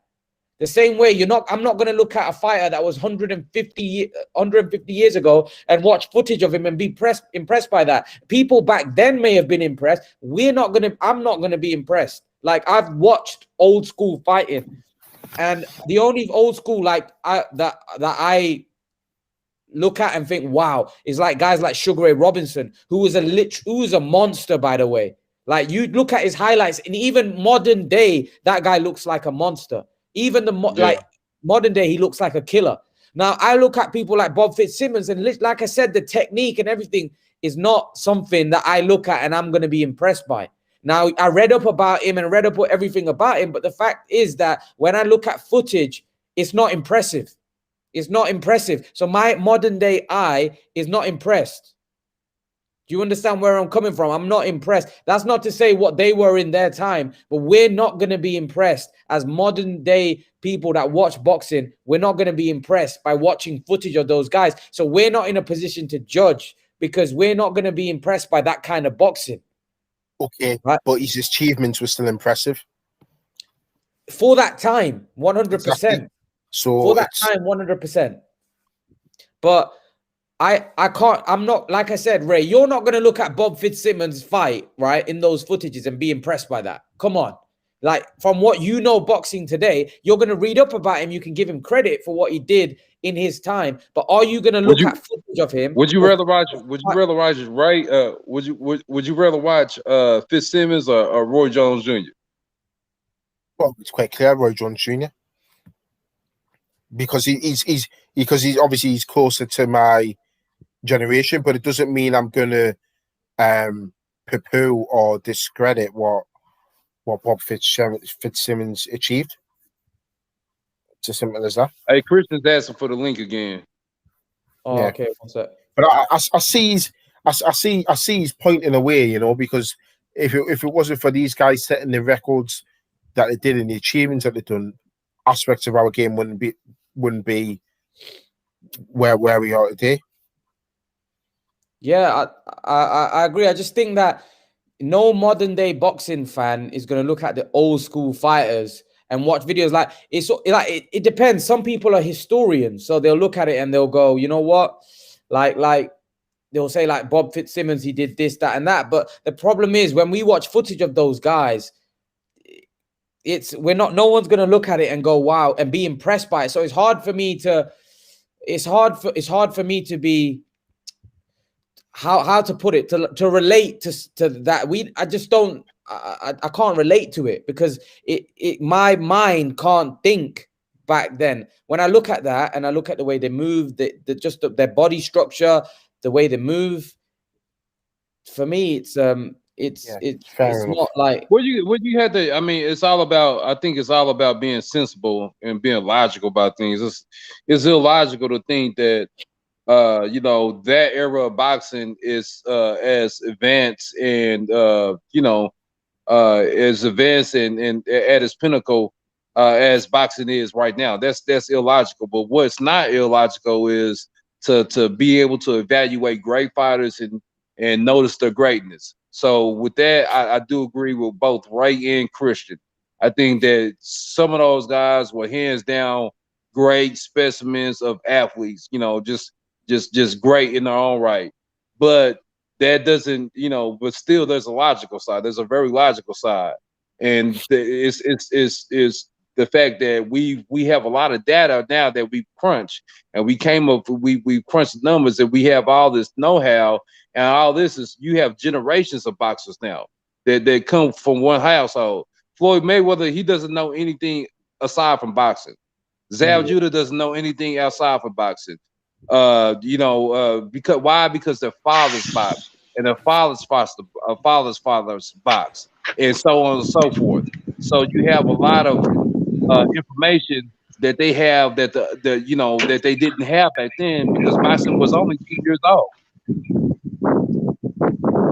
I don't know, man. I'm gonna agree to disagree with you, man. It's just it's okay, like man. You're saying, like, for example, you know what? It's all right. Greatness. I'm measuring them by greatness, you know, because they only can fight. Tell me why you disagree.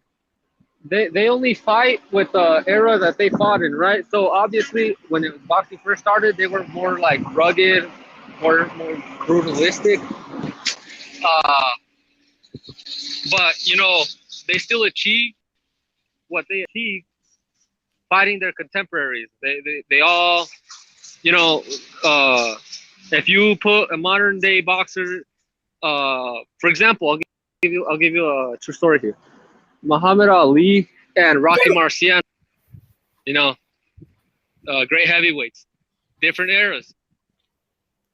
Rocky's, they did like they got together and they did like a fan-friendly simulated fight to see who would win.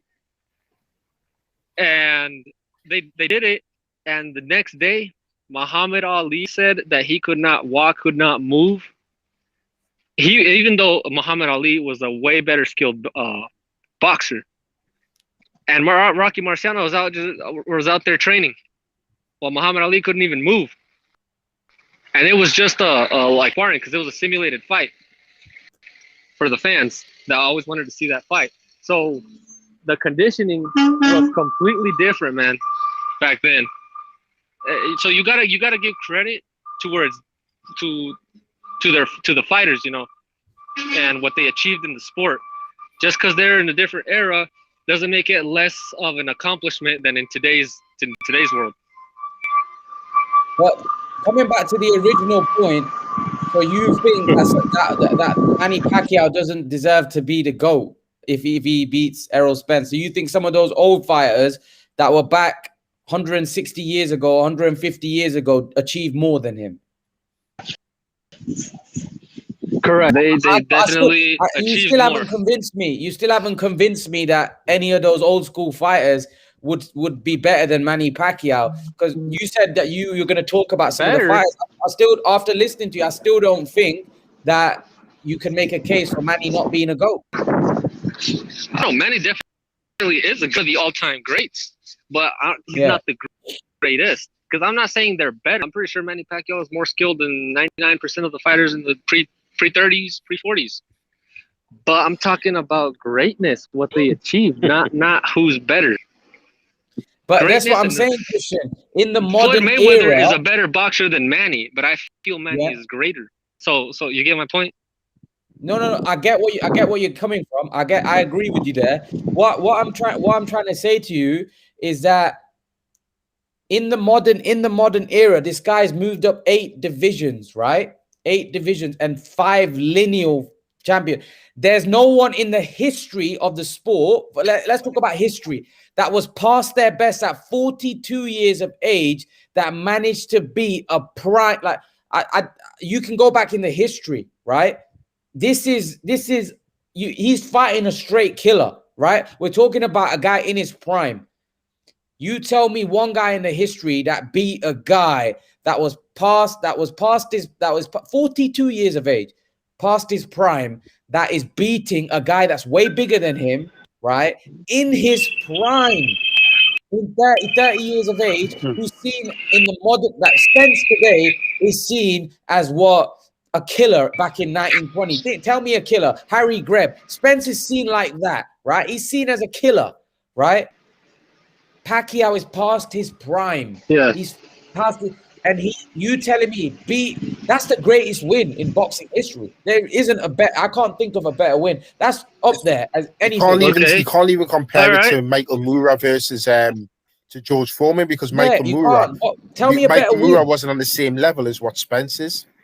Okay, what's a better win? I'll give you some examples. I'll give you examples. Look up Archie Moore, the old mongoose. Right, okay. He didn't get a title until he was like 38. He was old. Right. And I'm gonna stick with Harry Greb because I know more Harry Greb than Archie Moore. But for example, Harry Greb was blind from one eye through most of his career. He only fought with one eye, and he fought Tiger Flowers. He fought Mickey Walker, Gene Tunney. Gene Tunney is a lot of people's top 10 of all time. Yeah, Gene Tunney. Yeah, I know Gene Tunney. Yeah, he gave Gene Tunney his first and only loss. He wanted to fight Jack Dempsey, and this was all in the later part of his career. This was during he died at a fairly young age in a surgery with his eye, I think. But Christian, what I'm trying to point out. Over 300. Okay, who has fought 45 times in 1 year? I get versus that. 15 Hall of Famers. I just told you. No one is ever going to do that. Fighting 45 times a year is bad for your health. It's not. That's what I'm saying. That wouldn't be allowed in modern day boxing, Christian. This is what I'm trying to say. That's barbaric. Yeah. I understand that, but that even though it's not allowed now, which, I mean, Christian, I mean, for somebody who studied the game for so long, like yourself, I can't believe you struggle to give somebody like Terence Crawford, discredit for what he's done, in the game. Fair point, Ahmed. This is the best live ever in the history of mankind.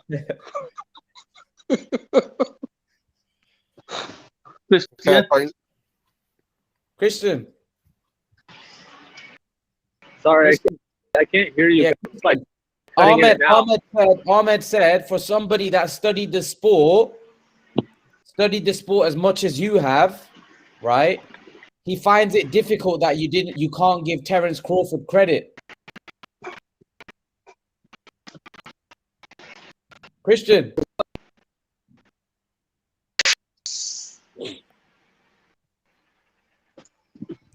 Christian, are you there?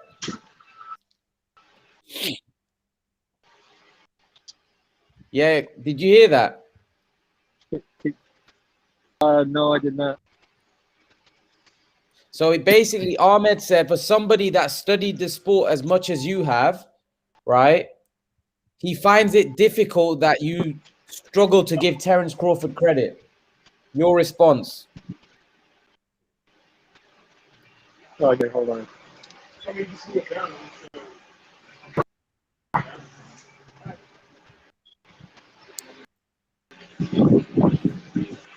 Give me a sec. I'm a little busy. Hold on.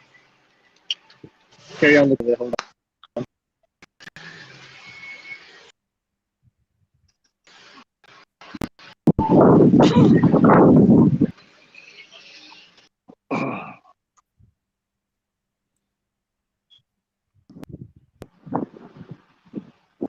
Can you guys hear me?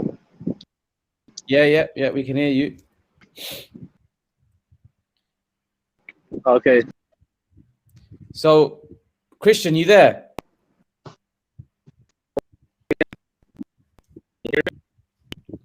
Yeah, a little bit. Yeah. Go on. All right. I want to make sure. Can you hear me now? Yeah, we can. Yeah, we can. Okay, so we can hear you. I give Crawford all the credit in the world. He's fought.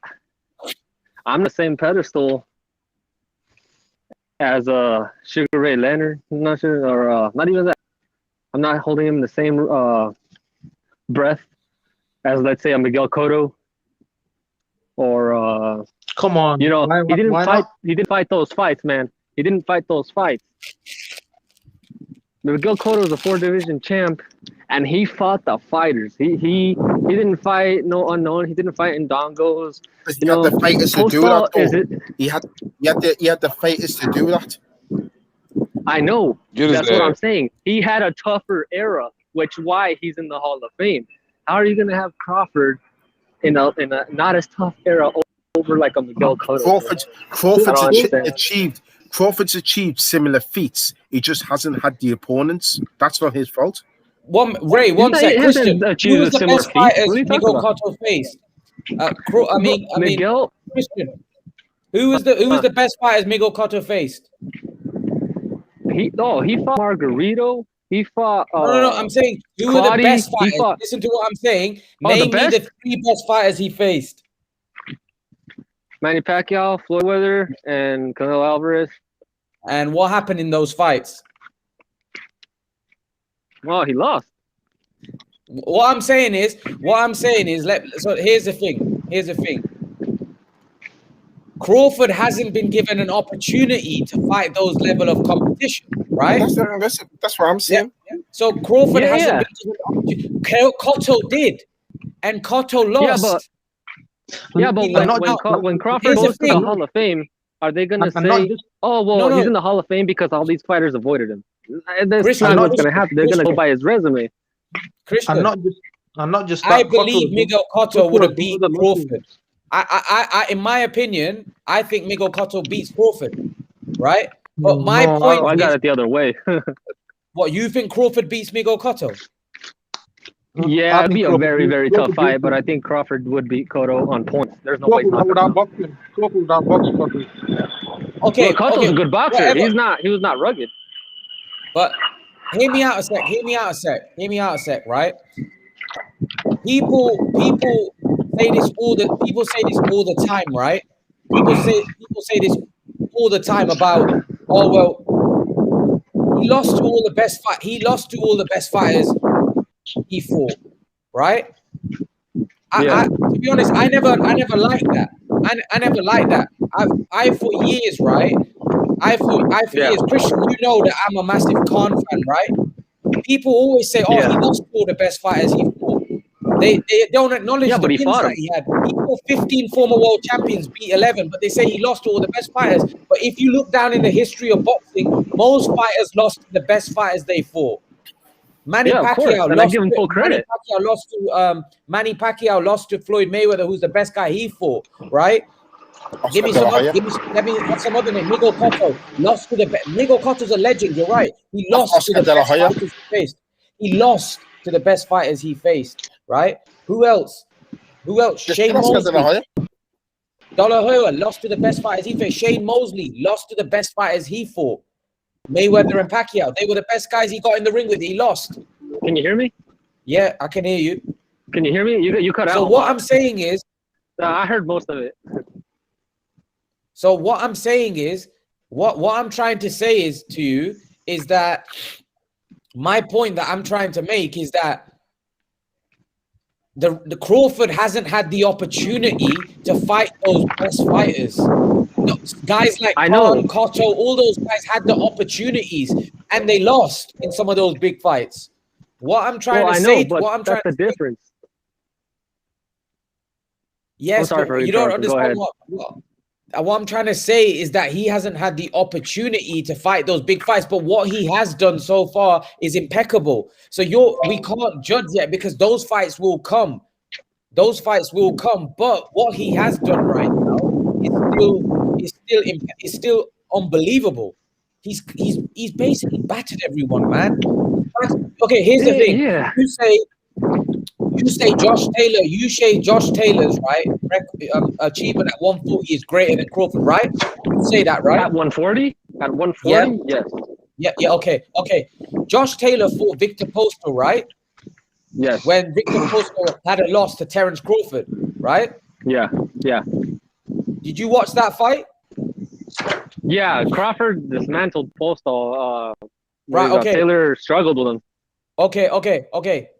So doesn't that show the skill level that Terence Crawford is operating at, that he was able to destroy Victor Postal, yet another guy that you say is quality? Because Taylor was quality. I know he didn't have many fights, but Taylor was a very good fighter even after 13, 14 fights, right? He was world champion, world imperial. My point is that should tell you all you need to know about Terence Crawford. The guy's skill level I is agree with you. level. I agree with you on skill level. I'm not debating his skill level. I already stated that I feel he's the most talented fighter, even the best fighter in the world when it comes to skill. But I'm talking about what you have done in your career, what the fighters who you fought. In Taylor's case, there were a lot of the Prograis and Ramirez. They were 50-50 fights. You couldn't really call it. You could lean towards one fighter or the other, but they were very you were not going to say Crawford might lose to this one. It's a 50-50. No, everyone's like, Crawford's going to win. It's easy. He didn't fight the fighters like.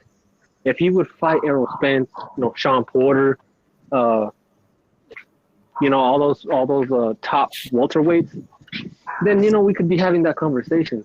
But he's not, man. He's just not. Come on, Kell Brook beat Sean Porter, man. What you know about? Yeah, but like I'm saying, styles make fights, man. And just because one guy beats this guy doesn't mean the other guy's gonna beat this guy. You just said styles make fights. Terence Crawford has beaten different styles. Yeah, he beaten the Errol Spence's of the world. Has he beaten Sean Porter's of the world? Has he beaten Keith Thurman's of the world? You know what I mean?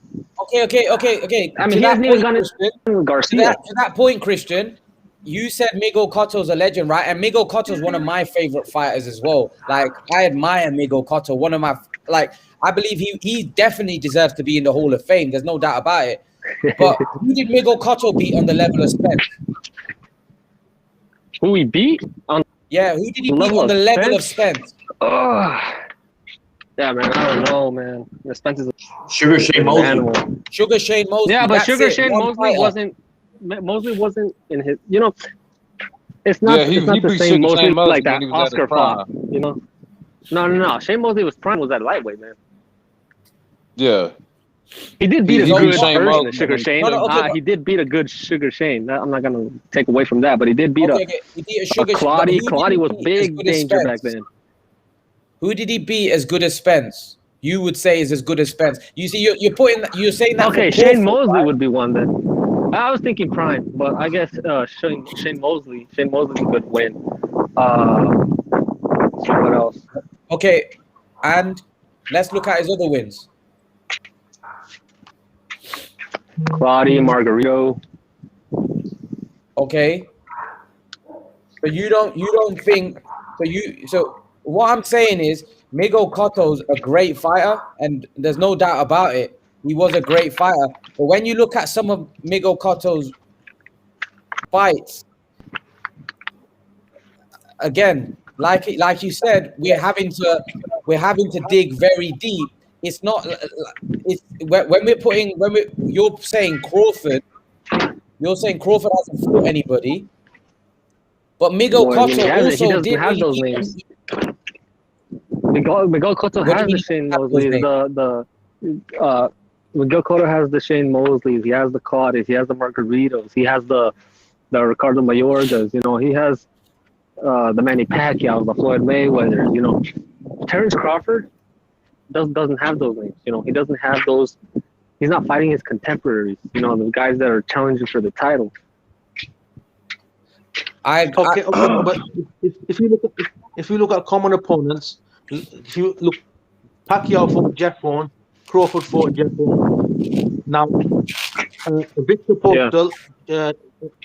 Postal fought Josh Taylor and Crawford. Kell Brook fought Spence and Crawford.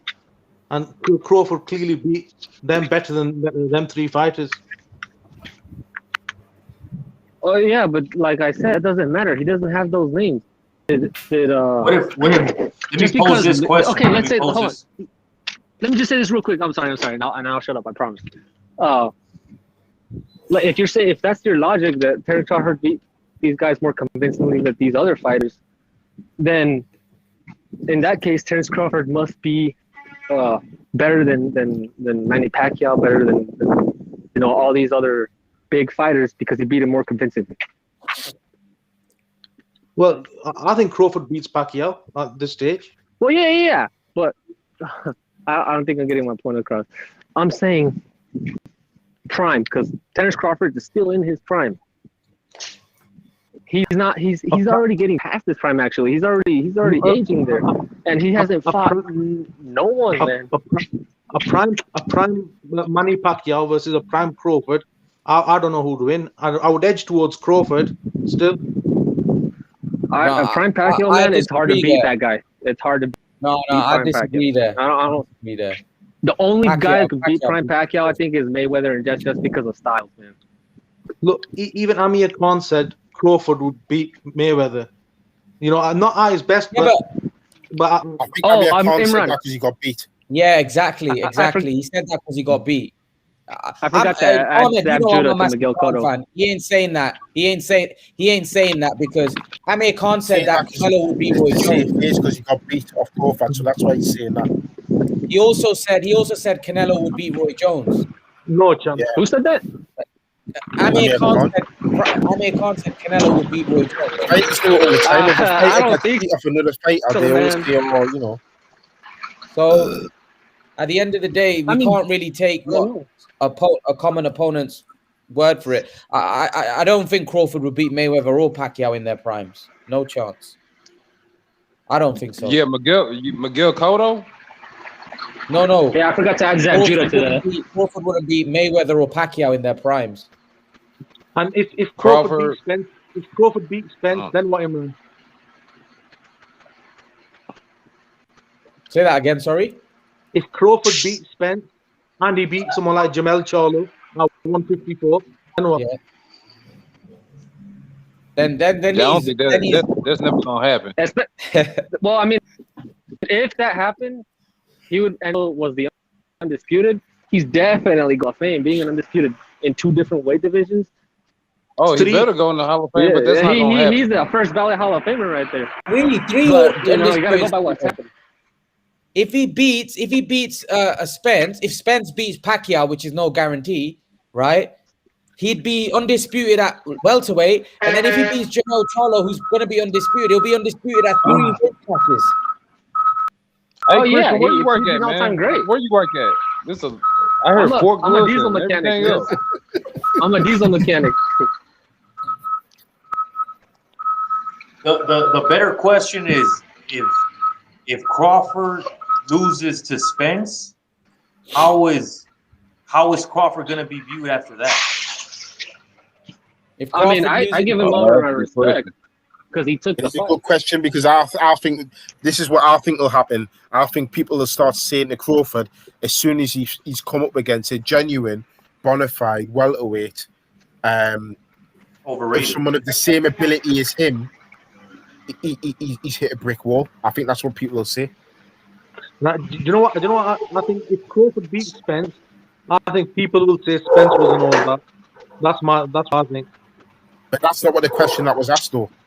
It also depends on the fight, like if it's competitive or not. You know, Amir is real big on Terence Crawford. You know, and I get it, that's but there's some limitations there. Steven, that's an understatement. He's not real big. He absolutely it's an understatement. It's quality though. It's every fight. It's quality, the tempo, the speed, the control, the adjustment, the power, the stoppages. Can you not see any way that Spence can you not see any way that Spence beats Crawford? No, because Crawford can make adjustments. He can box with Spence. He can fight with him. He can switch. He's got a lot in his tools, man. He's got a lot of tools. But Ahmed, Terence Crawford hasn't been tested yet. He really hasn't. Look, you know, I don't know if you watch Max Unboxing. Max keeps on saying the eye test says Crawford is pound for pound #1, but I disagree with that because who has he fought apart from Postal and Gamboa? He hasn't fought anyone at 147, so he doesn't even deserve that spot. Timothy Bradley said a prime Terence Crawford and a prime Floyd Mayweather he's got confidence in Terence Crawford that he could beat the Floyd Mayweather. Man. When he's the only person in the world with confidence. That's a huge statement in itself. Yeah, but it's not necessarily true. It's his opinion. Yeah, and Ahmed, the only person that can beat Floyd Mayweather in his prime. It's an expert opinion, isn't it? It's an expert opinion. Yeah, but there's lots of expert opinions that say Mayweather would walk all over Terence Crawford. This guy's not just he's been a fighter at the highest level. It's an expert opinion. It's an expert opinion from a guy who fought neither one of them.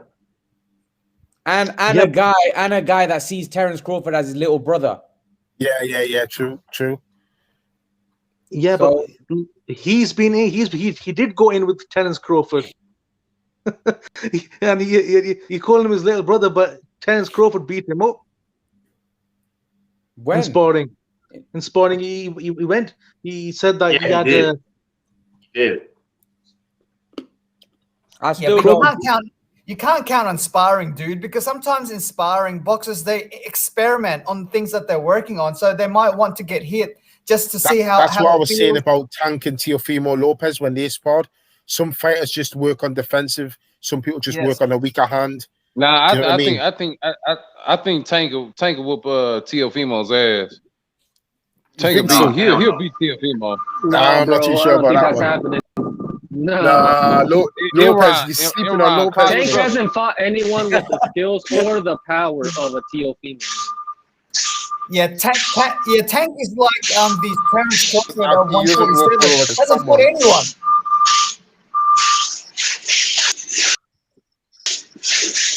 I think the only beast is Ryan Garcia, and that's just because of his defense. If Ryan Garcia fixed his defense, he could knock out Tank. Mm-hmm. Yeah, and Mario call your brother. Call your brother. Tell these dudes what time it is. They don't understand. Hey, my brother rates Tank Davis really high. Dre was here. He said he cleans out 140. No way. He said, Steven, I nearly fell off my sofa. Iman's brother come on here and he said, Tank beats everybody at 140. Honestly, I nearly collapsed. Wow. Yeah, Tank also in the eye test, he looks really good. But the thing is, he's not tested. Mario Barrios, that's not a test either. Mario Barrios is not the WBA champion. Josh Taylor is the WBA champion. And but the only person that's been tested on is Burchell, which he beat, and he'll get credit for that. But the others, no. They're all washed up, all cherry-picked type fights. Right, Imran, do you agree? Yeah, Lil Penny, I agree. I think that's what I'd say. But the thing is, I agree with my brother to an extent where he could. This is what I'm saying.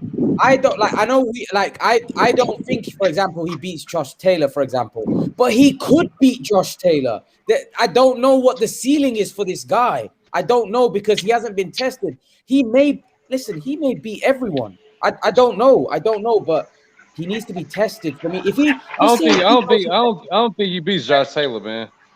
Josh Taylor is real serious. No, maybe not. That's what I'm saying. But what I'm saying is he might do. But I don't know the ceiling because this guy's not fighting the top boys. He's not fighting. He may clean out Teofimo. I don't think so. But he may do. What I'm saying is he needs to fight them. Yeah, Josh Taylor keeps on. Yeah, Imran, Josh Taylor keeps on surprising people. Everyone was writing him off against Prograis. Everyone thought that Ramirez was going to kill him, and he beat them both. I don't think anyone thought that Ramirez is going to kill Taylor. I think Taylor thought they were going to fight. I don't think anybody was writing Josh Taylor off. I don't think Josh Taylor was the underdog. Against Prograis, possibly. I think against Ramirez. I think those were 50-50 fights. Called 50. I didn't see it's 50-50, but that's what people said. I don't think anyone said Josh Taylor's out like an underdog. That sounds way Little Penny said that. It sounds as though he's gone in as, like an 80-20 underdog or something like that, completely written off. No, he wasn't. He was favorite against Ramirez, Ray. He was the bookie's favorite. Yeah, in the UK he wasn't stateside because obviously in America stateside he was too. Stateside he was favorite. On the ESPN, he wasn't. on the ESPN because you do the Yeah, odds different. But they that's top wanted rank, they man. wanted Ramirez to win. I think he was favorite amongst most boxing fans, to be honest. I would think it came across all completely. But either way, I couldn't say that he was written off. I couldn't support the argument that he was written off, you know, at all. Yeah. Guys, I just want to ask you, when Pacquiao fights Spence, if Pacquiao does manage to pull it off against Spence, and then how would you rate Spence, and who would Crawford then have to beat to get, like, you know, the credit he deserves? Pacquiao, because Pacquiao just beat the man. So that means then Crawford has to beat Pacquiao. Or he could fight Spence as well to prove No, because he's still not unproven. No. But what it means is this. What it means is Pac-Man has achieved everything he's wanted to achieve and more. I think win or lose or draw, I think we've seen about as much as Pac-Man as we're going to see. I think Pac-Man is going to ride off into the sunset. He's going to enjoy his family, what little bit of a brain he has left, and enjoy his riches. I think that Pac-Man doesn't have anything to prove to anyone anymore. I think he's done. I think he's satisfied. Win, lose, or draw against Spence. Now, man, I think to in all due respect, I think if he wins, he continues. I think you have to knock this guy out for him to retire. Like, kind of like I don't know, when Ray Leonard fought Nunn or something. You have to, these sort of warriors, you have to kill him to get him to retire. I think if he wins against Spence, he would want to fight someone like, I don't know, like Crawford or something. I don't know. Like, I that's what I think anyway. Do you think, Little Penny, do you think he will beat Crawford? I mean, will beat Spence, sorry. No, look, I'm a huge Pacquiao fan. In fact, I've been a huge fan of his since he beat Morales the third time. That's when I really started following him. But no, I don't. I think all of the advantages are on Spence's side. But I would love for him to beat him. But no, I don't think. To be honest with you, I think maybe Spence might stop him, and it might be over for Pacquiao actually. But but if he wins, I think he keeps on going. Kind of like how Bernard Hopkins' career went on. Guys, does anyone think he wins? Does anyone think he wins here? No, I doubt it. But if he did beat Spence, I don't know if Crawford were to beat Pacquiao, I think Crawford might still not get credit. Do I think who wins who? Who beats who? Do you think Pacquiao can beat Spence? No, I don't think so. You don't think so? No. I think the only person who thinks Pacquiao is Camel. Even though no, he's got a chance. But even though Pacquiao beat Thurman, I think the knockdown changed the momentum of the fight early for Pacquiao. I think that the fight with Thurman would have looked a little bit different, if the knockdown wouldn't have happened. Because I felt like Thurman kind of was starting to figure out Pacquiao late in the fight, and he was starting to do a little bit better. So I don't think Thurman is better than Spence. I don't think Spence is going to get knocked down. I don't think Spence is going to let Pacquiao do what Thurman let. The mistakes that Thurman made, I don't think Spence is going to do those mistakes, and I think he's going to impose his will on Manny Pacquiao, whether it's by decision or if it's a knockout, whatever. I think Spence is going to win the fight. And that's exactly what I told Imran the other day. I said that fight with Keith Thurman and Pac-Man, that's a different fight. If Thurman isn't knocked down, that fight was all the way different. And I don't see. Didn't I tell you that, Imran? Did I say that or not? Yeah, you did. Okay, and so that that tells me that I think Spence is a little better than Keith Thurman at this point. So it could happen. And don't get me wrong. I love Pac-Man. I say it every time, but it's not very likely that it's gonna happen. I agree. Pacquiao had one of those great, all-time great type of performances, like one fight performance. You know what I mean? Like where like the guy's kind of past his prime, and you don't expect too much. Right. And he had a great performance against Thurman. I don't if he's gonna beat Spence, he's gonna have to do that and more. I don't see that happening. Too much at this stage in his career. Yeah, and also Spence is a lot closer to his prime than Thurman was. Thurman had a long layoff. Right. Yeah, how much credit is Spence getting Pacquiao at this stage in his career? That's the question. He's gonna become a money man.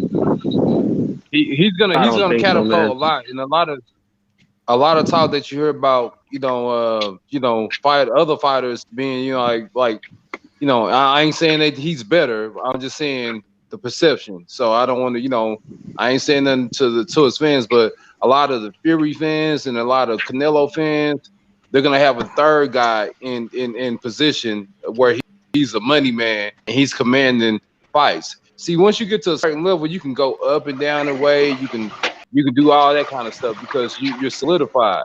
Look at Floyd Mayweather now. Floyd Mayweather actually he's actually so bold and blatant to tell people that I'm coming on stage with a ski mask. Why? Because I'm gonna rob y'all, and y'all believe it. Floyd has got to the point to where he can pull the shots. He can do anything he wants to because he became a money man. Hey guys, has the pay-per-view numbers come out for the Mayweather Paul fight yet? If so, how much was it? It was over $1 million. Okay. Well, I think it was over $1 million. Yeah, over $1 million, 1.5, wasn't it? And Imran, you said that the Spence Pacquiao will do 500 pay-per-view buys in a bit. I reckon it will do more than that. I reckon it'll probably do maybe like that Pacquiao Clottey fight, where it did about 750 pay-per-view buys in America. I was saying that on the modern pay-per-view buys that we've had. I think probably something between 500 to 800,000 probably. That's a big range, but I think probably around that range. I don't see it over $1 million, to be honest with you. Yeah, I don't see it either. I don't see it either. But man, this fight is like it's for the lineal title, right? Because it's number 1 and number 3. I think based on the Ring Magazine's rules, 1 versus 3 is for the lineal title as well, right? Yeah. Well, it's basically whoever wins this fight will probably be considered the best. But obviously, then you've got Crawford but you'll probably be considered number 1 welterweight in the world. Yeah. So just to answer that question about Spence getting credit, I think in the short term, Spence will get a lot of credit because in boxing history, a warrior who's an all-time great passes the torch to another warrior. So short term, I think it'll be okay. But in the long term, he won't get credit for that fight because Pacquiao's past way his prime. He's 42 years old, turning 43. So I don't think Spence is gonna. I think he should get credit for who Pacquiao is right now. I'm not the one. In boxing culture, we have there's a lot of sayings and a lot of stuff that they say that to me doesn't make a lot of sense. Like when they say if you beat a guy at a certain point and then that win gets better with time. To me, that's a bunch of bullshit. I don't even know why they even say that in boxing. But however you guys rate Pacquiao right now, which we know that he's not in his peak, but we know that he just beat Thurman. If Spence beats Pacquiao, this version of Pacquiao, then rate it for what it is right now, regardless of what happens with Pacquiao later or what he did when he was in his prime. Just rate it for what it is right now. That's what I do. Yeah, but so then he's again, not, in other words, he's not going to get full because credit. if you look at Mayweather when he fought Canelo, doesn't that Mayweather win against Canelo look better with time? No, but that's a good point. That kind of proves what I'm trying to say. Like you can't beat Michael Jordan at 23 and then claim everything he did when he got two three-peats. you beat him at 23. If you beat Canelo at 23 or 22, 23 years old, and then on top of that, you're going to catch weight drain him at 152, and then we admit or we acknowledge that right now he's at his peak and he's in his at the best version of that we're ever going to see from Canelo Alvarez, that's not the guy that Floyd beat. So why would we give Floyd the credit for what Canelo's doing right now? Beat the best version of Canelo at that time, though. Did he what? Floyd beat the best version of Canelo at that time. Yeah. Whatever version you had, however you rated Canelo at that time, that's the credit that Floyd deserves, whatever it is. Yeah. But it can't be this guy. But I think what people are going with that saying is, if you look at what Canelo's achieved, he's gone on to do great things. So that makes Floyd's win against him look very, very, very good, and it gets better every time Canelo achieves another great thing. But what if you're let's say because in boxing, for example, you can be shot at 30. Your career could end at 28, 27. Like it's some guys reach some guys are in their prime at a certain weight class, and then they get to a physical pinnacle, and they're at a weight class where they don't have that much success anymore. Like there's too much gray area there for me to say, well, Floyd beat. Look, Floyd was pound for pound number one. We know that. The majority of people had him as a heavy favorite. So this wasn't even considered a 50-50 fight. Matter of fact, even before Canelo fought Floyd, a lot of people were debating whether Canelo even beat Austin Trout. So how do you go from barely beating Austin Trout and then Floyd going in there as a favorite in a 152 catch weight, beating Canelo Alvarez, then 8 years later, 9 years later, 10 years later, 15 years later, whatever Canelo ends up achieving, we're going to look back and say, oh, what a great win for Floyd, because Canelo ended up being an all-time great 8, 9, 10, 11 years later. I mean, that's not even fair. Yeah, but how many Manny Pacquiao's great wins had a catch weights? Manny Pacquiao. I mean, Canelo Alvarez was still 23. He still had how many fights at that point? 40. Yeah, he had over 40 fights. He was still a world champion at that point. He had 40 fights. He had 40 fights because he turned professional at 15. It doesn't matter. So he still had 40 fights. No, it does matter. It does matter. He had over 43, 44 fights. Yeah, it matters. It matters because there's a huge difference between professional fights and elite level fights. I know that. But he was still. No, the thing is though, nobody was saying that before the fight. Nobody was saying that before the fight. My argument is this. I'm not saying Floyd should not get credit. I'm saying, why are we giving him more credit for what Canelo does 10 years later? I'm saying give Floyd credit for the version of Canelo, that version that he beat, not this version. Whatever Canelo does right now, okay, let me give you a different perspective. What if Canelo didn't fight Floyd? What if Canelo would have said, you know what? I'm too young. I'm just going to skip Floyd. I'm not going to fight him in his prime. Right? Well, I'm not going to fight him. I'm going to wait until Floyd is 38, 39, and then catch him when he's older. Like the same thing Floyd did with Manny Pacquiao. Pacquiao was in his peak. Floyd said, I'm not going to fight him when he's in his peak. I'm going to fight him later on once he gets knocked out cold, or once he loses. What if Canelo avoids Floyd and they never fight? Would we have the same perception? No, we're going based on what happened in that moment. So we're trying to give Floyd credit for the moment of the fight, not 8 years later. Do you think that this version of Canelo Alvarez loses to Floyd, or he loses in the same fashion to Floyd? 152 definitely still. Yeah. No.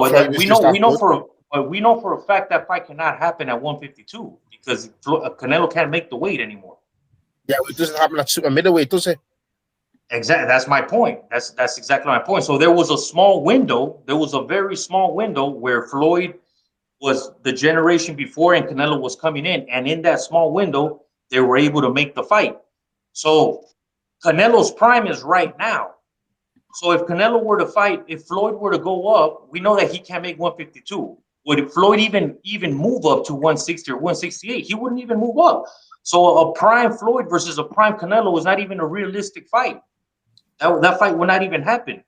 So why am I going to give Floyd credit for catching Canelo when he was young, and then Canelo going on and doing greater things, and then giving Floyd credit for what happened 10 years later? Like, that doesn't make any sense. I'll tell you why, because it's a beautiful bit of matchmaking. That's what it is. But that's what boxing's. Okay, there's a saying. Cool. No. There's a saying. There's a saying boxing's about levels and it's about timing.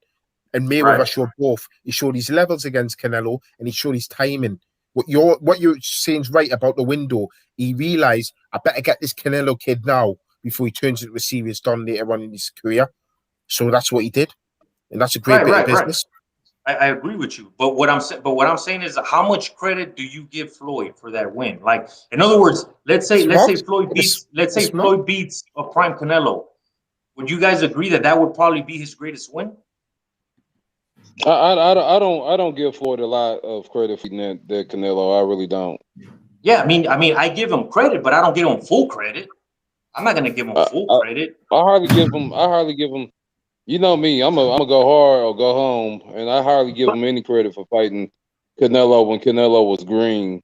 But one question is, who would want to be 23 going into a fight, and who would want to be 36 going into a fight? That's a good question. We're talking about, because Floyd wasn't exactly at his peak either, was he? If we're talking about Floyd, you're right. If we're talking about Floyd, I'd rather be Floyd. If we're talking about Eric Morales, I'd rather be Canelo. That's my point. That's the point that I was trying to make earlier. Yeah, Morales, you got to remember, there was two Floyds. There was Pretty Boy, and then there was Money Floyd.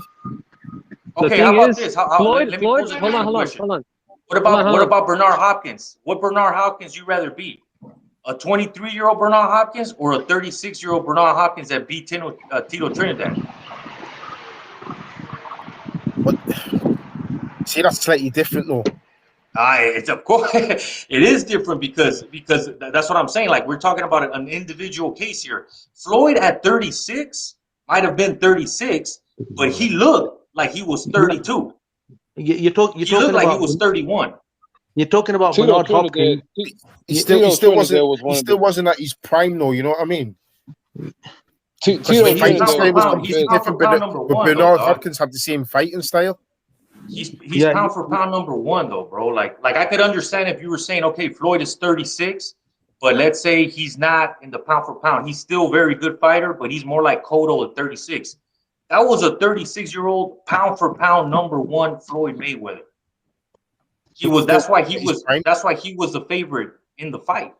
But yeah, he was. I agree with you. He was, but he still wasn't at his prime, though, was he? He wasn't in his peak.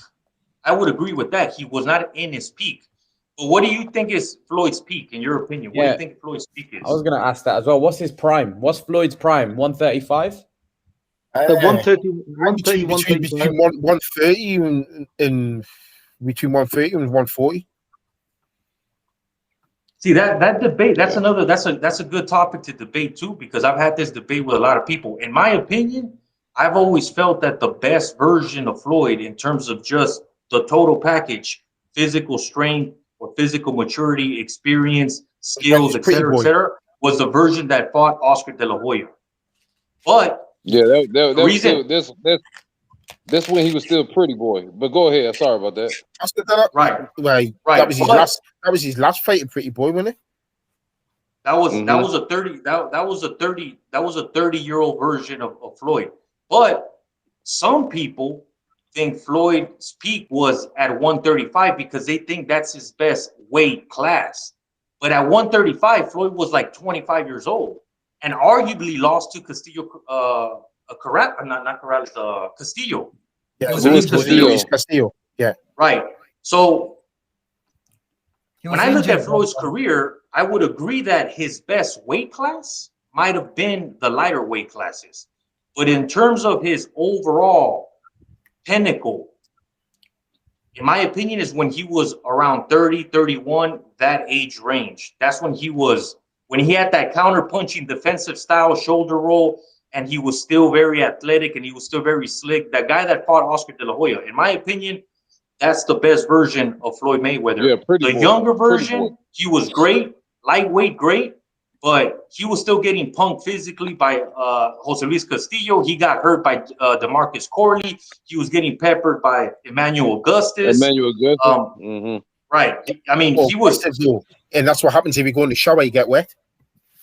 What about when he fought Arturo Gatti at 135? I think that was his pinnacle.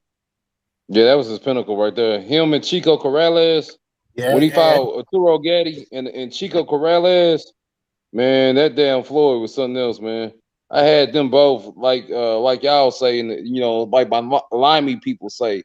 I was rating both Chico Corrales and Arturo Gatti very highly, and Floyd went in there and made short work of him. That was the best Floyd right there. But he was still that's pretty 135. Right there. That's the lightweight. He was still pretty that's the one that people talk about. I think his performance against Ricky Hatton was impressive, man. That was. But that was at 147.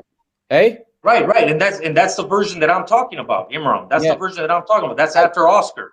Yeah, it was straight after 147, 135. No, basically, me, Steven, and Ahmed think it was like the lighter weights, and then obviously Imran and Mike. Mike. Imran and Mike think obviously when he was a bit around sort of like 2007 when he was at welterweight. See, at the higher weights, they were the better fighters at that weight. So the more killer So the names, do you know what I mean? Like he fought Cotto, he fought De La Hoya, he fought what's his name? The other guy that he fought. He fought Pac-Man, of course. He fought all Canelo, for example. These are all the big names, big names that he fought in the sport of boxing that were in the higher weight classes. The guys that we're talking about, the lower weight classes, like the Castillos of the world, you know, the Gattis and the guys, they weren't considered as great as these guys. They weren't considered. They weren't. You're right about the Imran, but they weren't considered as great. But that's when he was. That's when they were all killers, man. There's Luis Castillo and all them, and DeMarcus Corley. Come on, man. Yeah, the opposition was a killer. Emmanuel Augustus was a killer. I agree. Don't you guys think though? Don't you guys think that the opposition has to be considered here? For example, did he have a great performance against Gotti? No question about it. But go look at Gotti's resume up until that point. He had already been beat by everybody, dude. By everybody. The thing is, Mike, some people thought he lost the De La Hoya fight. Some people thought he even drew that. No. Mayweather won that fight. By the way, I just want to. You're saying that was a peak performance. Yeah, I say it was. Yeah, that was a hard fight. That was a hard fight. That was close. For me, De La Hoya won the first 5 rounds. Yeah, but De La Hoya always. De La Hoya. But De La Hoya always he doesn't finish off fights though. Like at that time, he always runs out of energy. Yeah, he had a stamina issue. But he still won the first 5 rounds. Yeah, no, I agree. But I think Mayweather won that fight by maybe 2 or 3 rounds. I know that. But there's an argument out there. Usually, the point I'm making is when you're talking about a peak performance, there's no second guessing them. There's no doubt about the winner. Usually, in the UK, when you talk about Ricky Hatton, you always talk about the Costa Zoo fight. There's no doubt. You know, Ricky Hatton was a complete boss in that fight. Yeah. That's usually the type of fight that I was expecting Mike to come out with when he's talking about a peak. And Costa Zoo was the lineal 140 at that time too. So. Yeah. We also Ray, just a quick on the Ricky Hatton one. Ricky Hatton didn't dominate that fight though. That was a hard fight That was a back and forth fight. Yeah, I thought he did. Yeah, I thought he did. What do you think he dominated that fight? Yeah, I think he got. Yeah. He's too strong for him, and obviously the end result. Yeah, he quit. Tszyu quit on the stool. But the thing is, what I mean is the fight. Ricky Hatton said he was close to being stopped himself. He said that. He goes, I didn't know whether I had the energy to come out for the next round. He was that close He himself. clearly did. He clearly did. He was overpowering him in there. He was overpowering him. Watch it back. You'll see what I mean. Guys, I want there. But that wasn't again. That wasn't prime Tszyu. That Tszyu was inactive from 2003. Tszyu from 2003 to about November 2000. Tszyu was almost out the ring for 2 years, and then he fought Mitchell in 2004 in November, right? Then he fought Ricky Hatton. Tszyu was finished at that point. He was ready. I wouldn't have said he was finished. I wouldn't have said he was finished. I know what you mean. He was inactive, but that doesn't mean he was finished. But what I mean is that wasn't the Tszyu that Zab Judah fought. Yeah, that wasn't like for me. Ricky Hatton got Tszyu at the right time. That wasn't Tszyu. Yeah, Tszyu, but it's still when you're talking about peak Ricky Hatton, you're talking about that performance. Are you not? But for me, Tszyu at that point wasn't at his peak. Okay, so then. So if you're talking about a peak Ricky Hatton, then what performance are you talking about? Oh yeah, what you mean? You mean what was his best win? Well, we're talking about a peak Floyd Mayweather here. So we're talking about when he was at his peak. So for me, and I was giving the example of Ricky Hatton. Oh, and we're talking about his opponents. You see what I mean? Oh, I get where you're coming from. Yeah. What I thought you were saying. I thought you were saying that like that was like the fact that he beat Tszyu and that was a great win in terms of Tszyu being in his prime and stuff. But what about prime Ricky Hatton? No. Yeah, you got twisted in it. So I'm talking about when you're looking at about a prime fighter, you're looking at a win that makes you look and say that's a prime win. Yeah. Because it's very rare that you get two opponents at a prime meeting because boxing doesn't work like that. Yeah, hey mate, can I just add a point for a second? I went to the Mayweather Canelo fight live. I was there at the MGM Grand. I was at the third tier, right? And Mayweather put on a clinic. Like I thought he was still in his prime then. Like looking at it from the eye test, like how he neutralized Canelo in every way, right? And as you all know, if you're a counterpuncher and don't get and you don't receive a lot of punishment, your prime is longer, right? Kind of like Bernard Hopkins. Your prime is longer because you don't take punishments. So I think with Mayweather, his prime is not as long as say Pacquiao, because Pacquiao has taken a lot of punishment, even when he was young, when he was fighting Morales, my point. Marquez. LP's making a good point. That's what I was trying to say about Floyd. Like, I'd rather be a 36-year-old Floyd than a 23-year-old Canelo Alvarez. But if you're gonna tell me a 30-year-old Morales, then I wouldn't want to be a 30-year-old Morales because Morales was shot at 30.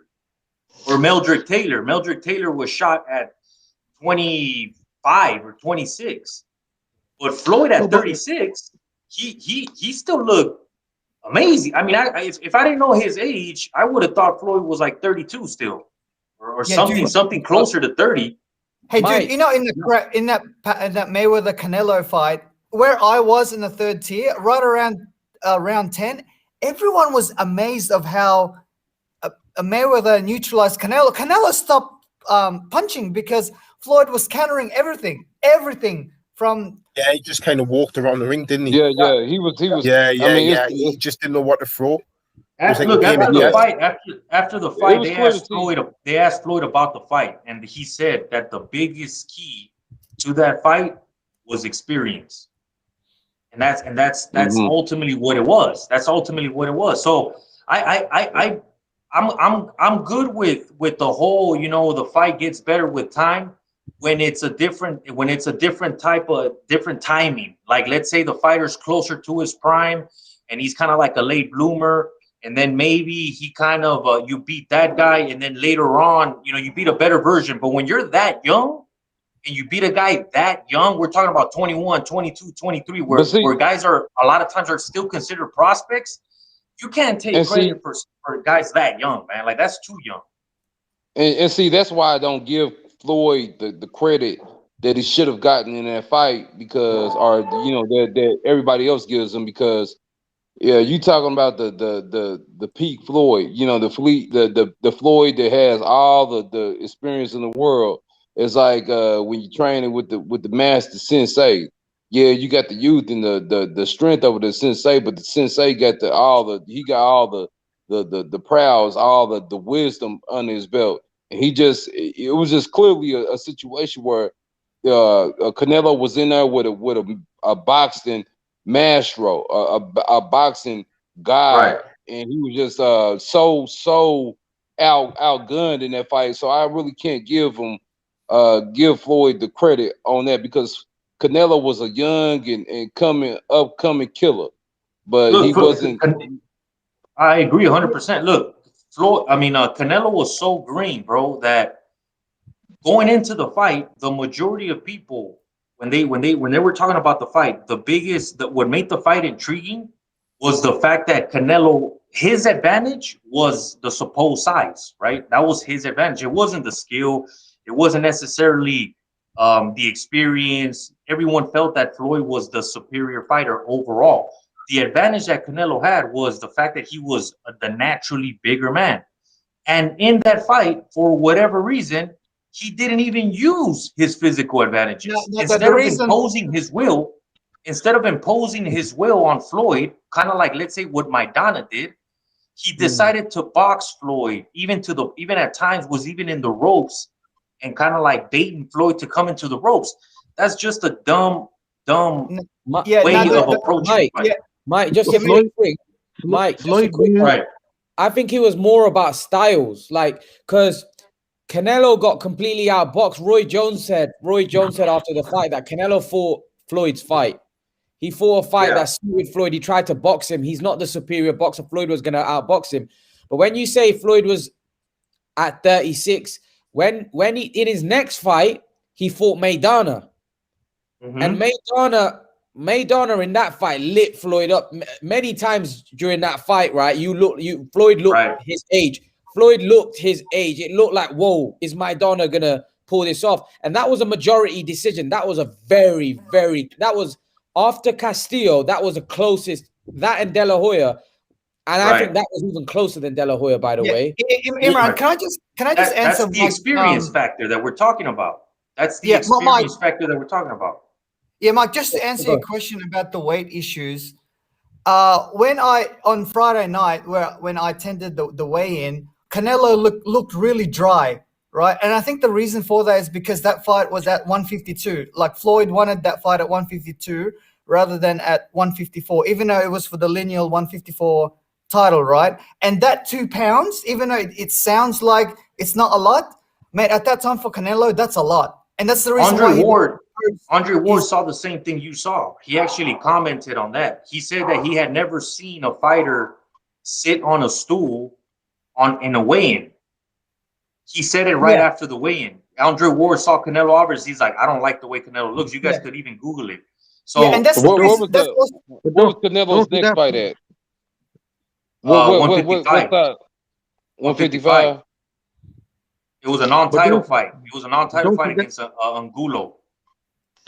Don't forget Floyd. So he even went above 154. He even went above 154 because he was already struggling to make 154. I mean, it was pretty obvious, dude, that you know he was gonna have a really, really hard time making 152. He looked like a cadaver there, man. I mean, he was drained to the core. But he's a professional. He still made the weight. He could have been Jay Paul size. He wasn't gonna beat Floyd. Right. At the end of the day, to me, that's not even the biggest factor. That was just a classic Floyd move to kind of like still gain even more of an advantage, right? But at the end of the day, Pacquiao did that against De La Hoya. Yeah, he did that against De La Hoya, and he did it against Cotto.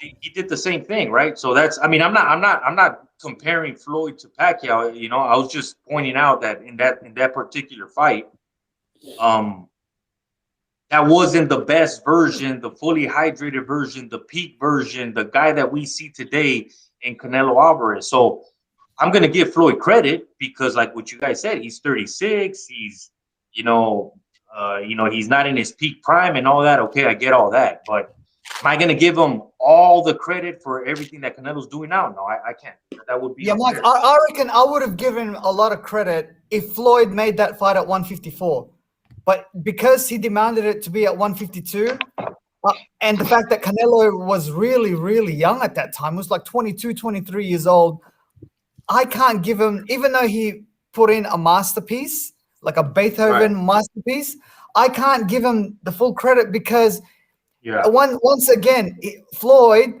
took the path to least resistance. Exactly. Like he always finds ways to diminish his legacy. Like, for example, like fighting YouTubers or making fights at 152 or changing gloves for Maidana or fighting Hatton at 147 instead of 140. Yeah. Or using illegal IVs against Manny Pacquiao. I mean, like, come on, dude. Yes, absolutely. And also Manny wanted, remember, I don't know if you guys remember, Manny asked the Nevada State Athletic Commission if he could use some ointment for his rotator cuff. And they said no. But Floyd didn't ask the Nevada State Athletic Commission about the illegal IV, and he did it anyway. Yeah, Floyd said, we don't want none of your goddamn snake oil.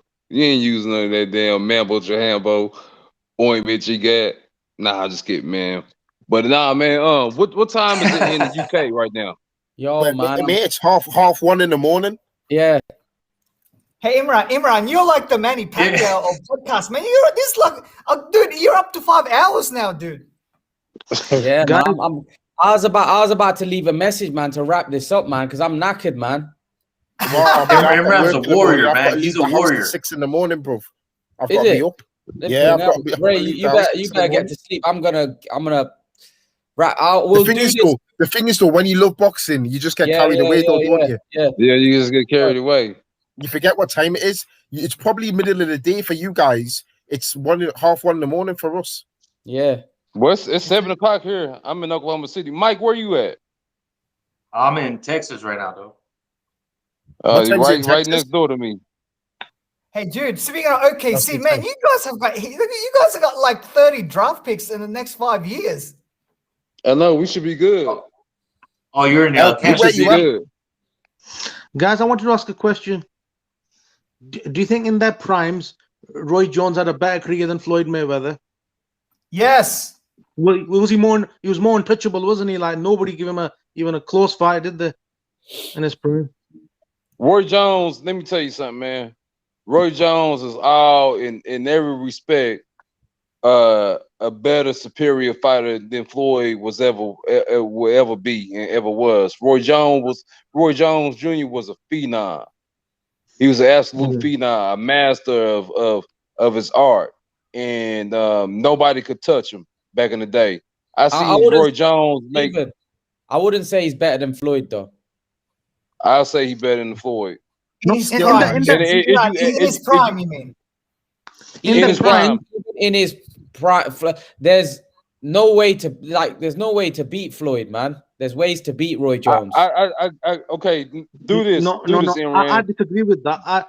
Until Roy Jones didn't come down from heavyweight at the age of 35, you could tell he was not the same fighter after that. Yeah, and Imran. Roy Jones running. I have a question for Imran. How can you say that there's no way to beat Floyd when you were saying earlier that Maidana made it super close and he arguably lost to Jose Luis Castillo? You can't say that there's no way to beat. You can't say that there's no way to beat Floyd. Here's the thing. Yeah, he had close fights. But Roy Jones was knocked out.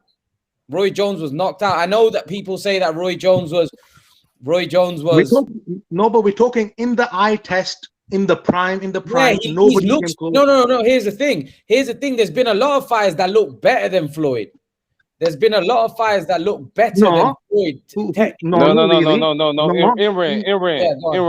Imran. No one's looked better than Floyd. What I want you to do tomorrow, Imran, is I want you to go to your job, or go get you a microphone, and I want you to ask the good people of wherever you from, ask them Floyd or Roy Jones Jr. Everybody gonna tell you everybody who knows anything gonna tell you Roy Jones Jr. gobbles up Floyd. Not even a comparison, man. What you say, Ray? His head. What do you think, Ray? His head. Floyd skill-wise, Floyd. I knew you was gonna do that, Ray. I knew you was gonna do that. Because he's a defensive man. He's a defensive master. These cats are new school. They're new school, bro. We're old school, dog. You know what I mean? I mean, Roy Jones Jr. was somebody who started his career at 154, and he went to 175 and was undisputed at 175 and had 12 or 14 defenses. Yeah, and also Roy took starting at 154. Risks.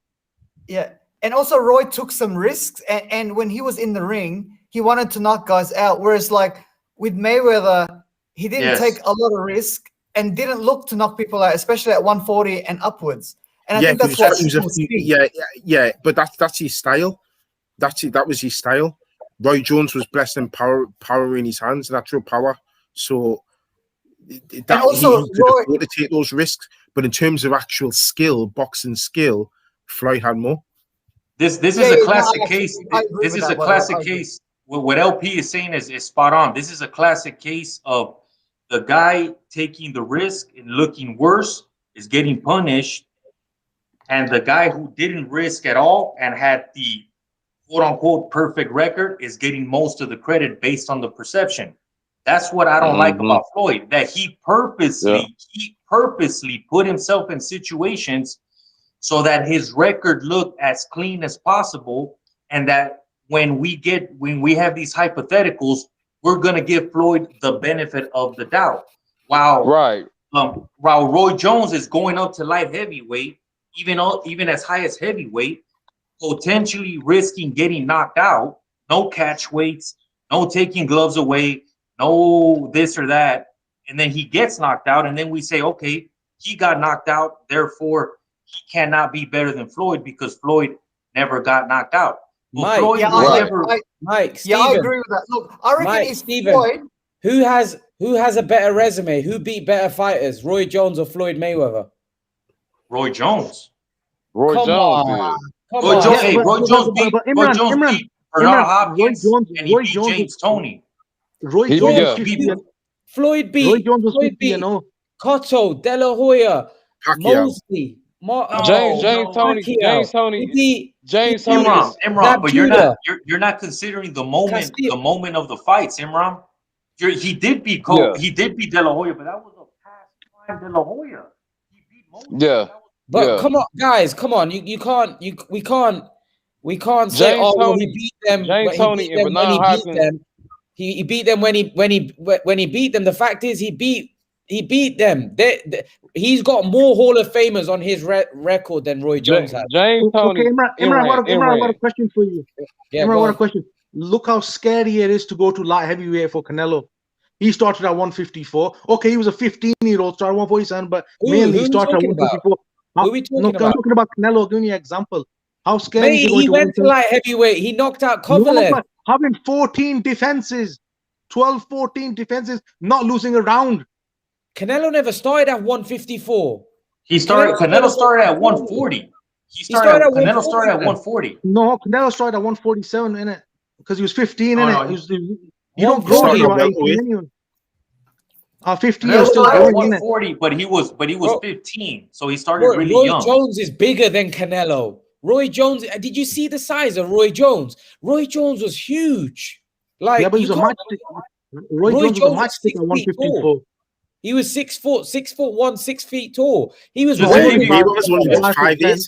He was only 5'10". To give you guys some perspective, Canelo is the same height as Floyd Mayweather, and he has a 70-inch reach, which is less than Floyd Mayweather. So just imagine that. Yeah, but that's what I mean. So we can't really compare Roy Jones to Canelo. What Canelo is doing right now is phenomenal as well. But the fact is that Roy Jones was a way bigger man than Canelo. Way bigger. Imran, guys, I've got to go. I'll see you guys next time you're on live. It's been a pleasure. 5 hours, man. Yeah. All right, Ray, man. Peace, man. Hey, Imran, peace out, guys. Yeah. See you later, guys. Yeah. Imran, can I just say this? I think it had Floyd taken the risk, and fought Manny Pacquiao at 147, I would say, yeah, okay, he's better than Roy Jones Jr. in his prime. But the thing is, he didn't. So I would say Roy was, from the eye test, is better than Floyd, because Roy fought more fighters in his prime, like Hopkins and James Toney, who was the pound-for-pound fighter in the world at that time.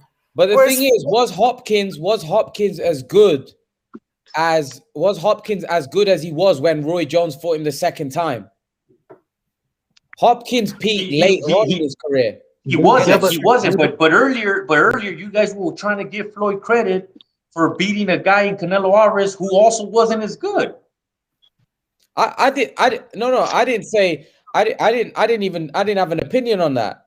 All I said was that for at that time, at the age that he was at, that was a good win. That was a good win. But that was just, remember, that was one of the wins. Floyd's beaten so many Hall of Famers. He's not just beaten one. He's beaten, okay, if you say take Canelo away, Cotto was a Hall of Famer. Mosley was a Hall of Famer. Marquez was a Hall of Famer. You know, we can go on. De La Hoya was a Hall of Famer, you know? But let's say, let me pose this question, Imran. Let's say you take, I know this is extremely hard because this is a hypothetical and we have to make up a lot of things. But let's say you take a Roy Jones Jr. and you give him all the same advantages. So you name, for example, Marquez, right? So that would mean that can't hear him. Hear you, Mike. I can't hear you. Sorry? Can't hear, but hey, Imran. You can't hear me? Yeah, I can hear you now. Yeah. Okay. No, what I was gonna say is that if you take Roy Jones Jr. and you give him the same advantages. Can't hear him. Hey, Imran, you know that fight with Marquez? Man, you got to give Floyd credit for that, because Marquez was killing guys at 135. Yeah, I know that fight was at 147. Yeah. But dude, Marquez was probably the number 2, number 3 pound for pound fighter at that time, and Floyd killed him. That's what I mean. That's what I'm saying. That Canelo Mayweather's beaten a lot of great fighters. Like, I know he picks and chooses and stuff, but like it is what it is. It's what Mayweather. The standards you're setting for Floyd, man, are too low, man. Like you're setting them up. If you give Roy Jones Jr. the same caliber of fighter, let's say it's a Marcus type caliber of fighter, but you're gonna make that guy move up 2 weight classes to a weight class that he's never fought at. What do you think Roy Jones is gonna do to that guy? Yeah, good point. If you give Roy Jones a name like Oscar De La Hoya, but it's not the same version of Oscar De La Hoya, it's not the same guy that beat Tito Trinidad, but you give him the same advantages, what do you think? He keeps dropping off. What is Roy Jones going to do? He's going to do the same thing. Yeah. You understand what I mean? Man, what time is it in LP? Where you at? New Zealand. So what time is it in there in New Zealand? 11 o'clock in the morning. Man, where you at? I think Imran's cutting me off, man. He's cutting me off on purpose over there, right? No, I'm not. I'm just joking, man. Why do you keep cutting off? I don't know, man. I'm trying to figure that out too. I'm not sure why. You're talking and then all of a sudden it goes quiet. Right. I'm making this thing explode, man. Hey, Imran, that's Floyd Mayweather doing that. Yeah. Hey, Imran, can I ask a question? Were you named after that cricketer from Pakistan, Imran Khan? Is that where your name comes from? Yeah. My dad loves him. Yeah. Hey, dude, I watched that World Cup. I think in '92. Yeah, I was born in '92. Dude, man, that team with him, Wasim Akram. You probably don't know these guys. Wasim Akram and Shoaib Akhtar. I know them. Yeah, I know them. Oh, man, those guys were killers, man. Yeah, they were. Everyone in the live stream right now is like, "What the hell is? Who are these people?"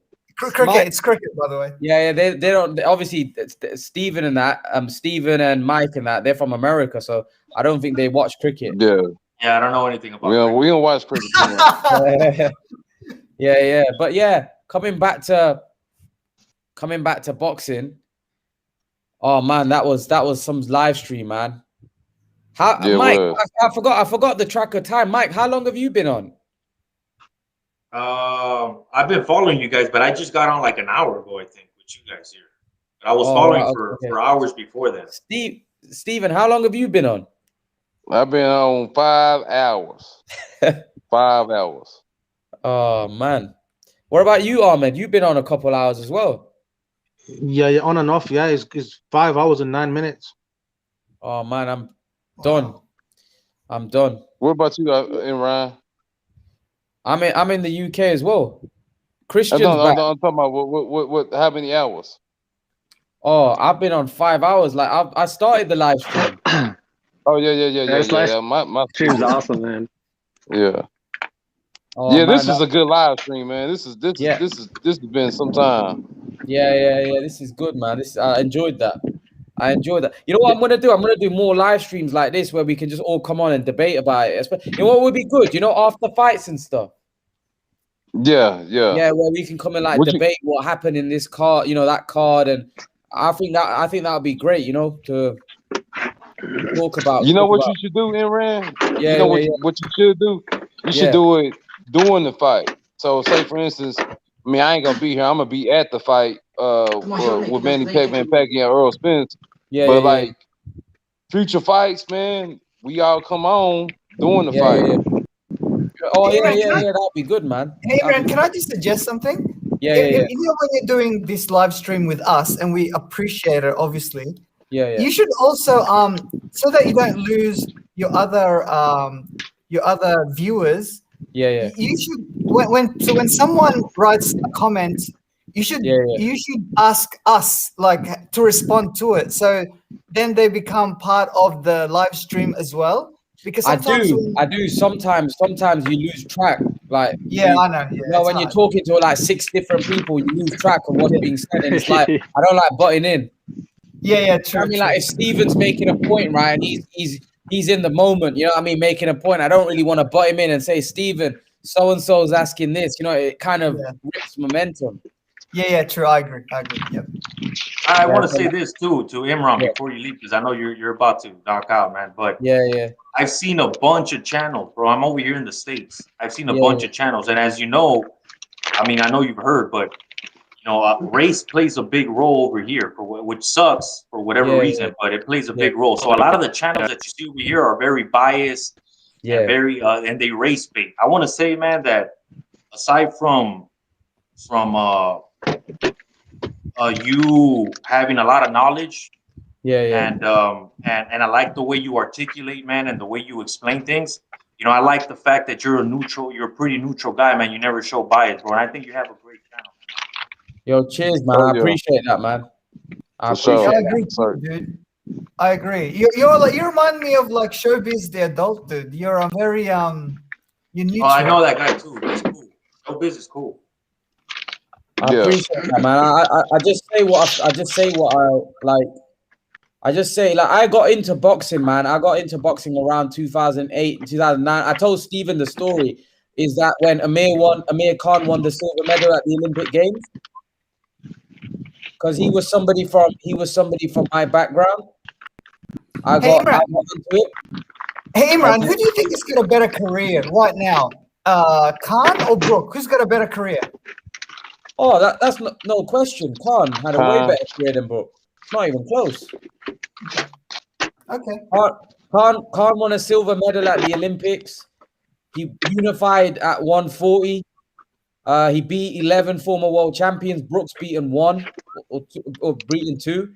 So yeah, that's not even close. But in their peak, I don't know, say 2012, 2013. If Khan fought Brook at that time, who wins and why? Oh, that's a 50-50 for me, man. Because Brook could have knocked Khan out, and Khan could have outboxed Brook. Like it's a 50. That's why people wanted to see that fight. The bookies in the UK would have had Khan a slight favorite, but Brook could have easily knocked Khan out because he was bigger and powerful. And obviously, we know that Amir's chin was suspect. You know what I mean? But that was a dynamite fight, man. That was a dynamite fight. I don't know what you guys think, man. Imran, I think a Khan with Freddie Roach. Yeah, man, I don't see anyone other than Pacquiao, Mayweather, and maybe Cotto beating him at 147 at that time. Possibly. Yeah, who's a monster? My problem with Amir Khan, man, it sucks saying this, but and it's a huge problem, man. He's got a glass jaw, man. That's a huge problem, bro. You know, and it sucks because he's a talented guy, man. But it doesn't even have to. It doesn't even take a big puncher to knock him out, honestly. Yeah, Mike. But when he fought Maidana caught him with a few shots and he took it. Yeah, but I mean, he's still like it's hard to. My point is that it's hard to be consistent. It's hard to be great consistently when you have a chin like that. Like it's if you want to be like an all-time great, if you want to go on streaks, on winning streaks, move up different divisions, and be that type of great, you have to have a better chin. And I just don't think he had that, and that's the reason why. Yeah, he didn't achieve a lot more. Mike, that stopped him from being don't get me wrong, he was a very, very good fighter and stuff, but it stopped him from being an all-time great. I agree with you, man. That weakness. Like if this guy had a granite chin, like I think he would have caused a lot. I think he would have But Imran, when he got knocked out against Breeders Prescott, right? Yeah. And that was a brutal knockout. And he was quite young at that time. Wouldn't you want to? Yeah, 19. Wouldn't you want to work on your chin? Like you can work on that. At 19, you can still improve that. Why didn't he do that? To be fair, like it's I don't know, man. I don't know. I think it's just one of those things, isn't it? It's one of his weaknesses. It's a bit like Danny Garcia having slow feet. There's certain things you can't improve, you know? Yeah, that's genetics. Certain things you can't improve. Unfortunately, he was just built like that. But then you've got to look at it, right? You got to look at it that how many people in the history of boxing had fast hands like Amir Khan? So whatever he lacked with his chin, he made up with his hand speed. You know what I mean? That hand speed was scary, man. That's some of the fastest hands I've ever seen. And I've watched boxing now for 10, 12 years, right? I don't know anybody with fast hands like that. That's like he almost looked like a cartoon character at times in a boxing. Yeah, he was a phenom.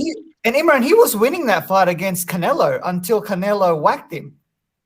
Yeah, that was a brutal knockout, man. You know that fight. I was watching that fight, right? And you know when Canelo landed that punch, it's like my heart just sank. You know, you just like all of a sudden you just go numb. Yeah, so same with Pacquiao Marquez 4. We had a boxing I remember that as well. Yeah, we had a boxing party, and my mom actually thought that Pacquiao was dead, and I said, no, he's not dead. He's just passed out a little bit. That was bad. That Canelo knockout was predictable, but you know what? I got to give Amir Khan a lot of credit, man, for taking that fight, man, because that's anti Floyd Mayweather right there. That's my point. You know, it's a type of fight that you're probably not going to win, but you're willing to take that type of risk.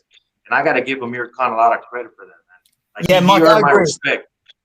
Yeah, Mike, I agree. And you know what? Ironically, Kell Brook did the same thing. He fought Triple G. Right. And you know what should have happened? They should have fought each other. Khan Brook at Wembley Stadium. Man, they would have sold that out. Right, Imran? Yeah, man, that would have been a massive fight. You know, Khan should have fought Garcia in the rematch, man. That was the fight. Virgil Hunter, his trainer, wanted him to fight Garcia again. Right? And he said I don't know what you guys think, man, but honestly, I feel like Amir Khan ducked Kell Brook. I think it was obvious. Yeah. That's not I don't know how you guys feel in the UK. I don't know what the perception is in the UK, but over here it was well, for sure. Yeah, everyone. Yeah, we talked about that the other day. Oh, okay. Yeah. Like basically, we were saying about the Spence Crawford situation, and we were saying that Amir didn't fight. Like, if Spence and Crawford don't happen, Spence is gonna get the blame for that fight because he's the A side, right? the same way that Amir and Kell Brook fight didn't happen. Amir was the A side in that fight, so he's going to get the blame. But because he could make that fight happen, just like Spence can make the Crawford fight happen, right? But Imran, Yeah. didn't Khan sign with Matchroom like 3-4 years ago? Yeah. So that he can fight Khan. But how come that fight fell through? Because Amir fought Crawford instead. But no, he was with Matchroom, remember? And they had he beat I can't remember who he beat, but then Kell Brook met him in the ring, like they had an interview, and then obviously Amir Khan walked off. So at that time, okay, I thought next fight, yep, these two are gonna go at it. Like, you know, it's and how come Eddie Hearn couldn't make that fight happen? Because like I said, I don't think personally, I don't think I don't get the feel that Amir wanted to fight Kell Brook, to be honest. Like I don't think he was afraid of him, but I just think he didn't want to lose to him. Like he knew in the back of his mind there's a chance he could lose. Yes. You see what I mean? So obviously you don't want to lose to a fellow Brit, and there was a lot of rivalry on the line, right? Because I don't know whether you guys know the story about Amir and Kell Brook, the fact that, you know, Amir went in the Olympics and Kell Brook didn't, and then Amir won the silver medal, and then after that, Kell Brook always kind of envied Amir Khan because of the career he had and the money he made and the fame he got. Kell Brook never really got that. Like, Amir's a way bigger star than Kell Brook here in the UK. Just a bigger profile, bigger star, where Kell Brook didn't really get that. So yeah, Imran, this is also the reason why I give AJ a lot of credit. And to me, he's like a quote-unquote warrior. This is the same thing with him and Dylan White. Say exactly the same thing. And you know what AJ did? He fought Dylan White and knocked him out. Yeah. But I don't personally think that that rival, like, it was a bit different because AJ and Dylan weren't the same level. Do you know what I mean? Because AJ was expected to win that fight at that particular time. It wasn't, the rivalry wasn't as deep and as big. Like, but the disdain between them, the disdain between them was real thick. It permeated the air. You know what I'm saying? You knew that Dillian White did not like anything about AJ, and vice versa. That's what made that so. I don't know about that. I don't think the hate is. I think Amir has deep rooted hatred for Kell Brook. Do you see where I'm coming from? The Amir Khan Kell Brook rivalry was longevity. Yeah, we're talking about 10 years, Stephen. 10 years, 10, 12. No, not even 10 years, probably 20 years. Yeah. Imran, didn't Dylan White knock out AJ in the amateurs? He beat him on points, not knocked him out. Okay. So there is some fierce rivalry there. Like Dylan White was 1-0 coming into that fight. Yeah. I think the gulf between AJ and Dylan at that time was massive, though. Do you see where I'm coming from? Like, Khan and Brook was similar. Brook was way bigger than Khan, right? But Khan probably could have outboxed Brook. Do you see where I'm coming from? But I would love to see that fight now. Hey? I would love to see that fight now. Yeah, you might see a double knockout. You could see a double knockout. Both Rocky. I think you hit it right in the nail, though, Imran. I think with everything that you said is spot on. Amir Khan, he really didn't need Kell Brook. He's the one that was getting the majority of the attention. He's probably even making more money, really, per fight. I mean, just look at the Canelo fight as an example. Yeah. And it was too much of a risk for him, too much pride to fight a guy like Kell Brook, give him that payday, and then potentially get knocked the fuck out. You know, it was too much for him to deal. It's too big of a risk. You know what the worst thing is, though, Mike? That's not. Thing is, Amir, right? Amir never. The problem is with that is that Amir never had that. Where like, if you look at his career, especially early on, he wasn't a guy of that mindset, and that's why that didn't sit right with me. even though I'm such a big fan of his, that I don't think that really sat right because he never really showed that kind of fear of anyone. Whereas I felt like with Kell Brook, it was something there that he didn't want to take. And you know what the worst thing is? The Canelo fight, right? It, like, let's be honest, we're all boxing fans. It was very difficult for him to win that fight. Nigh not impossible. Even if, for example, he made it to 12 rounds, he weren't getting that decision. Even if he beat it. No way. He wasn't going to get that decision. Canelo He was wasn't going to get that decision. But let's be honest, that like even though there were certain people that think Kell Brook would have knocked Khan out, there was a good chance that he could have outboxed. And if he got to 12 rounds, I think he would have got the decision and beat Kell Brook. I don't think there's any way that Kell Brook would have outboxed Amir Khan if the fight goes 12. So Brook would have had to knock Amir out to win that fight. Yeah, so, Imran, I think in their prime, I think Khan beats him. He outpoints him. I don't think Khan will knock him out, but I think he outpoints him. That version, that Maidana version of Khan, that will definitely beat Kell Brook. Possibly. I don't know. It would have been a good fight. It would have been a good fight. Many people think Brook beats Khan. Some people say Khan beats Brook. But overall, Khan had the more stellar career in terms of he beat more names. Brook beat Imran, you know what? Imran, I would get really frustrated. Like, and I love Amir Khan. I'm a fan of Amir Khan, by the way, and also Kell Brook. But these guys should have trilogies, not a first fight. Not a first fight. Should have trilogies, right? Pacquiao and Mayweather should have fought 3 times. Yeah. Right. Same with these PBC 147, right? Like Thurman, Porter, Spence, Mikey Garcia, Danny Garcia. None of those guys have rematches, right? Yeah. They all just fought once. These guys should fight each other twice or 3 times. They should have that like that. And look, I don't want to keep battering Floyd Mayweather here, but Floyd really made his influence in boxing, although great, I think like the perception of how you should go through your career, and that's what like Tank is doing now. I think it was a bad influence, man. Like not taking this. I feel like you're reading. You always read my mind, man. I'm serious. like everything that you say, man, I think about all the time. Like I agree with you 100%. What we're seeing right now is the product of what Floyd left. That's why guys don't fight. That's why guys don't fight right now. But see, that's what I was telling Imran the other day, and Imran asked me. He said, "You really don't like Floyd?" I said, "No, it's not that I don't like Floyd.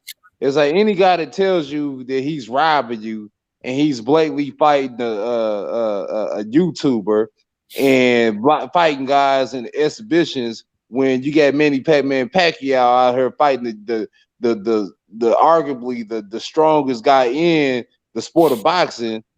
Then something's going on. Floyd's tainted the game. He's made the game into something that it should not be, and that's why you got everybody say, "Oh, I don't want to fight him. I'm gonna wait until such and such." Man, back in the day, they fought each other. You know what I'm saying? Now yes. That's one thing Chris is saying that is true. They fought whoever. They fought all comers. You had the Ray Leonards and Roberto Duran's and so on and so forth. All those fighters, even getting on down to Roy Jones and then when he was banging out with James Toney. Floyd, other than Shane Mosley, probably he don't have, or De La Hoya, he don't have a win like Roy Jones and James Toney. And the game has just been kind of watered down, and I really hate that because of Floyd. Yeah. He doesn't have like a super win. He doesn't have like a mega super fight win. I think somebody like Terence Crawford against Mayweather, that would have been some fight. Yeah, that would have been a great fight. Yes, yeah, I agree with Terence Crawford, man. He's a quality fighter, man. Steve, I agree with you that Floyd doesn't have that. Oh, sorry, it might have been Mike. Floyd doesn't have that prime superstar victory, because that fight with Pacquiao, that was 5 years expired already. Whereas Roy Jones, he fought James Toney, dude, at 1993, I think, and that was James Toney was the #1 pound for pound fighter at that time. Yeah. Maybe Marquez. Like, when he fought Marquez was number 3 pound for pound, but Marquez was at 135. So even that. And look, Steve. So I just want to give a shout out to you, man. You and Imran, man, dude, you two are a good duo, man. You guys are so articulate when it comes to boxing. But I just want to make a point. I'm a big fan of Floyd, as equal as Manny, right? And I wanted Floyd to take risks, especially in around 2009, 2012, where he was at his peak. I wanted him to be great, and because I knew how talented he was. But the fact that he didn't take those risks and he cherry-picked his fights, it's frustrating to me that I can't say that he could have been as great as Sugar Ray Robinson even if he fought all of those guys. Because during his time, he was at a time when there were so many welterweights or super welterweights that he could have beaten. Kind of like Robinson when he was a welterweight in the 1940s. You know the thing with Floyd. He didn't fight those fights. You know what I mean? He didn't fight them the thing with Floyd is that in order for a person, I know this because I practically saw his whole career. In order to understand Floyd, you need to understand his background and where he came from. You know, his dad was a professional fighter. His uncle was a professional fighter. So he got to see, he wasn't just trained by professional trainers, you know, just for those that want to understand why Floyd was so great, so young, so talented, because this guy was getting trained by top level trainers at a very young age, right? But he also saw his uncle and his dad go through an era where you couldn't pick and choose anything. And he saw them get brutalized, get knocked out. Roger Mayweather by Chavez, by a lot of guys. He lost to Whitaker, et cetera, et cetera. You got to see a lot of the brutality of boxing, right? And not just that, but he also saw that in his mind, he probably thought, like, you know what? Did they get enough for what they gave? Maybe not. So when you look at Floyd and when he started his career, the moment he started his career, he started beefing it with Top Rank and Bob Arum, right? Because he wanted big fights, big money. Then he separated from Top Rank. He became basically like independent, I guess. And then he got the big fight with Oscar De La Hoya, and then that's when his career took off. But if you remember, after Oscar De La Hoya, he fought Ricky Hatton. After that, he retired. Floyd Mayweather retired. He retired. He was only 31 years old. This is a guy who did not want to fight. That's what people don't understand. Like, he's not a fighter. He's not like a Manny Pacquiao or Roberto Duran, like the type of guys that came from like the gutter, the bottom, and that had like this fighting instinct, you know? He was a guy that was more business minded. So when he got control of the business side of boxing, he approached it like a businessman, and he promoted himself like a businessman. So he kept telling people, I'm undefeated, therefore I'm the greatest of all time, even though we know that there's a bunch of fighters that have been undefeated. He was telling people, I've achieved this, I've achieved that, I've done this, I've done that, even though there's guys in his own era who had more division championships. But he did this, and he was able to, in a way, fool people. Or you could either call him a genius, or you could call the people that pay for his pay-per-views dumbasses, whatever you want to, however you want to look at it. But the fact of the matter is that he became a great promoter. He promoted himself in a great way. He fought less times. There was a point where he was fighting once a year, then twice a year. So the less you fight, the less risks you're taking. And then when you're choosing your opponents, it's even easier to not lose a fight. And then he's choosing certain styles. Even in the United States, I don't know if you guys know this, but in the United States, there's people that question why he wasn't fighting other black fighters or slick fighters as well, because they were saying that he was only picking certain guys that fit his style. So he had a plan, you know, he had a master plan, and he executed that plan to the fullest, and it's benefited him because he's made a shitload of money, and he's also made it hard for people to really like have a good feel for his overall legacy, because people look at him in the eye test and they say, wow, he's a super talented guy. But then when you look at his resume, you look at the guys that he fought, and you're like, well, that guy was not in his prime. He didn't fight this at the right time, this and that. To me, he's one of the hardest guys to gauge in terms of greatness because of that. That's kind of like one of the biggest mysteries with me with Floyd, because I think everyone would agree that he's a super talented guy, but he cut himself short a lot because he was doing stuff that he didn't even have to do. Like, he didn't even have to avoid the Pacquiao fight. He was already viewed as the favorite. He had all the physical advantages, and yet instead of doing everything possible to make the fight happen, he did everything hard to make the fight not happen. And that's always been my problem with him. Guys, just before we close it up, Poppy Casino has asked, could you do a review of Casimero Donaire? How do you see that one fight playing out? Who? John Rail Casimero v Nonito Donaire. Oh, that's a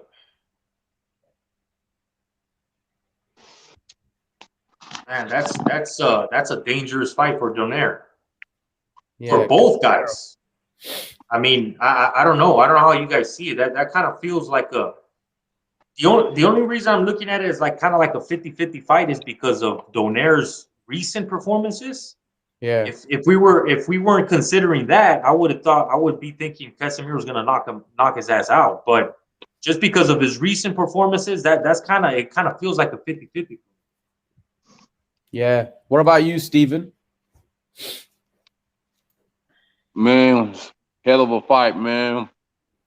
I got Donaire edging him out. I say it's gonna be almost like a Earl Spence, Manny Pacquiao type of fight, where you know that Donaire is fighting an uphill battle, but I think he got a little bit more to work with than Manny Pacquiao does. So I don't know. My heart's with going with Donaire, but I don't know, man. Casimiro's he's a killer, man. He's a killer, man. So I don't know. Ahmed, what about you? Yeah, I think Casimero being the fresher fighter and very talented he is, I think. And I think he'll edge it out, I think. All right, guys, man. That's it. I'm done. I appreciate all you guys coming on, man. This was a marathon. Steven, Mike, Ahmed, all of you, Little Penny, Ray, all of you guys. I appreciate it, man. All of you guys in the chat. I appreciate it. Take care, man. Everyone, take care. See you guys next time. Take care. I'll see you guys soon. Peace. Peace out.